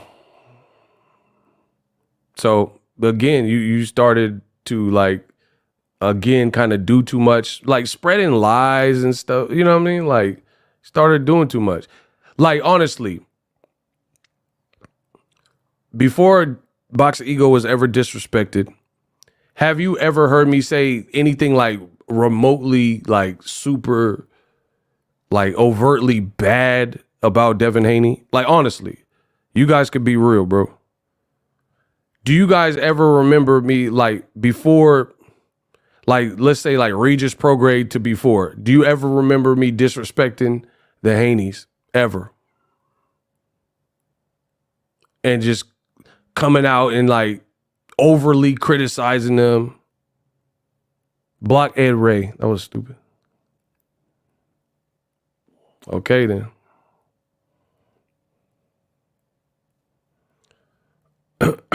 That's what I'm saying. I never disrespected them. I never said nothing like super extreme or crazy, but they definitely disrespected me. They know. So anyway, but and the funny thing is about this whole situation is this. Despite it all, I'm still being honest and still being fair. The point is, I truly feel the Haneys started getting to a point where they started like, they try to create so much separation where they were treating it like your team Haney, like it's a gang or something. You see what I'm saying? Like it's a gang. Like if you like Tank, you not right. You know what I'm saying? Like I'm not with none of that, bro. I don't have no issue with none of these fighters. I like Shakur. I like Devin. I like Tank. I'm not into them games. I don't play them games. We ain't a gang. You know what I'm saying? I have a boxing channel to run. I don't care about stuff like that. I'm a grown man on top of that. I'm not playing those politic games. I got great relationships. Ton of trainers, fighters. I know promoters, people that watch the channel. I don't bother nobody. Y'all know that. I really ask anybody that go to the fights when they see me at fights. I don't mess with people. I don't like bother people. I'll be in my hotel room uploading content. Got some acquaintances in the game, you know, chill. Like I don't really do nothing. Like I just all this off of one opinion. That's how I knew I was important to this game, because my opinion seemed to be like make people feel types of ways and stuff. It's just my opinion, bro. I never disrespected nobody. We got $7 from my man Jay Cooley. He said he's showing some love. He put some more seasoning on. Let's go. Shout out to Detroit. What up, though? Yeah, I'm just here to talk boxing. It's my opinion. Hate it, love it. It is what it is. They thought they were the Mayweathers. See, that's what I'm saying. Like, and that was always weird to me. That was truly weird to me, because how do you diss Floyd, but then you're trying to be like Floyd? I know I'm not the only person that sees this. Now I'm asking you guys real, like in real life, real time. My thing is this. How can you diss someone you want to be like? That's a real question. Like I would never diss someone and then I'm like studying them. And I want to be like, I don't want to be like nobody. I want to be like me and be left alone.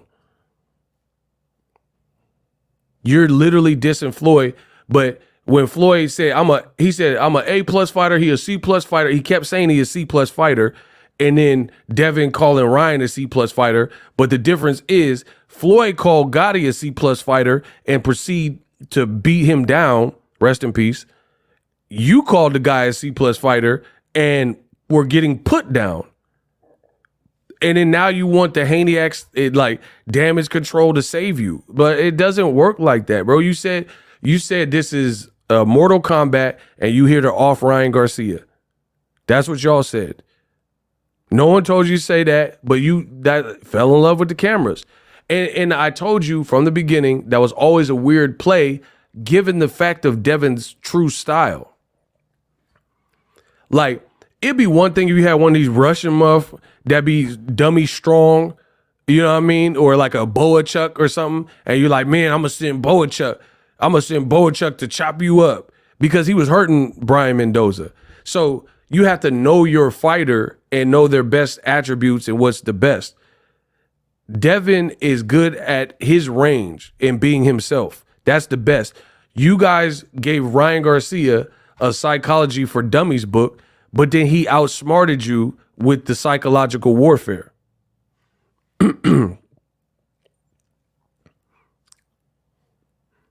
He took your book and threw it into the crowd and then proceeded to outsmart you from a psychological. He got you out of position. He got you out of pocket. He got you trying to hurt him because he tried to hurt the promotion. He was talking about aliens and bad bit and dropping music videos, and you wanted to make him pay, which you end up fighting his fight, which is dumb. Like, why would you fight someone's fight? Like, you about to fight Maidana and you just trying to slug it out with him. It's just not a good play. Why would that ever been the play? But again, Devin was trying to please his daddy because his dad is the megaphone and his dad is the one that's doing the talking, but he's not doing the fighting. That's not like, you never really seen Floyd Sr. upstage Floyd Mayweather. Am I correct? And Floyd Sr. is a fighter.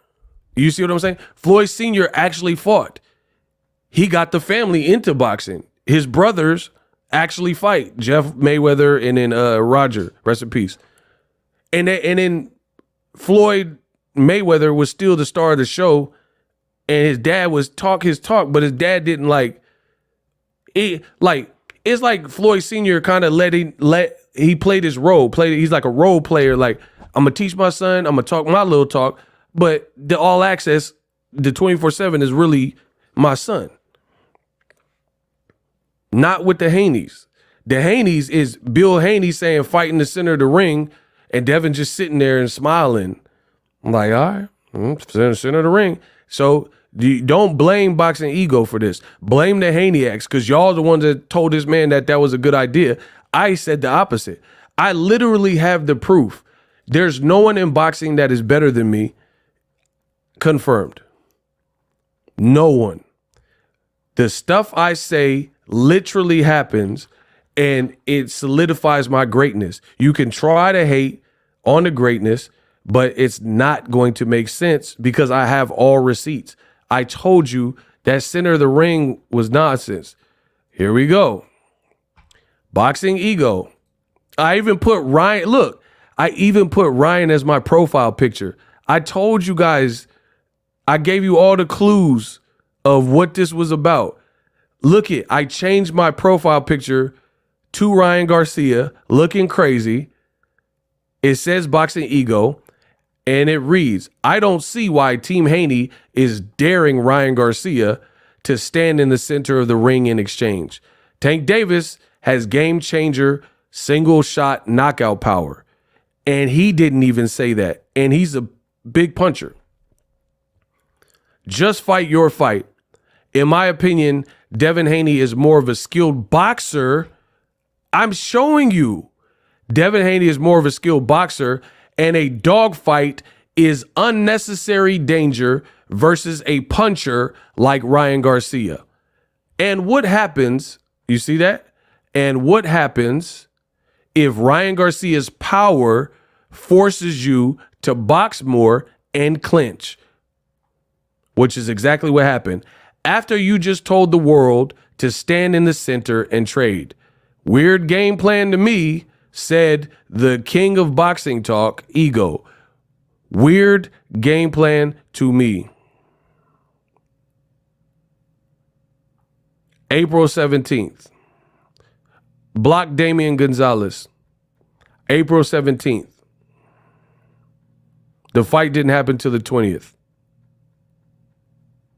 You guys said I was crazy.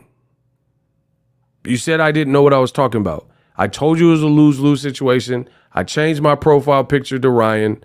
I told you that there was no real upside. Ryan running around like the Joker, acting crazy. It was a non-sellable fight. It probably didn't do earth-shattering numbers. And now you guys got to pick up the pieces and continue lies. I literally told you that. And I do it unapologetically. It's the Hurt Business. I'm just giving you my boxing opinion. And People got mad at it. My man, the final boss, Luca, said, remember Bill Haney said Floyd Mayweather retired because of sparring Haney. See, that's what I'm saying. Like, you guys allowed, the Haneyacks allowed Bill to run around and pitch these narratives, and they supported it. And then now none of that stuff really looks, to me, believable. Okay, so you can't even beat a drunk Ryan Garcia, but I'm supposed to believe that you abused Floyd Mayweather in sparring, and it was the passing of the torch, and Floyd was just getting destroyed, where Devin Haney era has now ensued. You also said the Tank highlight tape was nothing but highlights, and that's not how it really went. But then, Devin was only 17. Okay, he's not 17 now, and the Ryan fight looked like the Tank highlight fight. The only difference is Tank was more surgical and accurate with his punches, bigger head, they had headgear and bigger gloves. And now you guys want to act brand new, like everybody else is the enemy, but you guys enabled the behavior. Don't be mad because you took a drunk to the liquor store. You enabled the behavior. So when he come back, when this person has a problem with alcohol, you drive them to the liquor store, buy them the liquor, and then they're acting belligerent, trying to fight all the guests at your party. You created this monster. Hey, Business Brain, I know you lying, dog. He said one of the other channels just said that Haney is still the face of boxing. All right, bro, I'm done. Whatever. Y'all gaslight this if you want. Hey, Business Brain's a fool. He said it's still the face. All right, bro. I don't even know what to say. He said Haney's still the face of boxing. I mean, but the thing is, convince the world of that. So the face of boxing right now in this moment looks like this. Somebody in my comments said it looked like he had 4 wisdom tooth removed. And y'all telling me like right now Devin's the face of boxing.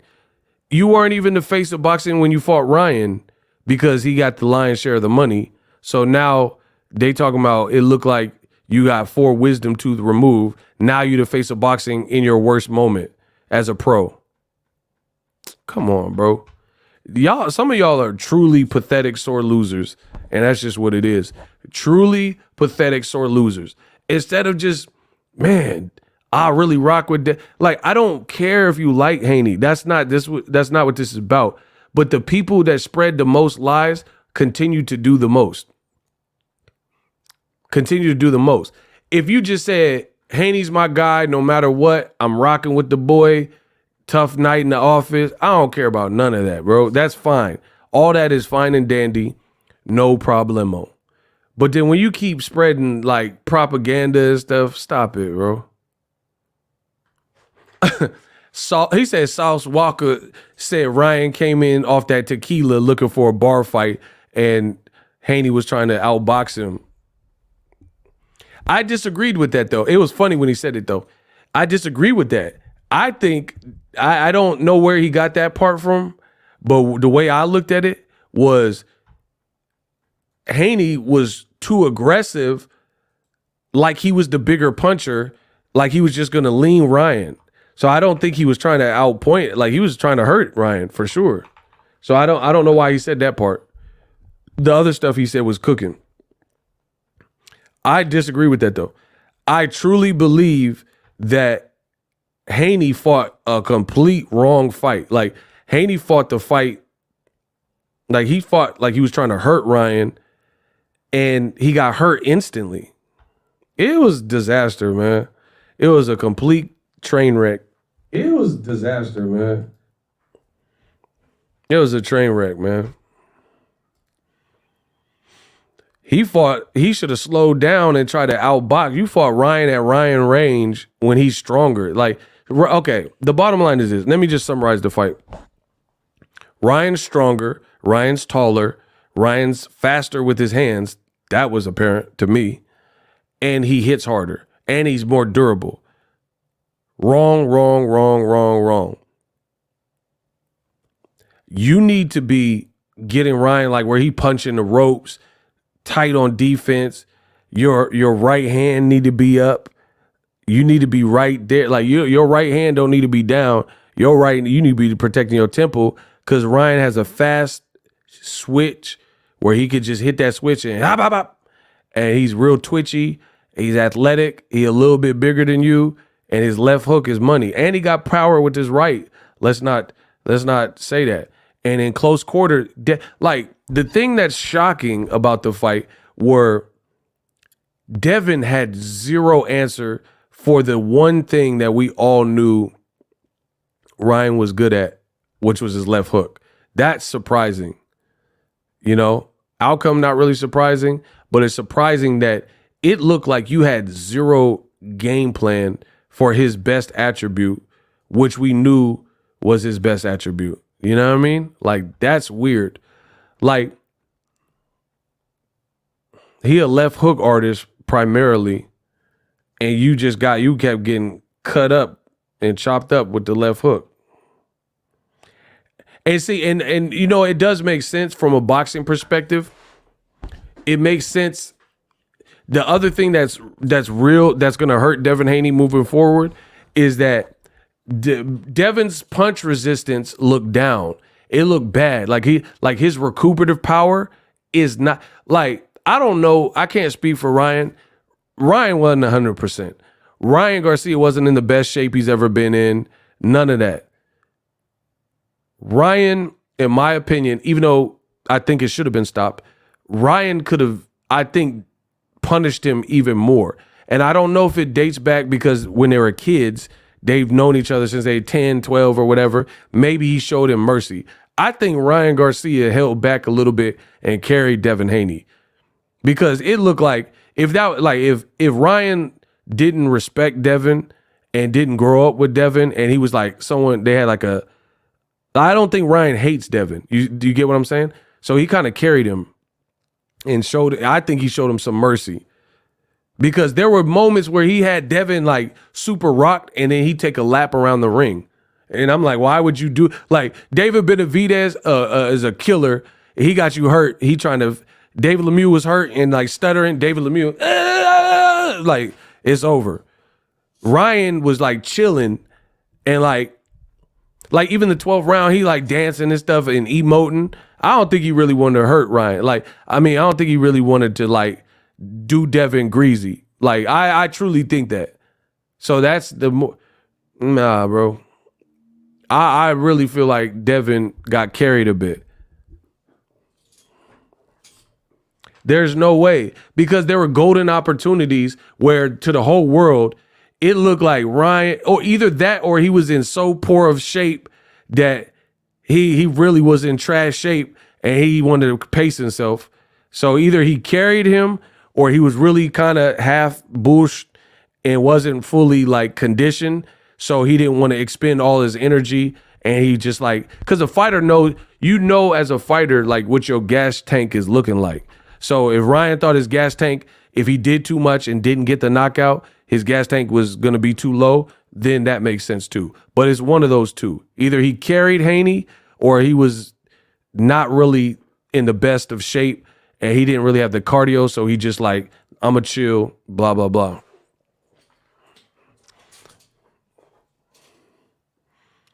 Because there were so many moments where I was like, man, he going like, he could easily like end this right now. My man from Mexico, Luis. I feel that, amigo. Devin made a rookie mistake, ego. Your daddy helped you make that rookie mistake. He told you to bang with Ryan. It was a beat down. It was on a Piece of shit. A piece of shit. They're cool. They're fucking awesome, man. Your fans, I want you to go ahead and DM Harvey Doc and tell him that I said that he's a piece of shit. This is Ryan Daddy. And I don't ever want to see his ass near my son. The son of a bitch is so biased. There's a lot of people that are a piece of shit out there, and I'm going to give you 15 national titles. Some other dudes, 25. But what did I tell my son? The skills and got the power, and I'm glad we proved them wrong. I'm glad we kicked ass. And I'll tell you this much. Listen. I think Haney's done, bro. because the whipping that he took, that shit is fucking hard. I guarantee you he won't fight, until maybe after a year, unless he's done. But give it a year, because that motherfucker's got to recoup. And sometimes the brain tells you, I don't know, man. Because if he spars again and somebody hits him, he could easily drop. So he got to be careful, man. Because I know my son gave him concussion, bro. I know that, bro. Oh yeah, I know that. It was a beating. I mean, he kept standing up, but it was a beating. What do you say about the people that? Bro, that's his dad, Ryan Daddy, on Punch Drunk Boxing. Check out that interview. He said he gonna have to take a year off, and he still might not be the same because my son whooped him, punished him, and he was concussed. My man said Dev gonna have PTSD. Bro, because like, I'm telling you, I've seen this in boxing. Sometimes getting smooth knocked out is like less damaging to a fighter. Because remember when Bermain Stavern fought Wilder in the first fight? Bermain Stavern, he took so much punishment from a heavy puncher. He came back later the year and he got dropped by a guy that no one even knows who he is, Derek Rossi. But he had Stavern had a chin, like he had a good chin in the areola fights and stuff like that. And then it's not a coincidence you fought Wilder in like January, and then you don't get knocked out, but you get badly hurt in the first round or whatever it was, and you take punishment throughout that fight from a major puncher like Wilder, and then you come back in November, December of that same year, and then you get dropped by somebody that's like previously probably wouldn't have been thought to like be a guy that would drop you. That's how it always works with that chin stuff. Tata Goya, my man. If Ryan was 100%, he KO'd Devin in the first round. Fighters that sold themselves to Prime get KO'd. I want to see Ryan versus Pitbull. I won money with Ryan, but I'm putting my money on Pitbull if they fight. Someone said he's gonna be gunshot. Yeah, and that PTSD is real. You know what I mean? Like when you take such a beating and an embarrassing, people making memes about you, you have to be really tough. And see, like, I'm gonna say it like this. It's hard to be tough with yes men. It's hard to be tough with yes men. If people are like, oh no, and still and all, like, bro, sometimes you need people to just tell you, you got your butt whooped.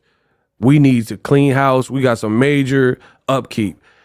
That's the person that I think can bounce back.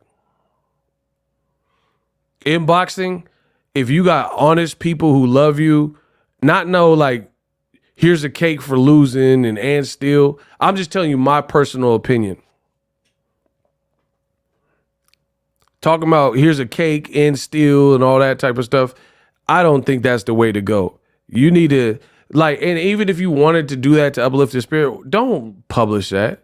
Why is someone videoing it to the point where it's on the internet, on somebody's story, and then it gets shared and the whole nine? I would be like, no cameras. I'll be like, no cameras. Don't even do it.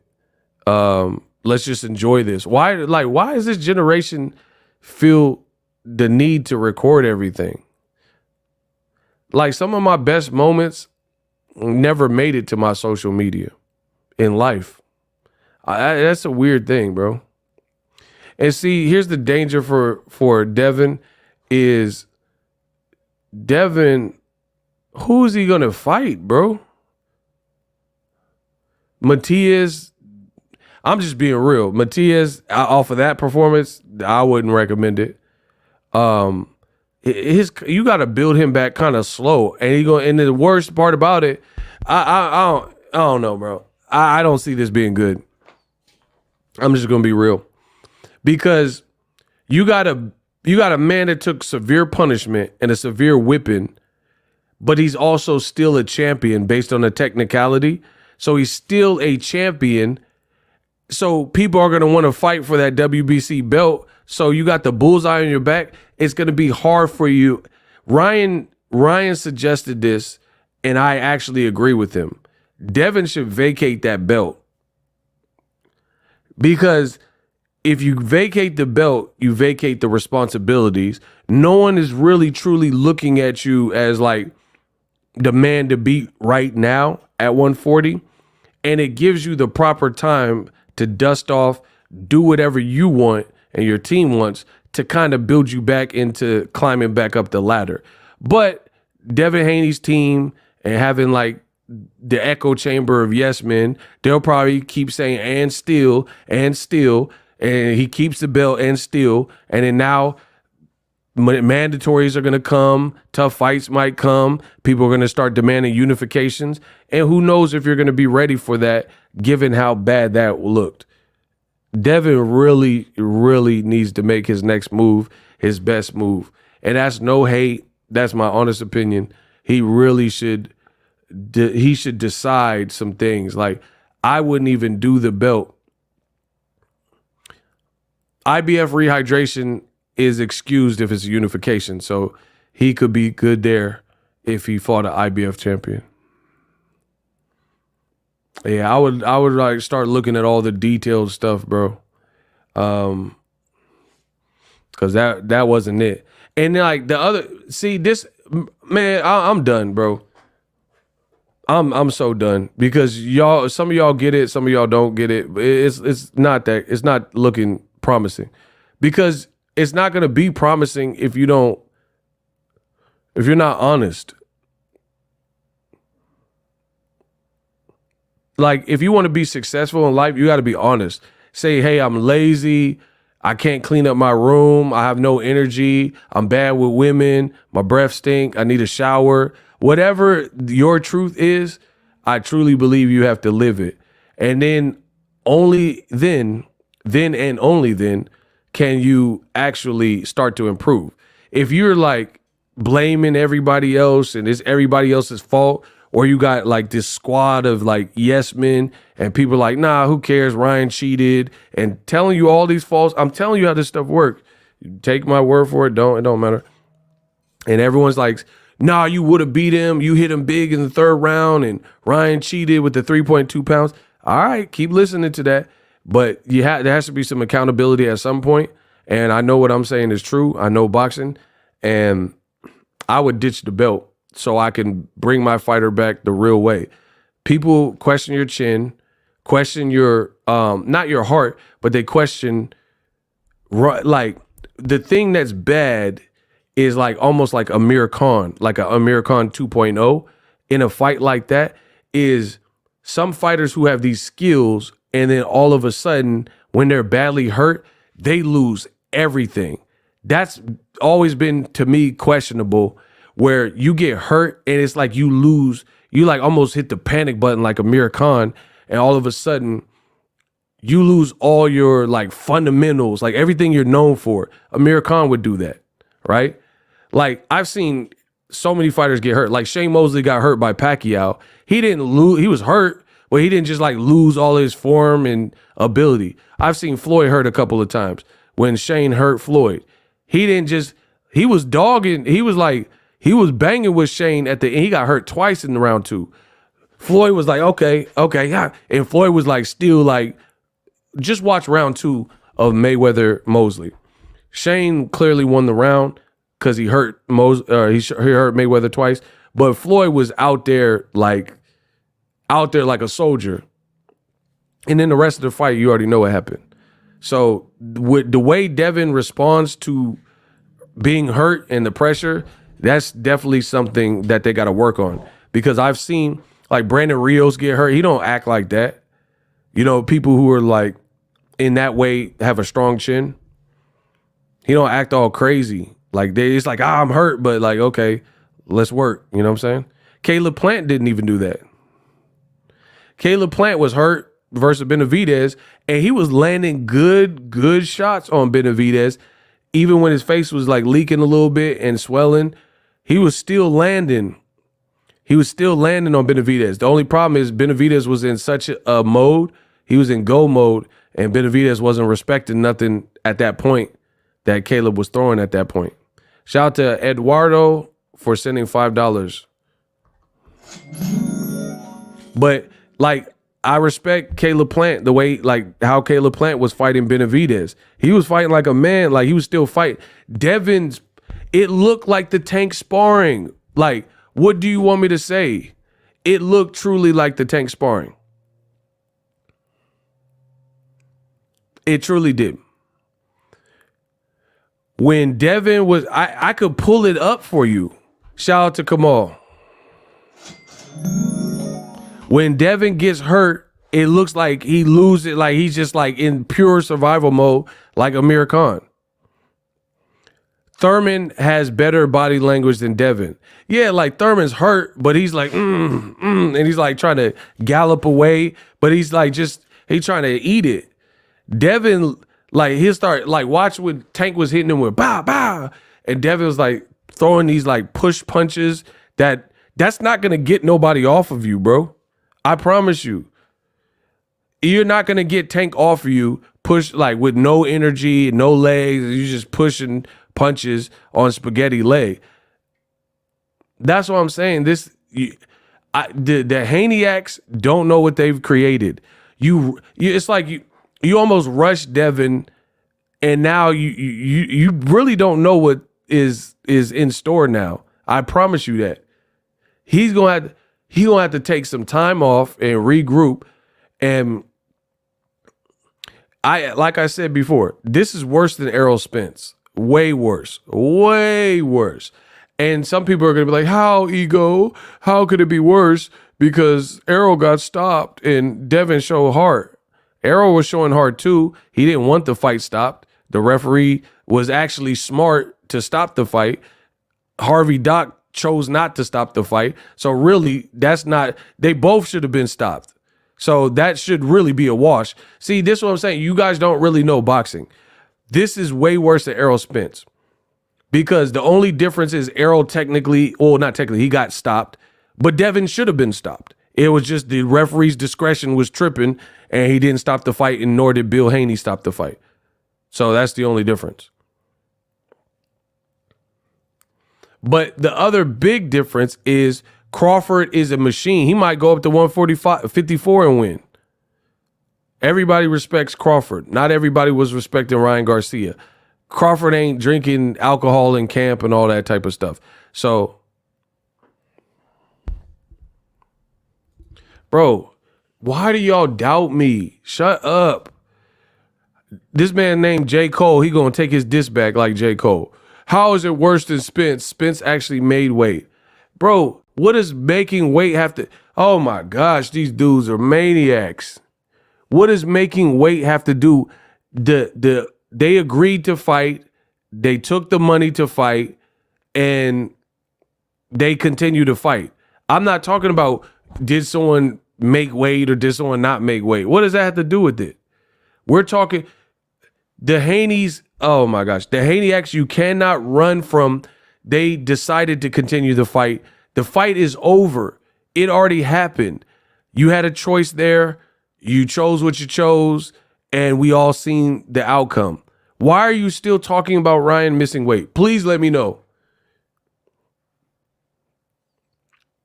I could get it if they canceled the fight and we still mad talking about it.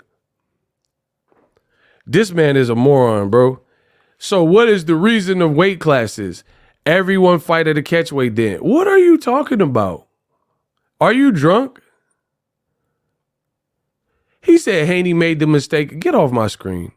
You just talking, bro. You're crying over spilled milk. They decided to continue fighting. That was their choice. No one made the Haney. See, this is what I don't enjoy. I don't enjoy when you guys don't have the accountability towards the right thing. Ryan needs accountability. He missed weight. But then he paid his debt to society and his team renegotiated and they said, game on, we'll still whoop you. There's non-issue there. Anyone know what weight Devin came in the fight? No, because his fanboys kept talking about Ryan cheated, but Devin come in bigger for all his fights. Facts.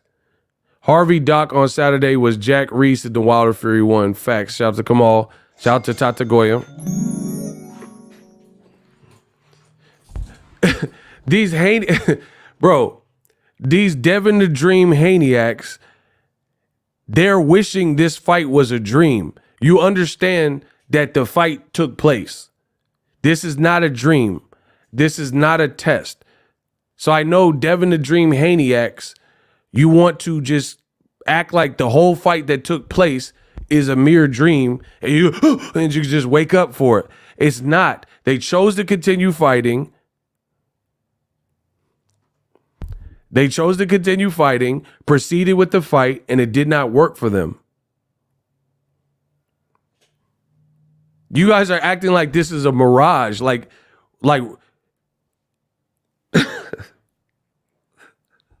this is insane to me. Like the fight is done. And like all the damage control channels is trying to change the fact that it's done. It's done. The fight is what it is. It did the numbers it did.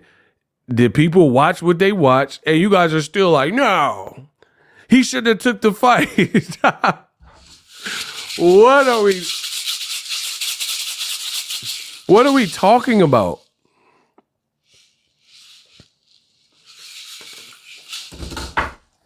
Y'all sound like some real girls. Like, you know, like a girl, she sleeps with you and then she find out you're a jerk. And she's like, I should have never slept with you. It's too late. Got the draws. GTD. Got the draw. Like, what do the girl's like, I should have known you were a monster. Yeah, if I would have known you were a monster, I never would have done it. I never would have slept with you. Bro, you can't take that back. Like, there's no reversing what happened. You're a monster. If I knew you were a meathead, I never would have slept with you. It's done. The deed is done. I clap cheeks. That's all you want. My man said, I knew that's all you wanted from me. Bro, that's what I'm saying. The Haneys is crazy today. Come on, Oz. He said, Haneys wanted to go back in time. Oh, I love, come on. Haneys want to go back. Haniacs want to go back in time, crying over spilled milk. This is insane.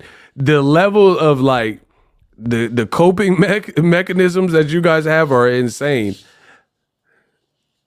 I never should have gave you my number. I never should have gave you a chance. Yeah, they Marty McFly trying to go back to the future. We already watched the fight. We already paid for the fight, watched the fight. You talking about it should have never happened. Now you want to say it. You should have told him. Like I was saying before the fight, lose for Haney. But y'all said I was cap. And then now it's like, yeah, I should have never gave you my number. I should have never slept with you. It's too late. Boxingego clap cheeks. Just make it clap. Just make it clap. Ryan out in Miami, he doing podcasts, he promoting his hits. It's done. How do you guys have such a problem with what's already been done? Like, you can't reverse life. Like, they try to like, oh, I knew it. I knew Ryan was a cheater. All this extra stuff is like, for what? And see, the bad thing is Bill didn't throw in the towel, so you're stuck with all the punishment you took. Because there, again, in boxing, you can't reverse it.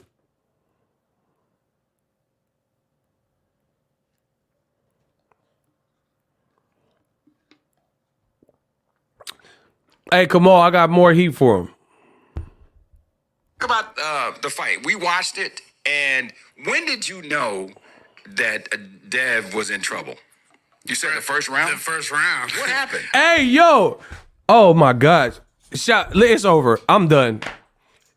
Y'all out of here. I should have never slept with you. You're a monster. I can swallow up. You're a monster. I'm not a piece of meat. Shout out to Gray Bullet. I'm not a piece of meat. I should have never slept with you.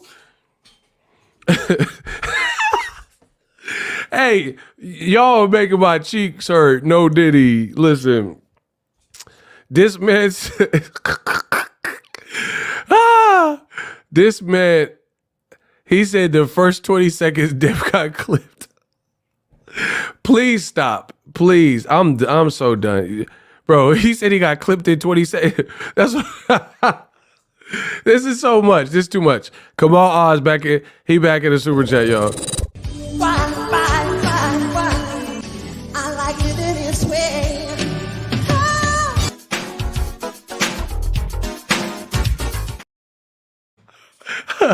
Oh, we making money today. Oh, Kamal Oz with the 20. The super chats come first. Bro, my face is really getting like tight from laughing. Y'all tripping. Okay, hold on. Let me get the laughs out. All right. Devin Haney chose to fight Ryan Garcia over Sandor Martin. His mandatory. Oh my gosh. I love Kamal Oz. Hold on. Let me finish reading. And other fighters, he chose to go through with the fight despite the antics and the weight message by Ryan. Assume the consequences of Haney's actions. It's called accountability. Bro, this man Kamal Oz just caught a embody. Bro, I don't care what y'all said. There's no one nicer than Eagles Army. We are the nicest that has ever. We're like the Voltron of boxing. Okay. I just thought of it. You were chasing Tank so bad that you bypassed your mandatory, who don't really punch hard. Like, I mean, he has like a little bit sneaky power, but he ain't punching like Ryan Garcia. The guy from Spain, Sandor Martin. You bypassed a fight with him, your mandatory, because you're trying to one-up Tank and keep up with Tank, and you thought this Ryan fight, you could fight his leftovers and outdo him. Let's be real. Let's be real clear. You thought you could outdo him and sauce Ryan up real quick, and you end up getting lured with Ryan's antics into the right fight and putting on the worst performance of your professional career, and you could have just fought Sandor Martin. So not only did you lose, you should have lost your belt, but you could have fought Sandor Martin, which at least I don't think Sandor Martin would have did, because I don't think his power set up exactly the same. He did drop Tio, but I don't think it would have looked like that punishing where your butt's in the air and all that. Like, I don't think he doing all that. But you were trying to chase Tank and compete with Tank, and now it's all up in flames. You chose to fight Ryan. You allowed him to, you didn't make him miss weight, but you allowed him to continue and rehydrate to whatever he wanted without a same day weigh-in. You, knowing you didn't have a rematch clause, you allowed him to, like, you guys paid step aside money. So you had to pay Sandor Martin X, Y, and Z just to get him out the way. And then now you eating cake, talking about, and still, all right. And now Sugar Shane Mosley, bro, he says now Shane Mosley is saying, I knew Devin was in trouble in round one. It's over. Let's talk about the fight. We watched it, and when did you know that Dev was in trouble? You said the first round? The first round. What happened? I mean, Devin was trying to do the Mayweather Shield type of thing where he was blocking the jab with his right hand, right, and going after the jab with his right hand instead of keeping the here, blocking the jab with your shoulder, right. So you had to block with your shoulder, and then you block the hook. Yeah. So I'ma kill y'all. Got himself mixed up, and Ryan was able to trying to be Floyd. Give him the little check hook, and so you knew it in round one. So bro, legend of this boxing game that I know, Sugar Shane Mosley, said he knew Devin was in trouble in round one.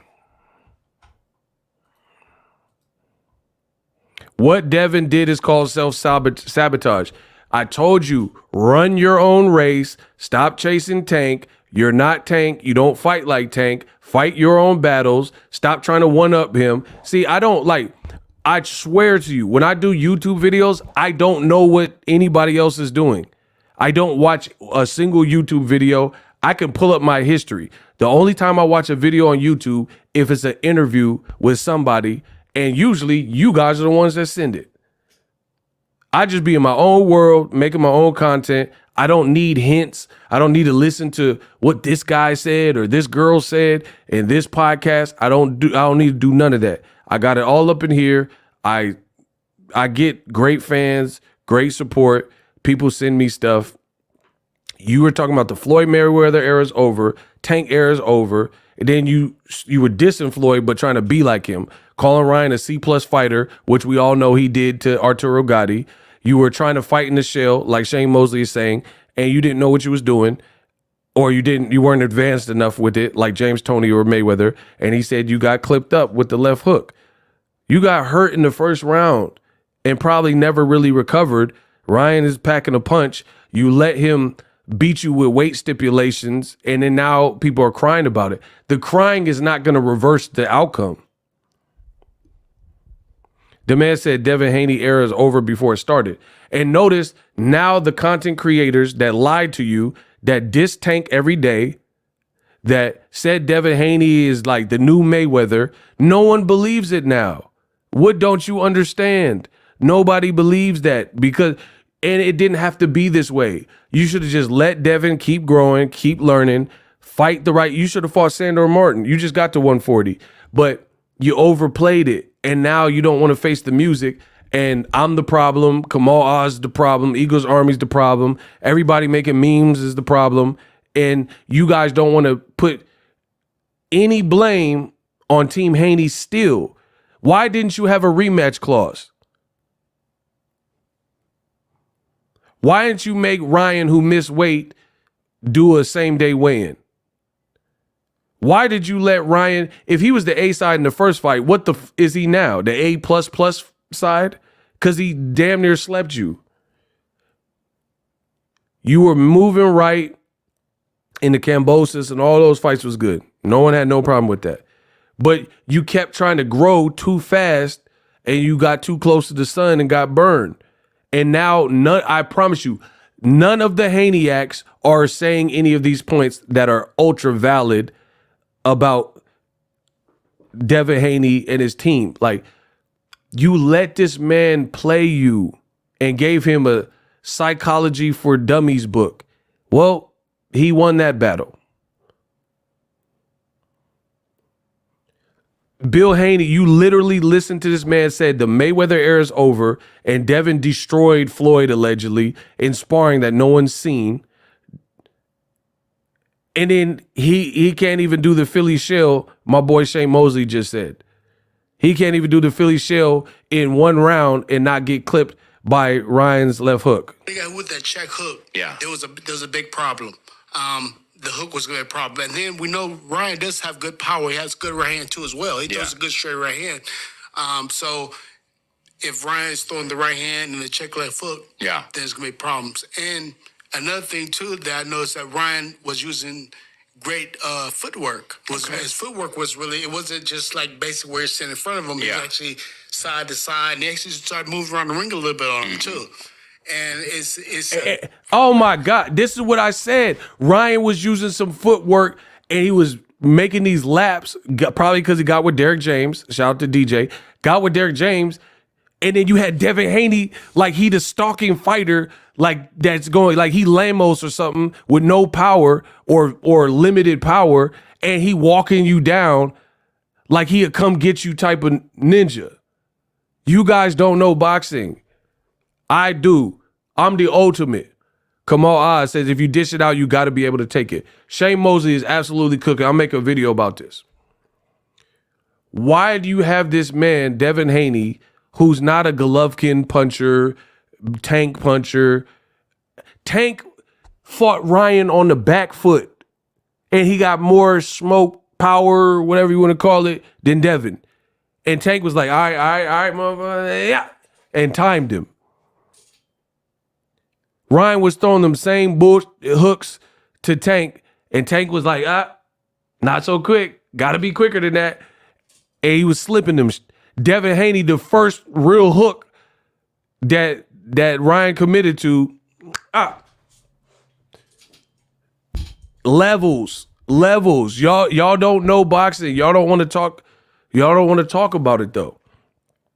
You gaslighted it and then said, oh, And I blame the Haney-X. You were the one saying, oh, that Tank sparring tape was fake and stuff. That wasn't fake. It might have been a condensed version, but you guys are acting like Tank was getting destroyed in there probably. The first set of hooks that Ryan threw in one round, Haney was rocked. And here's the thing. When you want to be like Mayweather, you can't do it without having his ring IQ, his timing, his arm length, and his chin, and his power. People always talk about Ryan. I mean, they say Mayweather is feather-fisted and a feather duster. But why didn't Canelo rush him? Why didn't Maidana? They was respecting it. Devin, I don't know if they're respecting his power the same way. You don't know boxing. Anybody who says that even at 47 that Floyd can't crack, you don't know what you're talking about. You don't know boxing. Shane Mosley been on record saying Mayweather hit about as hard as Canelo when he fought Canelo at 54. But you guys didn't want to hear this. Oh, Shane's a liar. So I'm going to believe you, and I'm not going to believe the man that fought both of them, and Pacquiao, and De La Hoya twice, and Winky. But I'm going to believe you. Okay. Dev should have stayed with Floyd Sr. Nah, stay with Bill in the center of the ring. He shouldn't have. He should have stayed with Bill in the center of the ring. Shane is out here cooking. Boxingego out here cooking. Actually told him a month before the fight that you're going to need to get your footwork together if you're going to beat Devin Haney. You told Ryan Garcia this. I actually told him this. Oh, he's showing the text message too. Oh my. Yeah, I let him know. Oh my gosh. Shane Mosley showed the text message that he sent to Ryan and said, get your footwork together. And he just showed the tag. I can't wait. I'm about to make this video. I'm about to cook y'all. Leonard Ellerby said you have to be humble. And when I said it, Kamal said it, you said we Ellerby D-riders and all that stuff. So maybe we weren't D-riders at all. Maybe we were just cooking with actual truth. And you listened to Bill Haney, and Bill Haney was steering you in a direction that didn't actually exist. So now that this is playing out like it's playing out, don't ask for mercy. Don't beg for mercy. Don't say we don't know boxing like Ego's Army, Digital Mob, like we ain't the truth. And we've been telling you certain things to look for. Hey, don't fight in the center of the ring with Ryan. You know, hey, you got to be humble. Hey, don't chase Tank. We said these things. Now, the responsibility is on you guys in the comment section. What are you going to do to all the channels that have been lying to you from the beginning and nothing they say happens? Are you going to keep watching them and then keep hurting the sport of boxing by putting a bunch of nonsense out there? Or are you going to take a stand and actually, like, people who are respecting boxing and know boxing, break it down? Why do you even want to hear breakdowns from people like you can't get nothing right? Like, hey, I'm going to put out this fight prediction. Devin's going to knock out Ryan in 3 rounds. And then all the predictions are wrong. Come on, bro. I blame the fans too, because you guys, whoever is saying clown work in boxing, if you keep patronizing and checking in just to hear the opposite of what Ego's saying, and then they're steering in the wrong direction, that's your fault. You're helping people stay in business. Like me, if somebody came out to the Bay and they have a trash food spot, I'm not going there. The reason I don't go there is because I don't want to support. You got roaches and, you know, maggots in the food. Your cleanliness standards ain't up. I'm not supporting that. Why I support it? So they stay in business forever? We need to eradicate all the silly stuff in boxing. All the people, some people is just out here, you know, trying to get clicks, out here saying whatever, making up clickbait titles, people out here breaking down fights with no knowledge of the fight game. Like, at what point do boxing fans stand up? And then we wonder why the sport doesn't grow bigger than what it is now, and why we can't get back to the Sugar Ray Leonard era and the Mike Tyson era. We'll never get back there with clowns. You know what I'm saying? If people was just clowning and like not loyal to boxing, but loyal to a fighter. What's up, Boxingego? Tapping in from the Flash, man. 707. Say it backwards. Feel me? Yeah, baby business. Thank you, Shane. So he thanked me for it, and then you kind of see how he was doing a lot of foot movement in there. So I think that kind of helped him. You should get some credit. There you go. Just a little bit. The fact that Ryan basically fooled everybody, saying he was going out getting drunk and doing all these things, and then it came out, earlier in the week that he had bet $2 million on himself and won. I told you.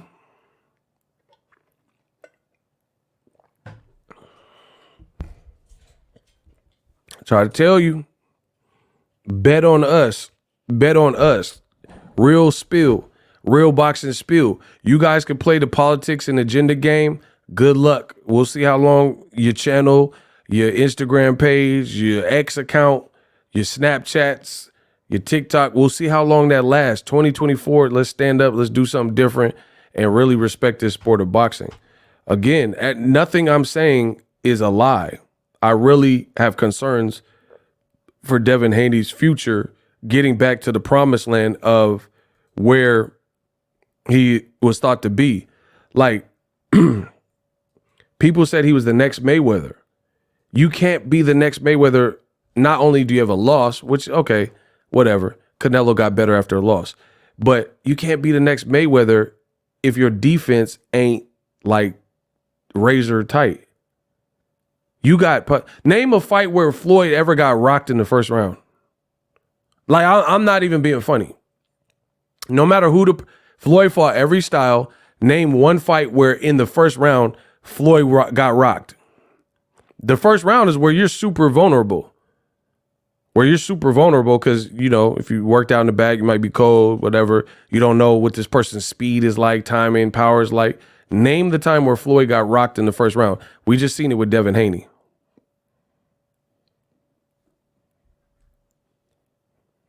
He said the very first punch rocked Devin. See? And the Haneyx, and see, the other thing that's crazy about the Haneyx is this. They're spending more time talking about all things except for like the future for Devin. Notice they're not talking about nothing. They're not talking about like, hey, Bill, why didn't you get a rehydration same day weigh-in?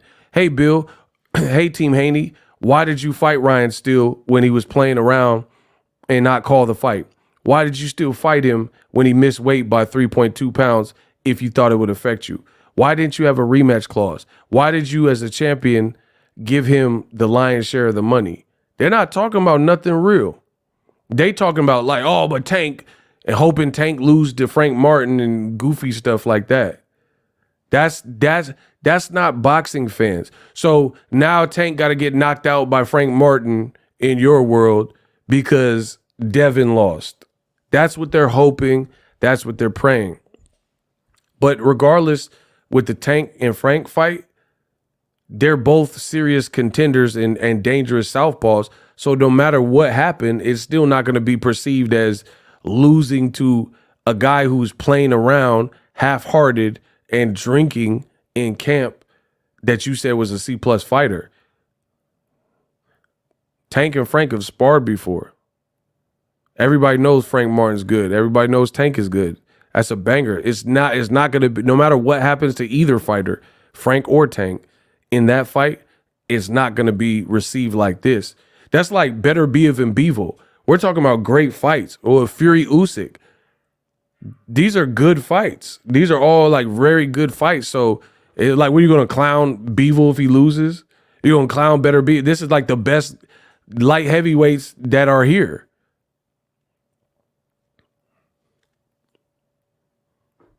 So it's none of it's gonna ever, or not ever, but none of it is the same as this current situation with Devin. I can't believe they try to blame weight when Devin weighed 165 for Regis. Bro, it's coping mechanisms. Period. Different ways to cope. People want to cope. Anyway, hopefully you guys enjoy. I'm about to get something to eat. Deuces.